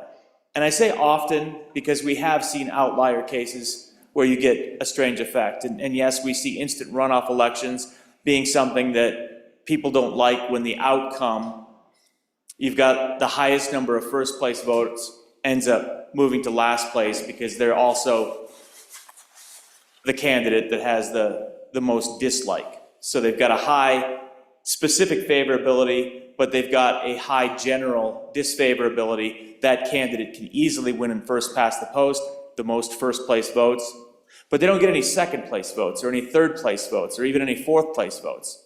They get last place. And then you've got some other candidate, Mr. Chairman, that has harnessed almost all of the second place. So that's the most favorable candidate, but not the one that receives the most first place votes. And Mr. Chairman, that's not to say that the body should desire a change or desire to switch to ranked choice voting. It's just to recognize that there's nothing evil or insidious in it. Every election process, every type of election that is out there has significant flaws and has advantages. Ranked choice voting is just one of them, and in fact, it's several of them, and the ranked choice voting as defined in this legislation is only one type of ranked choice voting. There are many other types of ranked choice votings depending on what algorithm you use to count the vote. Instant runoff is one of those. But there's head-to-head, Condorcet, pairing, there's all sorts of other types of elections that are out there. So my question is, why do we have to ban it? I don't even know where it's necessarily explicitly authorized. That's the question I have specifically for the proponent, for the sponsor. Who's using this? What danger do we have? Because it's my understanding, Mr. Chairman, that we would have to rewrite statute to allow for the use of a ranked choice vote, which is unauthorized in statute at this point in time. The idea that we need to pass this legislation to ban it honestly makes no sense. And when we look to, there's a couple of states that have flirted with ranked choice voting. One of them, the one to the northwest that's way out there, the large state, set up a very specific type of ranked choice voting and instant runoff that ended up on one occasion leading to a very surprising outcome. And it was not a typical ranked choice voting. There was actually a lot of compromise that went into it. It's a unique system that they wrote themselves, and it ended up having that strange outcome one time. The idea, though, that you castigate the entire voting process and that we would ban it from the state of Wyoming because it had one strange event in one state, I mean, that's just filling up the green state or the green books and once again, getting to the point where it seems like we're just legislating for the sake of legislating and we're afraid of everything, Mr. Chairman. On and against the bill. Further discussion, Senator McEwen? Let's see You if wanna I wrap can this? take this home. Yeah, let's wrap it up and call for the question. Okay. The outcome, Should we really quick let Senator Pappas slip in? Senator Pappas, if you keep your comments kind of brief, and then we'll go back to Senator McEwen. This is committee of the whole. Yes, understood. Understood. Thank you. Senator Pappas.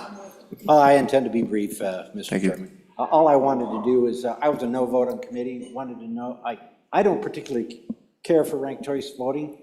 I just don't understand why we want to take that option away from local towns and counties, whoever we're taking it away from. I just think that we're taking away more local control in a state where we want to give more local control. So on and against it, just for that reason, not for whether it's good or bad. I think the local people can decide for themselves. Senator McEwen. okay, real quick. Thank you, Mr. Chairman. The order of the votes, and as they're dropped off, does change the outcome, and that's why they had the anomaly. No system is perfect. And if you don't like a plurality, we need to go to runoff votes or runoff elections when there's more than two people in there, and you'll still get a better answer. Second, this has been tried in according when we were in committee, it's already been tried in 6 of the municipalities around the state and abjectly rejected. They hated it. And the supporters of this are a lot of billionaires that are trying to shape elections through this process. And with that, I would ask for your aye vote. Calling for the Mr. question. Chairman. Question. Question being called. All those in favor of Senator French's motion that when the committee of the whole rises to report, that to do so with a favorable recommendation of House Bill 165, say aye. Aye. Those opposed, nay. House Bill 165 is passed the committee of the whole. Next bill up for consideration, House Bill 282. Please read it in.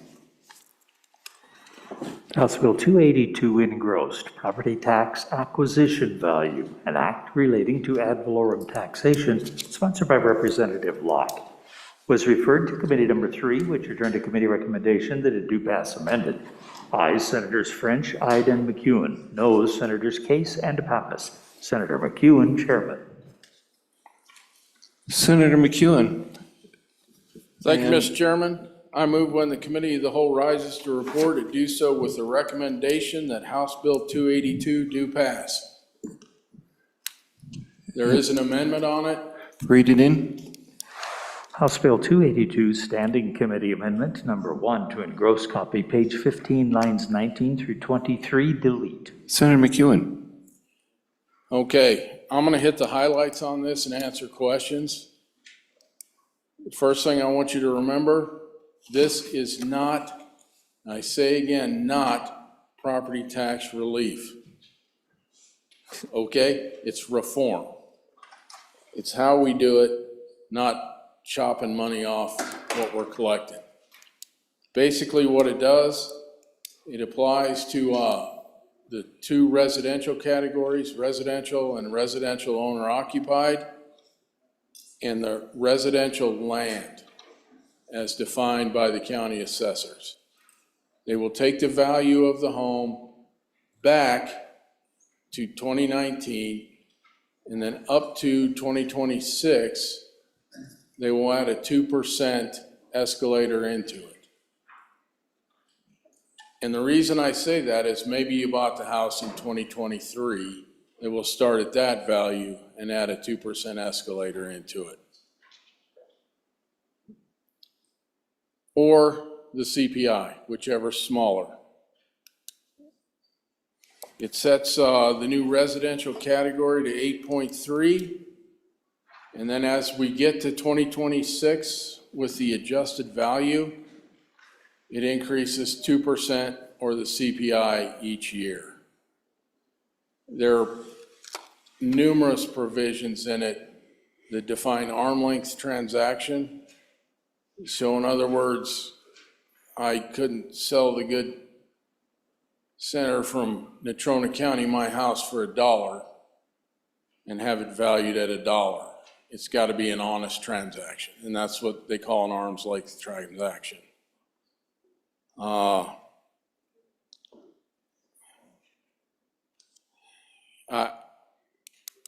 think that's pretty simple. Senator McEwen, what would you like to do with the amendment?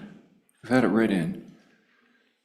I'd like to move First Amendment, Committee of the Whole, Amendment Number 1 to House Bill 282. Okay, go ahead and explain what it does. It took multiple. Standing committee. Yeah, it's read in. Just a reminder though, it's standing committee. I move Standing Committee Amendment Number 1 to House Bill 282. Okay, explain the amendment. Basically, when it talks about multiple size houses or multi-family residence, the initial bill defined it at 4. The amendment takes it down to 3. That's all the amendment does. Okay, let's do this. Any discussion on the amendment or any questions? There being none, are you ready for the question on the amendment? All those in favor of Standing Committee Amendment Number 1 to House Bill 282, say aye. Aye. Those opposed? No. The amendment's passed. We are back on the bill. Questions on the bill? Senator McEwen. Senator Case. Well, Mr. Chairman, here we are again. We have a constitution that gives us direction and has been interpreted by the courts and tells us what the meaning of full value. And it's Section 11, Article 16, Section 11, all property except in this Constitution otherwise provided shall be uniformly valued at its full value as defined by the legislature into 3 and now 4 classes with the last amendment. Uniformly valued. Uniformly valued. Uniformly valued. That's the problem with this bill. It doesn't value property uniformly. It provides, and the discrepancy within the uniformity increases over time, unless by some miracle, the 2% acquisition value matches the rate of inflation for property, which we know is not going to happen. But why would we do this? It treats people in very similar circumstances very differently. You can have identical houses on the same street with the same pretty white porch, the same square footage, ending up with two separate values, as far away as uniformly valued at its full value as it can be. That's unconstitutional. That will lead to tremendous problems. It'll also lead to litigation, directly litigation, Mr. Chairman, but it'll lead to tremendous problems with managing and applying the tax rolls to properties. It is unbelievably difficult for administration. And then you have the questions about, well, what happens if you have this house that's under this market value cap with the escalator, but we change something about that property? Minor change, major change, at what point do you revalue it at the new deal? This is blatantly unconstitutional. We heard from assessors, we heard from the Board of Equalization, the chairman of the Board of Equalization, who told us straight out the problems with this bill. We're going down a road here. We can do nothing here but express our opinions. This will be in court, but until it gets challenged in court and that plays itself out, it'll give a false sense of security to folks that want true relief. They think this is going to give them relief. And Mr. Chairman, it's just going to create confusion and delay. It's going to hurt all the local government entities that benefit from taxes, property taxes. And it's an incredibly bad idea. The Department of Revenue prepared a handout. It's a big handout. I don't know how many pages, but it addresses 5 major points of the difficulties with this bill. It doesn't work. It's not constitutional. And it's just going to cause chaos. We're on House Bill 282, property tax acquisition value. Senator Ide. Yeah, thank you, Mr. Chairman. I was in the same committee meeting. The good senator in the back corner here asked, why would we do this? I'll just say the reason is the system is unfair right now. And as the bringer of the bill mentioned, this isn't relief, this is reform. So it's different than what we got out of our chamber with our other House or our Senate File 69. I think that nobody in this room likes to be taxed on their stocks and that they have in their portfolio on unrealized capital gains. It doesn't happen, and the system works good that way. What we are having right now with our property taxes is the value goes up, you're getting taxed on that increased gain. It's an unrealized capital gain that you're paying for right there, and it's a bad system. I think this bill is on the right track here. The meat of this bill is to get away from those unrealized capital gains. I'm on and for this bill. Thank you, Mr. Chairman. Let's go Kolb, Pappas, and then we'll go over to the left. Let's go Senator Kolb first. Yeah, thank you, Mr. Chairman. On and against the bill. I think if we're going to talk about, just use the last idea about unrealized capital gains, that's not what this is.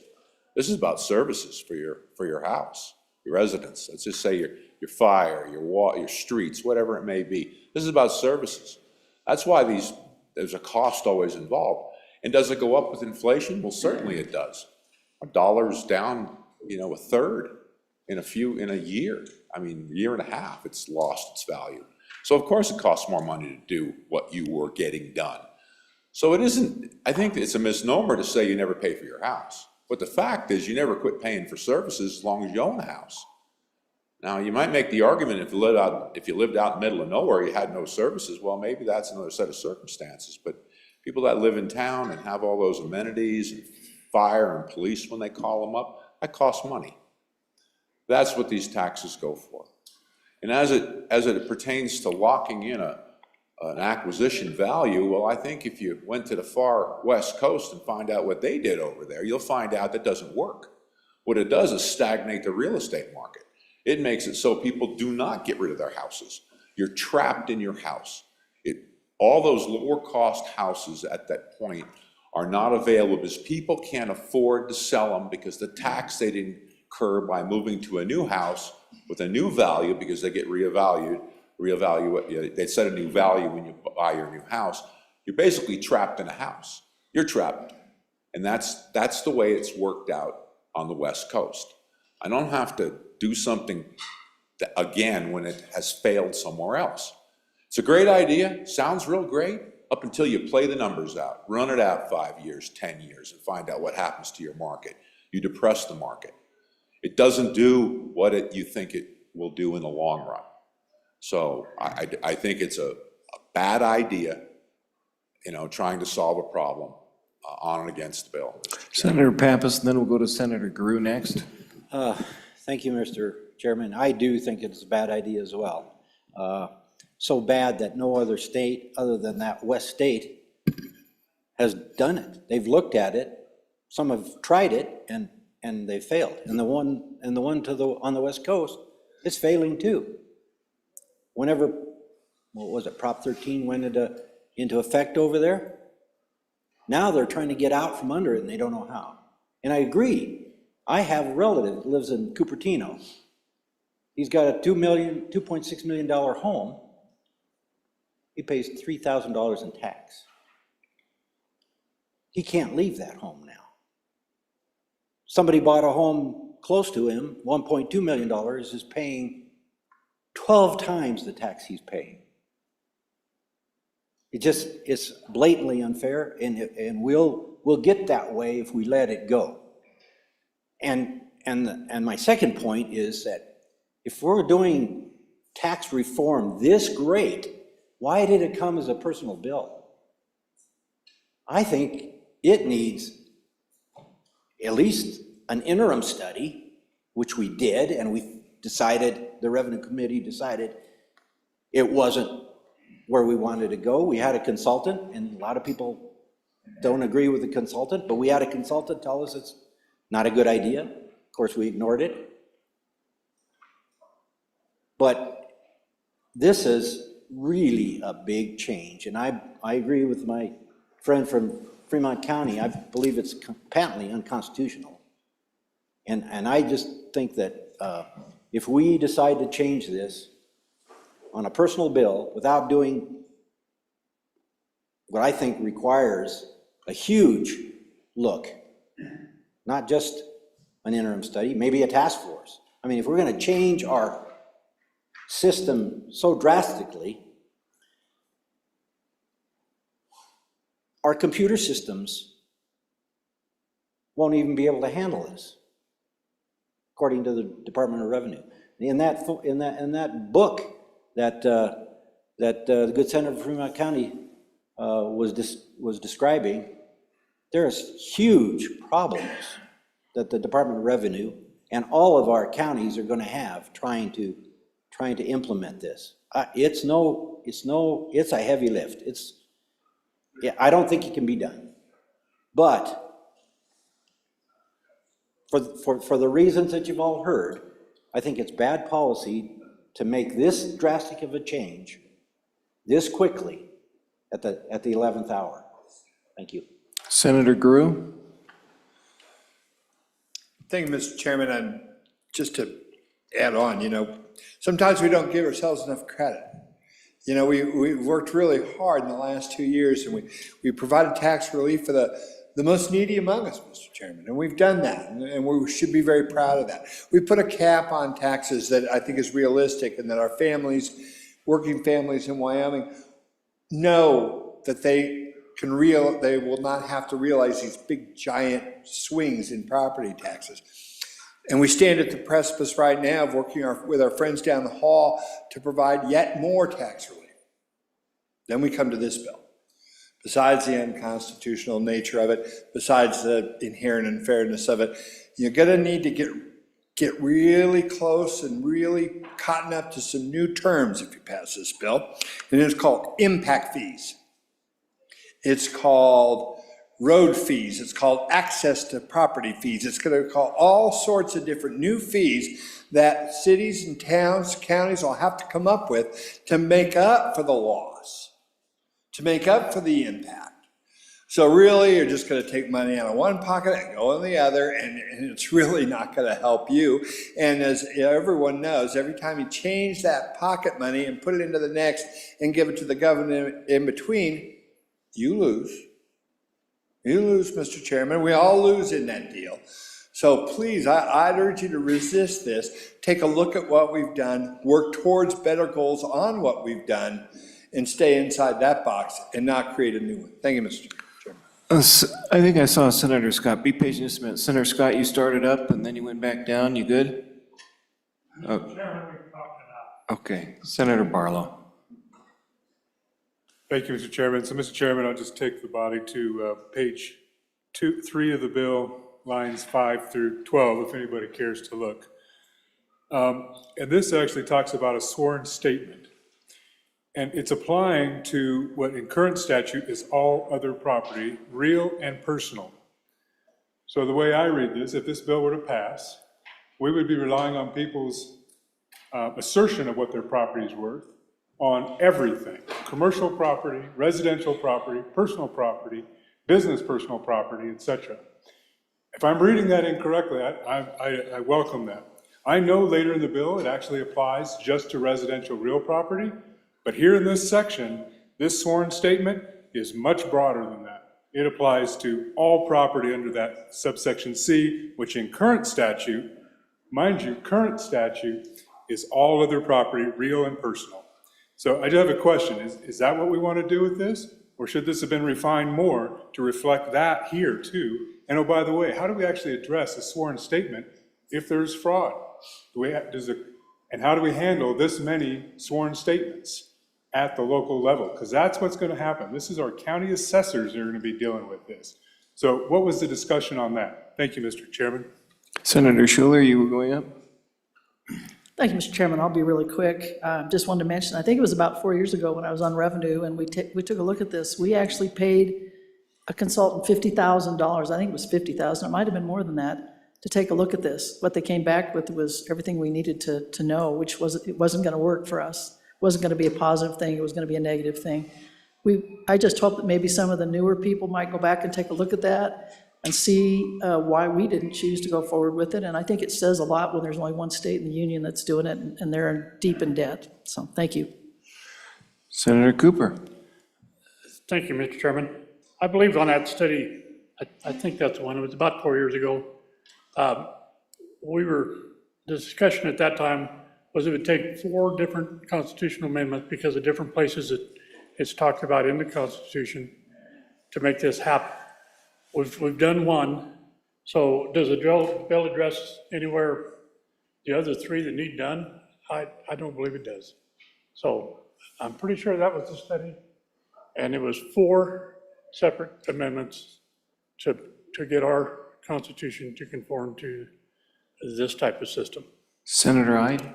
Yeah, thank you, Mr. Chairman. I'll be quick here. Just want to make one comment that, we heard from good senator on the committee over there about the West Coast, how it's not working out there. I think it's working for the people out there. It's just not working for the government. It's a hard to grow government with this sort of tax policy, this tax reform. So I think the people like it. It's the growth of government, the bureaucracies that don't like this kind of legislation. Thank you, Mr. Chairman. Senator Smith? I'll be very brief. I actually didn't know if I was going to do this, but so I've got in your book, your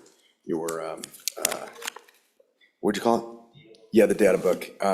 It's, if you go to page 38, I'll just tell you that you can see what the numbers are, how government has grown. So from 1994, when we were at 2.67 billion total appropriations, to 2024, where we were at 10.78 billion. That's over a 400% increase in the size of government when you look at our budget. So I don't think that inflation has kept pace. I don't think that people's incomes have kept pace. Yeah, we might need to reduce the size of government, but it's become heavy on the backs of the people. So I just on for this, and thank you. Further discussion? Senator Rothfuss and then Senator Landon in that order. Thank you, Mr. Chairman. Mr. Chairman, on against. If ever there was a case study in unintended consequences, I think the specific proposition that led to this policy going into place on that state to the west is a great example of it. Because as we're looking at it today, it just seems so reasonable. Why don't we do that? We should do that. That would certainly help. That way, property taxes don't go up. But we do have this incredible case study of what actually happens. And we heard from my good friend from the southwestern part of the state and an analysis of exactly what has taken place. You see people effectively trapped in their houses. They can't downsize. You do not downsize your house. So that's a very common thing, right? In Wyoming, we expect maybe as people get a little bit older, they need a little less house, they don't have their family there anymore. You do not downsize your house because your property taxes will go up an order of magnitude. You go from $1,000 to $15,000 and you've got half the house. So you hold on to that house. Well, Mr. Chairman, what happens when everybody's holding on to their property? You create artificial scarcity. So you have a marketplace where property prices are already going up, which leads to higher property taxes, but we've held those property taxes in place. Nobody can, the false scarcity increases the prices. And so when people move into their new home, they end up paying significantly more taxes than the people that have been in their home for a while. Well, what's the implication there, Mr. Chairman? Who's buying new homes? Who's buying homes on the market and kind of has to? Well, turns out that's young people.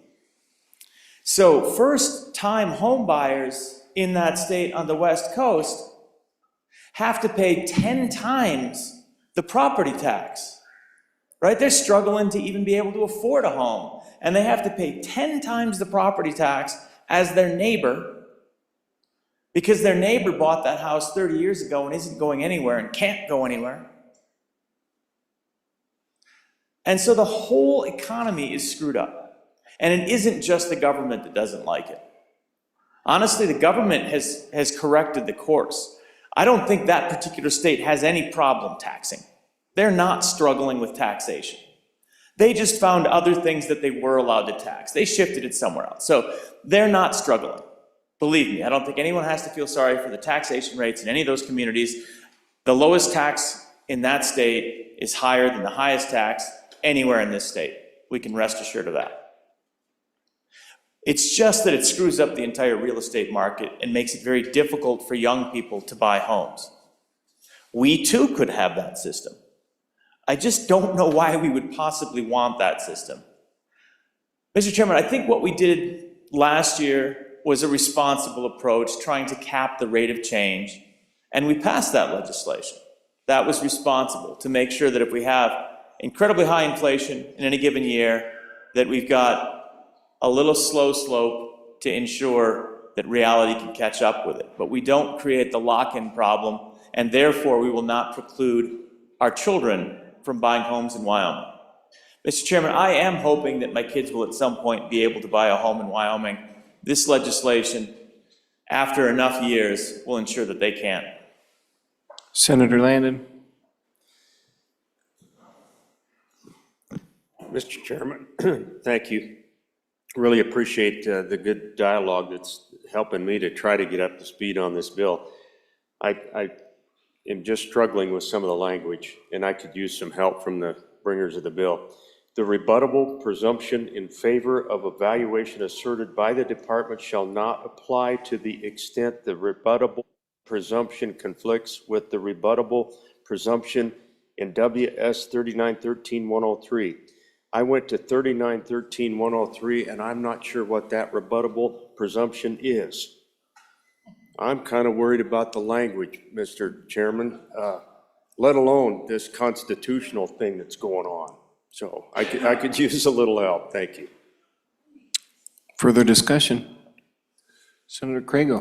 Thank you, Mr. Chairman. I'm actually on in favor of the idea, probably on and against the bill, mainly because I think to do this, we're gonna have to amend the Constitution. That's been mentioned several times tonight.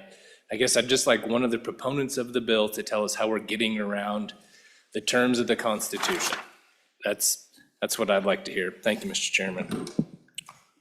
Further discussion? Any response? Question being called.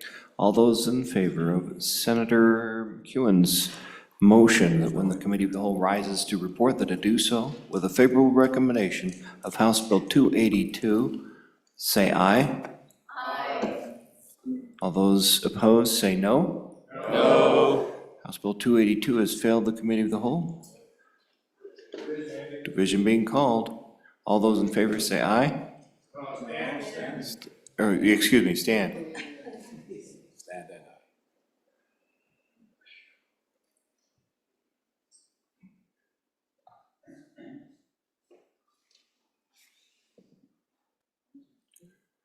Eight. All those opposed, stand. More than eight. House Bill 282 has failed the committee of the whole. Having failed the standing committee of vote, Chief Clerk will call the roll.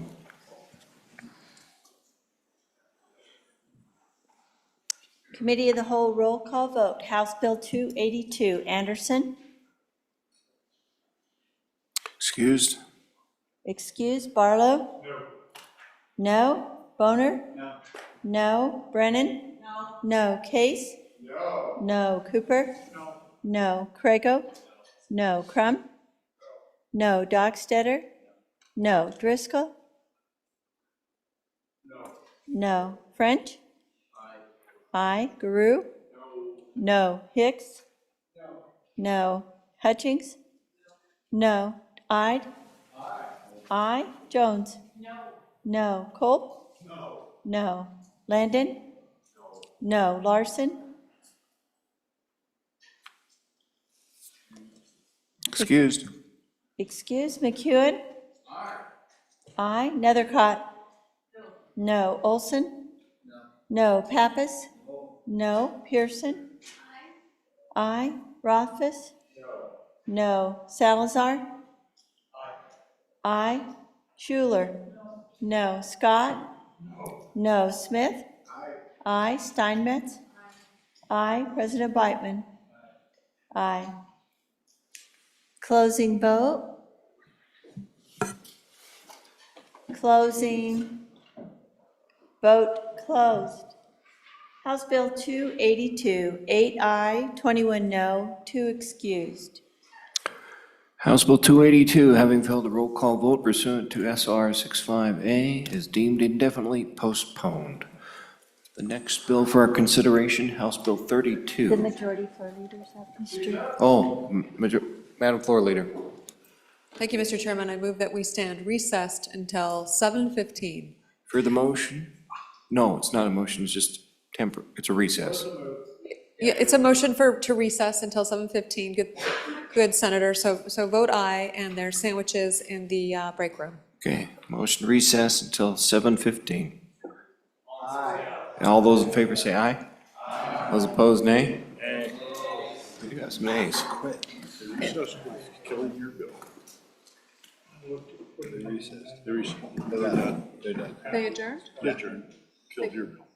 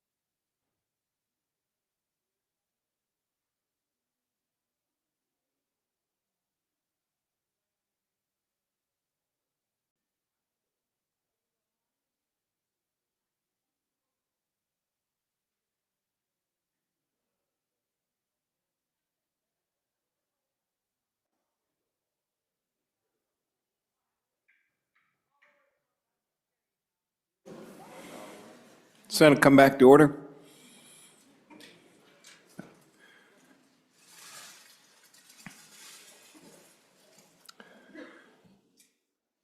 Okay, next bill up for consideration. House Bill 32, please read it in. House Bill 32, What is a Woman Act? An act relating to common law, statutes, and rules of construction, sponsored by Representative Lean, was referred to Committee Number 5, which turned to committee recommendation that it do pass. Ayes Senators French, Ide, McEwen, Pearson. Excuse Senator Crago. Senator French, Chairman.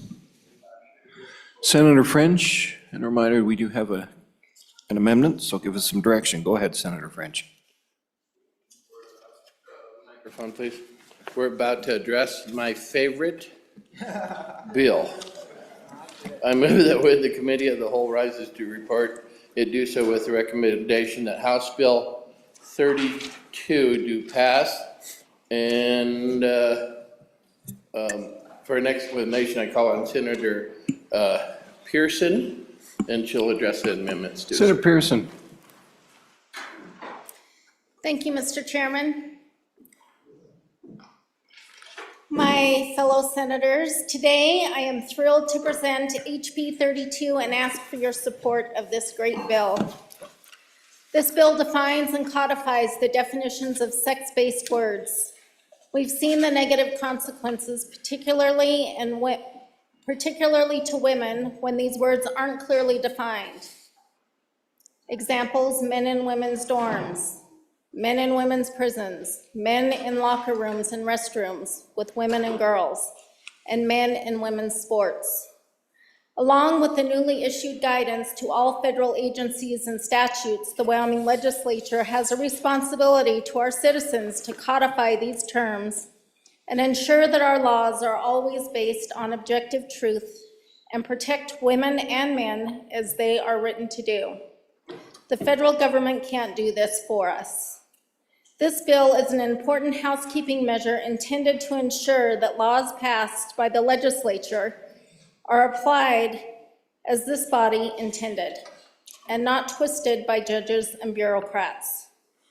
House Bill 32 gives meaning to common words and simply clarifies definitions of words that Wyoming already is using in law. We need common language. This bill provides the judicial branch a tool of definitions for our 200 Wyoming laws that say male, female, man, woman. In conclusion, this legislation enshrines exceptions and protections for individuals born with medically recognized disorders or differences in sex development as afforded under the Americans with Disabilities Act and any other applicable Wyoming laws. This bill codifies into law the definition of male and female. Let's ensure that the state of Wyoming is honoring our Constitution by implementing these definitions.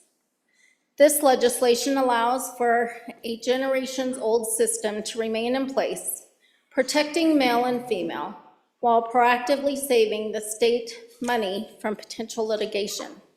We have an obligation to define male and female for the judicial branch, to have a clear definition to uniformly apply the over 200 laws that contain male and female. Please join me in supporting this bill. Senator Pearson, what would you like to do with the amendment? I think the Should we have it amendment- read in? Sure, thank Go you. ahead and read it in. House Bill 32, Committee of the Whole Amendment Number 1 to engrossed copy, page 5, line 1 after. Let's let Senator Scott explain it. Go ahead, Senator Scott. Mr. Chairman, in view of the hour, it's a minor improvement to the bill. I would deal with it second reading. Okay, so I do not withdraw on first reading then? Yeah, I do not intend to offer it at this point. Okay, all right. Amendment doesn't apply, withdraw, handled on the second reading. Let's go back to Senator Pearson. Do you cover everything you need? You good? Okay, question. Okay, question? Question being called. All those in favor of Senator Senator French's motion that when the Committee of the Whole rises to report, that do so with favorable recommendation of House Bill 32. All those in favor say aye. Aye. Those opposed, nay. House Bill 32 is passed the Committee of the Whole. Next bill up for Madam Floor Leader, what's your? Mr. Chairman, it should be noted that the Senate once again has significantly outworked the House.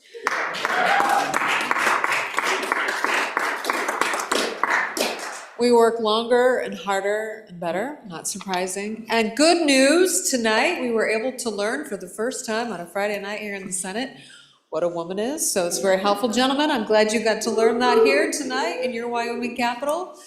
And we kept it for the very last. Of course, that wasn't intentional with lots of bills left, but it sounds like our counterparts have decided to end it for the night. And so, Mr. Chairman, I move that the Committee of the Whole rise and report. You've heard the motion. All those in favor say aye. Aye. Opposed, nay. Mr. President. Mr. President, your Committee of the Whole, having had under considerations bills on general file, begs leave to report as follows. House Bill 259 engrossed do pass amended. House Bill 121 engrossed do pass. House Bill 280 do pass. House Bill 144 engrossed do pass amended. House Bill 43 engrossed do pass. House Bill 133 engrossed do pass amended. House Bill 165 do pass. House Bill 282 failed to pass Committee of the Whole and was indefinitely postponed. House Bill 32 engrossed do pass. Senator Dockstader, Chairman.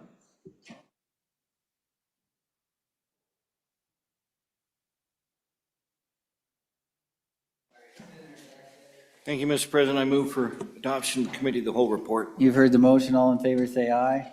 Aye. All opposed, no. Committee of the Whole report has been adopted. Thank you, Senator Dockstader.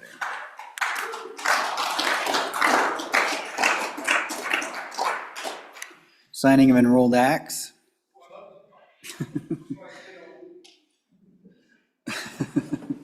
Can't even right now. Senate Enrolled Act number 62. Senate Enrolled Act number 62, being original Senate File 152, Wildlife Management Task Force and State Forester, an act relating to state lands. I'm about to sign Senate Enrolled Act number 62, being original Senate File 152. Is so signed. House Enrolled Act number 54. House Enrolled Act number 54, being original House Bill 90, Anthrax Outbreak Protocol, an act relating to agriculture, livestock, and other animals. I'm about to sign House Enrolled Act number 54, being original House Bill 90. So signed. House Enrolled Act number 55. House Enrolled Act number 55, being original House Bill 79, Bond Elections, Voter Threshold Requirements, an act relating to elections. I'm about to sign House Enrolled Act number 55, being original House Bill 79.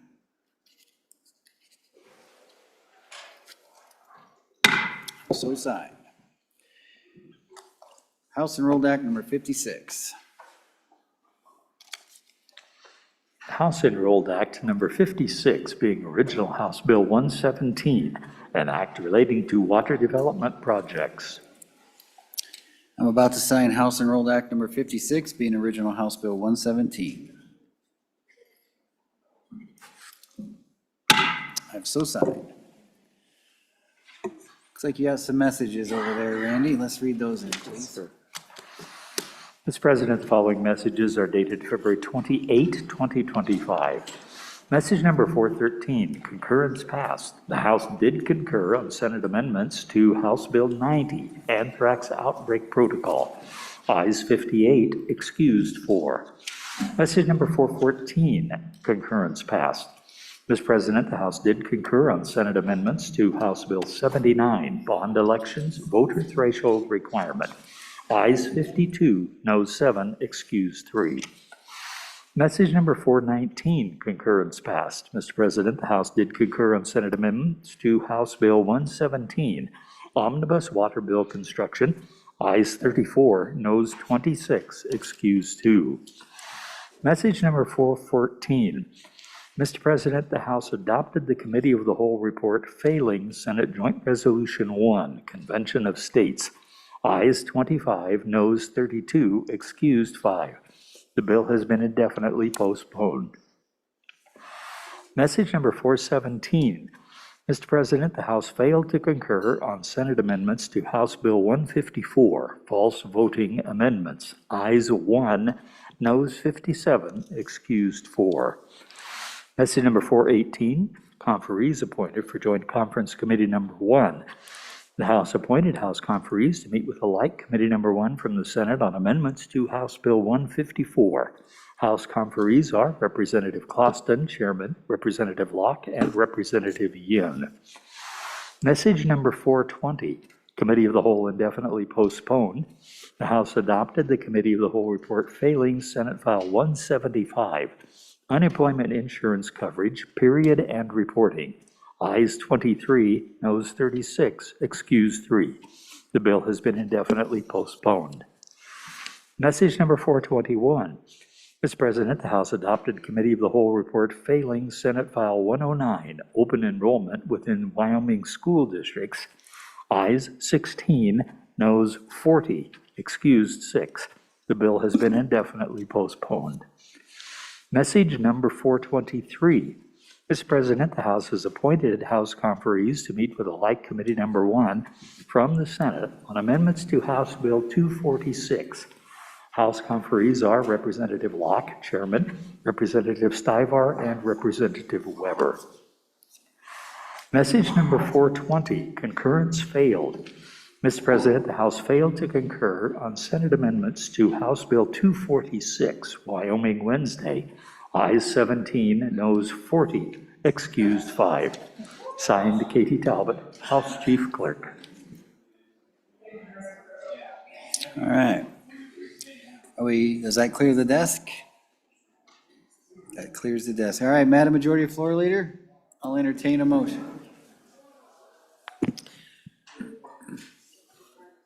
Mr. President, I move that we stand adjourned until Monday. What date is that? March 3rd. We're going into the new month, March 3rd, 2025 at 10 a.m. Okay, any announcements? Senator Olson. Thank you, Mr. Chairman. Your Committee Number 1 Judiciary will meet on Monday upon noon recess in the Capitol Extension Room W006 and online to discuss interim topics. Thank you. Senator French. Yes, since I'm always unprepared here, give me a chance to put my eyeballs in. Tuesday, March 4th, 8 a.m. in the Capitol Extension Auditorium and online. Joint Agriculture, State Public Lands and Water Resource Committee will host the annual Forest Health Briefing with the National Forest Service and Bureau of Land Management. Thank you, Mr. President. Thank you, Senator French. Senator Barlow. Thank you, Mr. President. Mr. President, the Joint Labor, Health, and Social Services Committee will meet on Monday, the 3rd, 12:30 to discuss interim topics in W110. Again, the 3rd, noon, 110. Thank you. Thank you. Anything else? Senator McEwen. Mr. President, Senate File 86, Joint Conference Committee will meet Monday, March 3rd at 8:30 in W110. And we will meet Monday, March 6th in room number 6 for interim topics of revenue. Thank you, Mr. President. Okay. Monday, March 6th, or Wednesday, maybe? Thursday? I don't know. We'll just say March 6th. I'm tired. What March is 6th. Monday? March 3rd. March 3rd's Monday, but you said March 6th somewhere along I'm the still way. trying to figure out what is a woman. Mr. Vice President. Thank you, Mr. President. The Joint Appropriations Committee will be meeting Monday upon noon recess in room 301 to discuss interim topics. Thank you. All right, thank you. Any other announcements? All right, you've all heard the majority floor leader's motion. All those in favor say aye. Those opposed, no. Senate will stand adjourned until Monday, March 3rd at 10 a.m.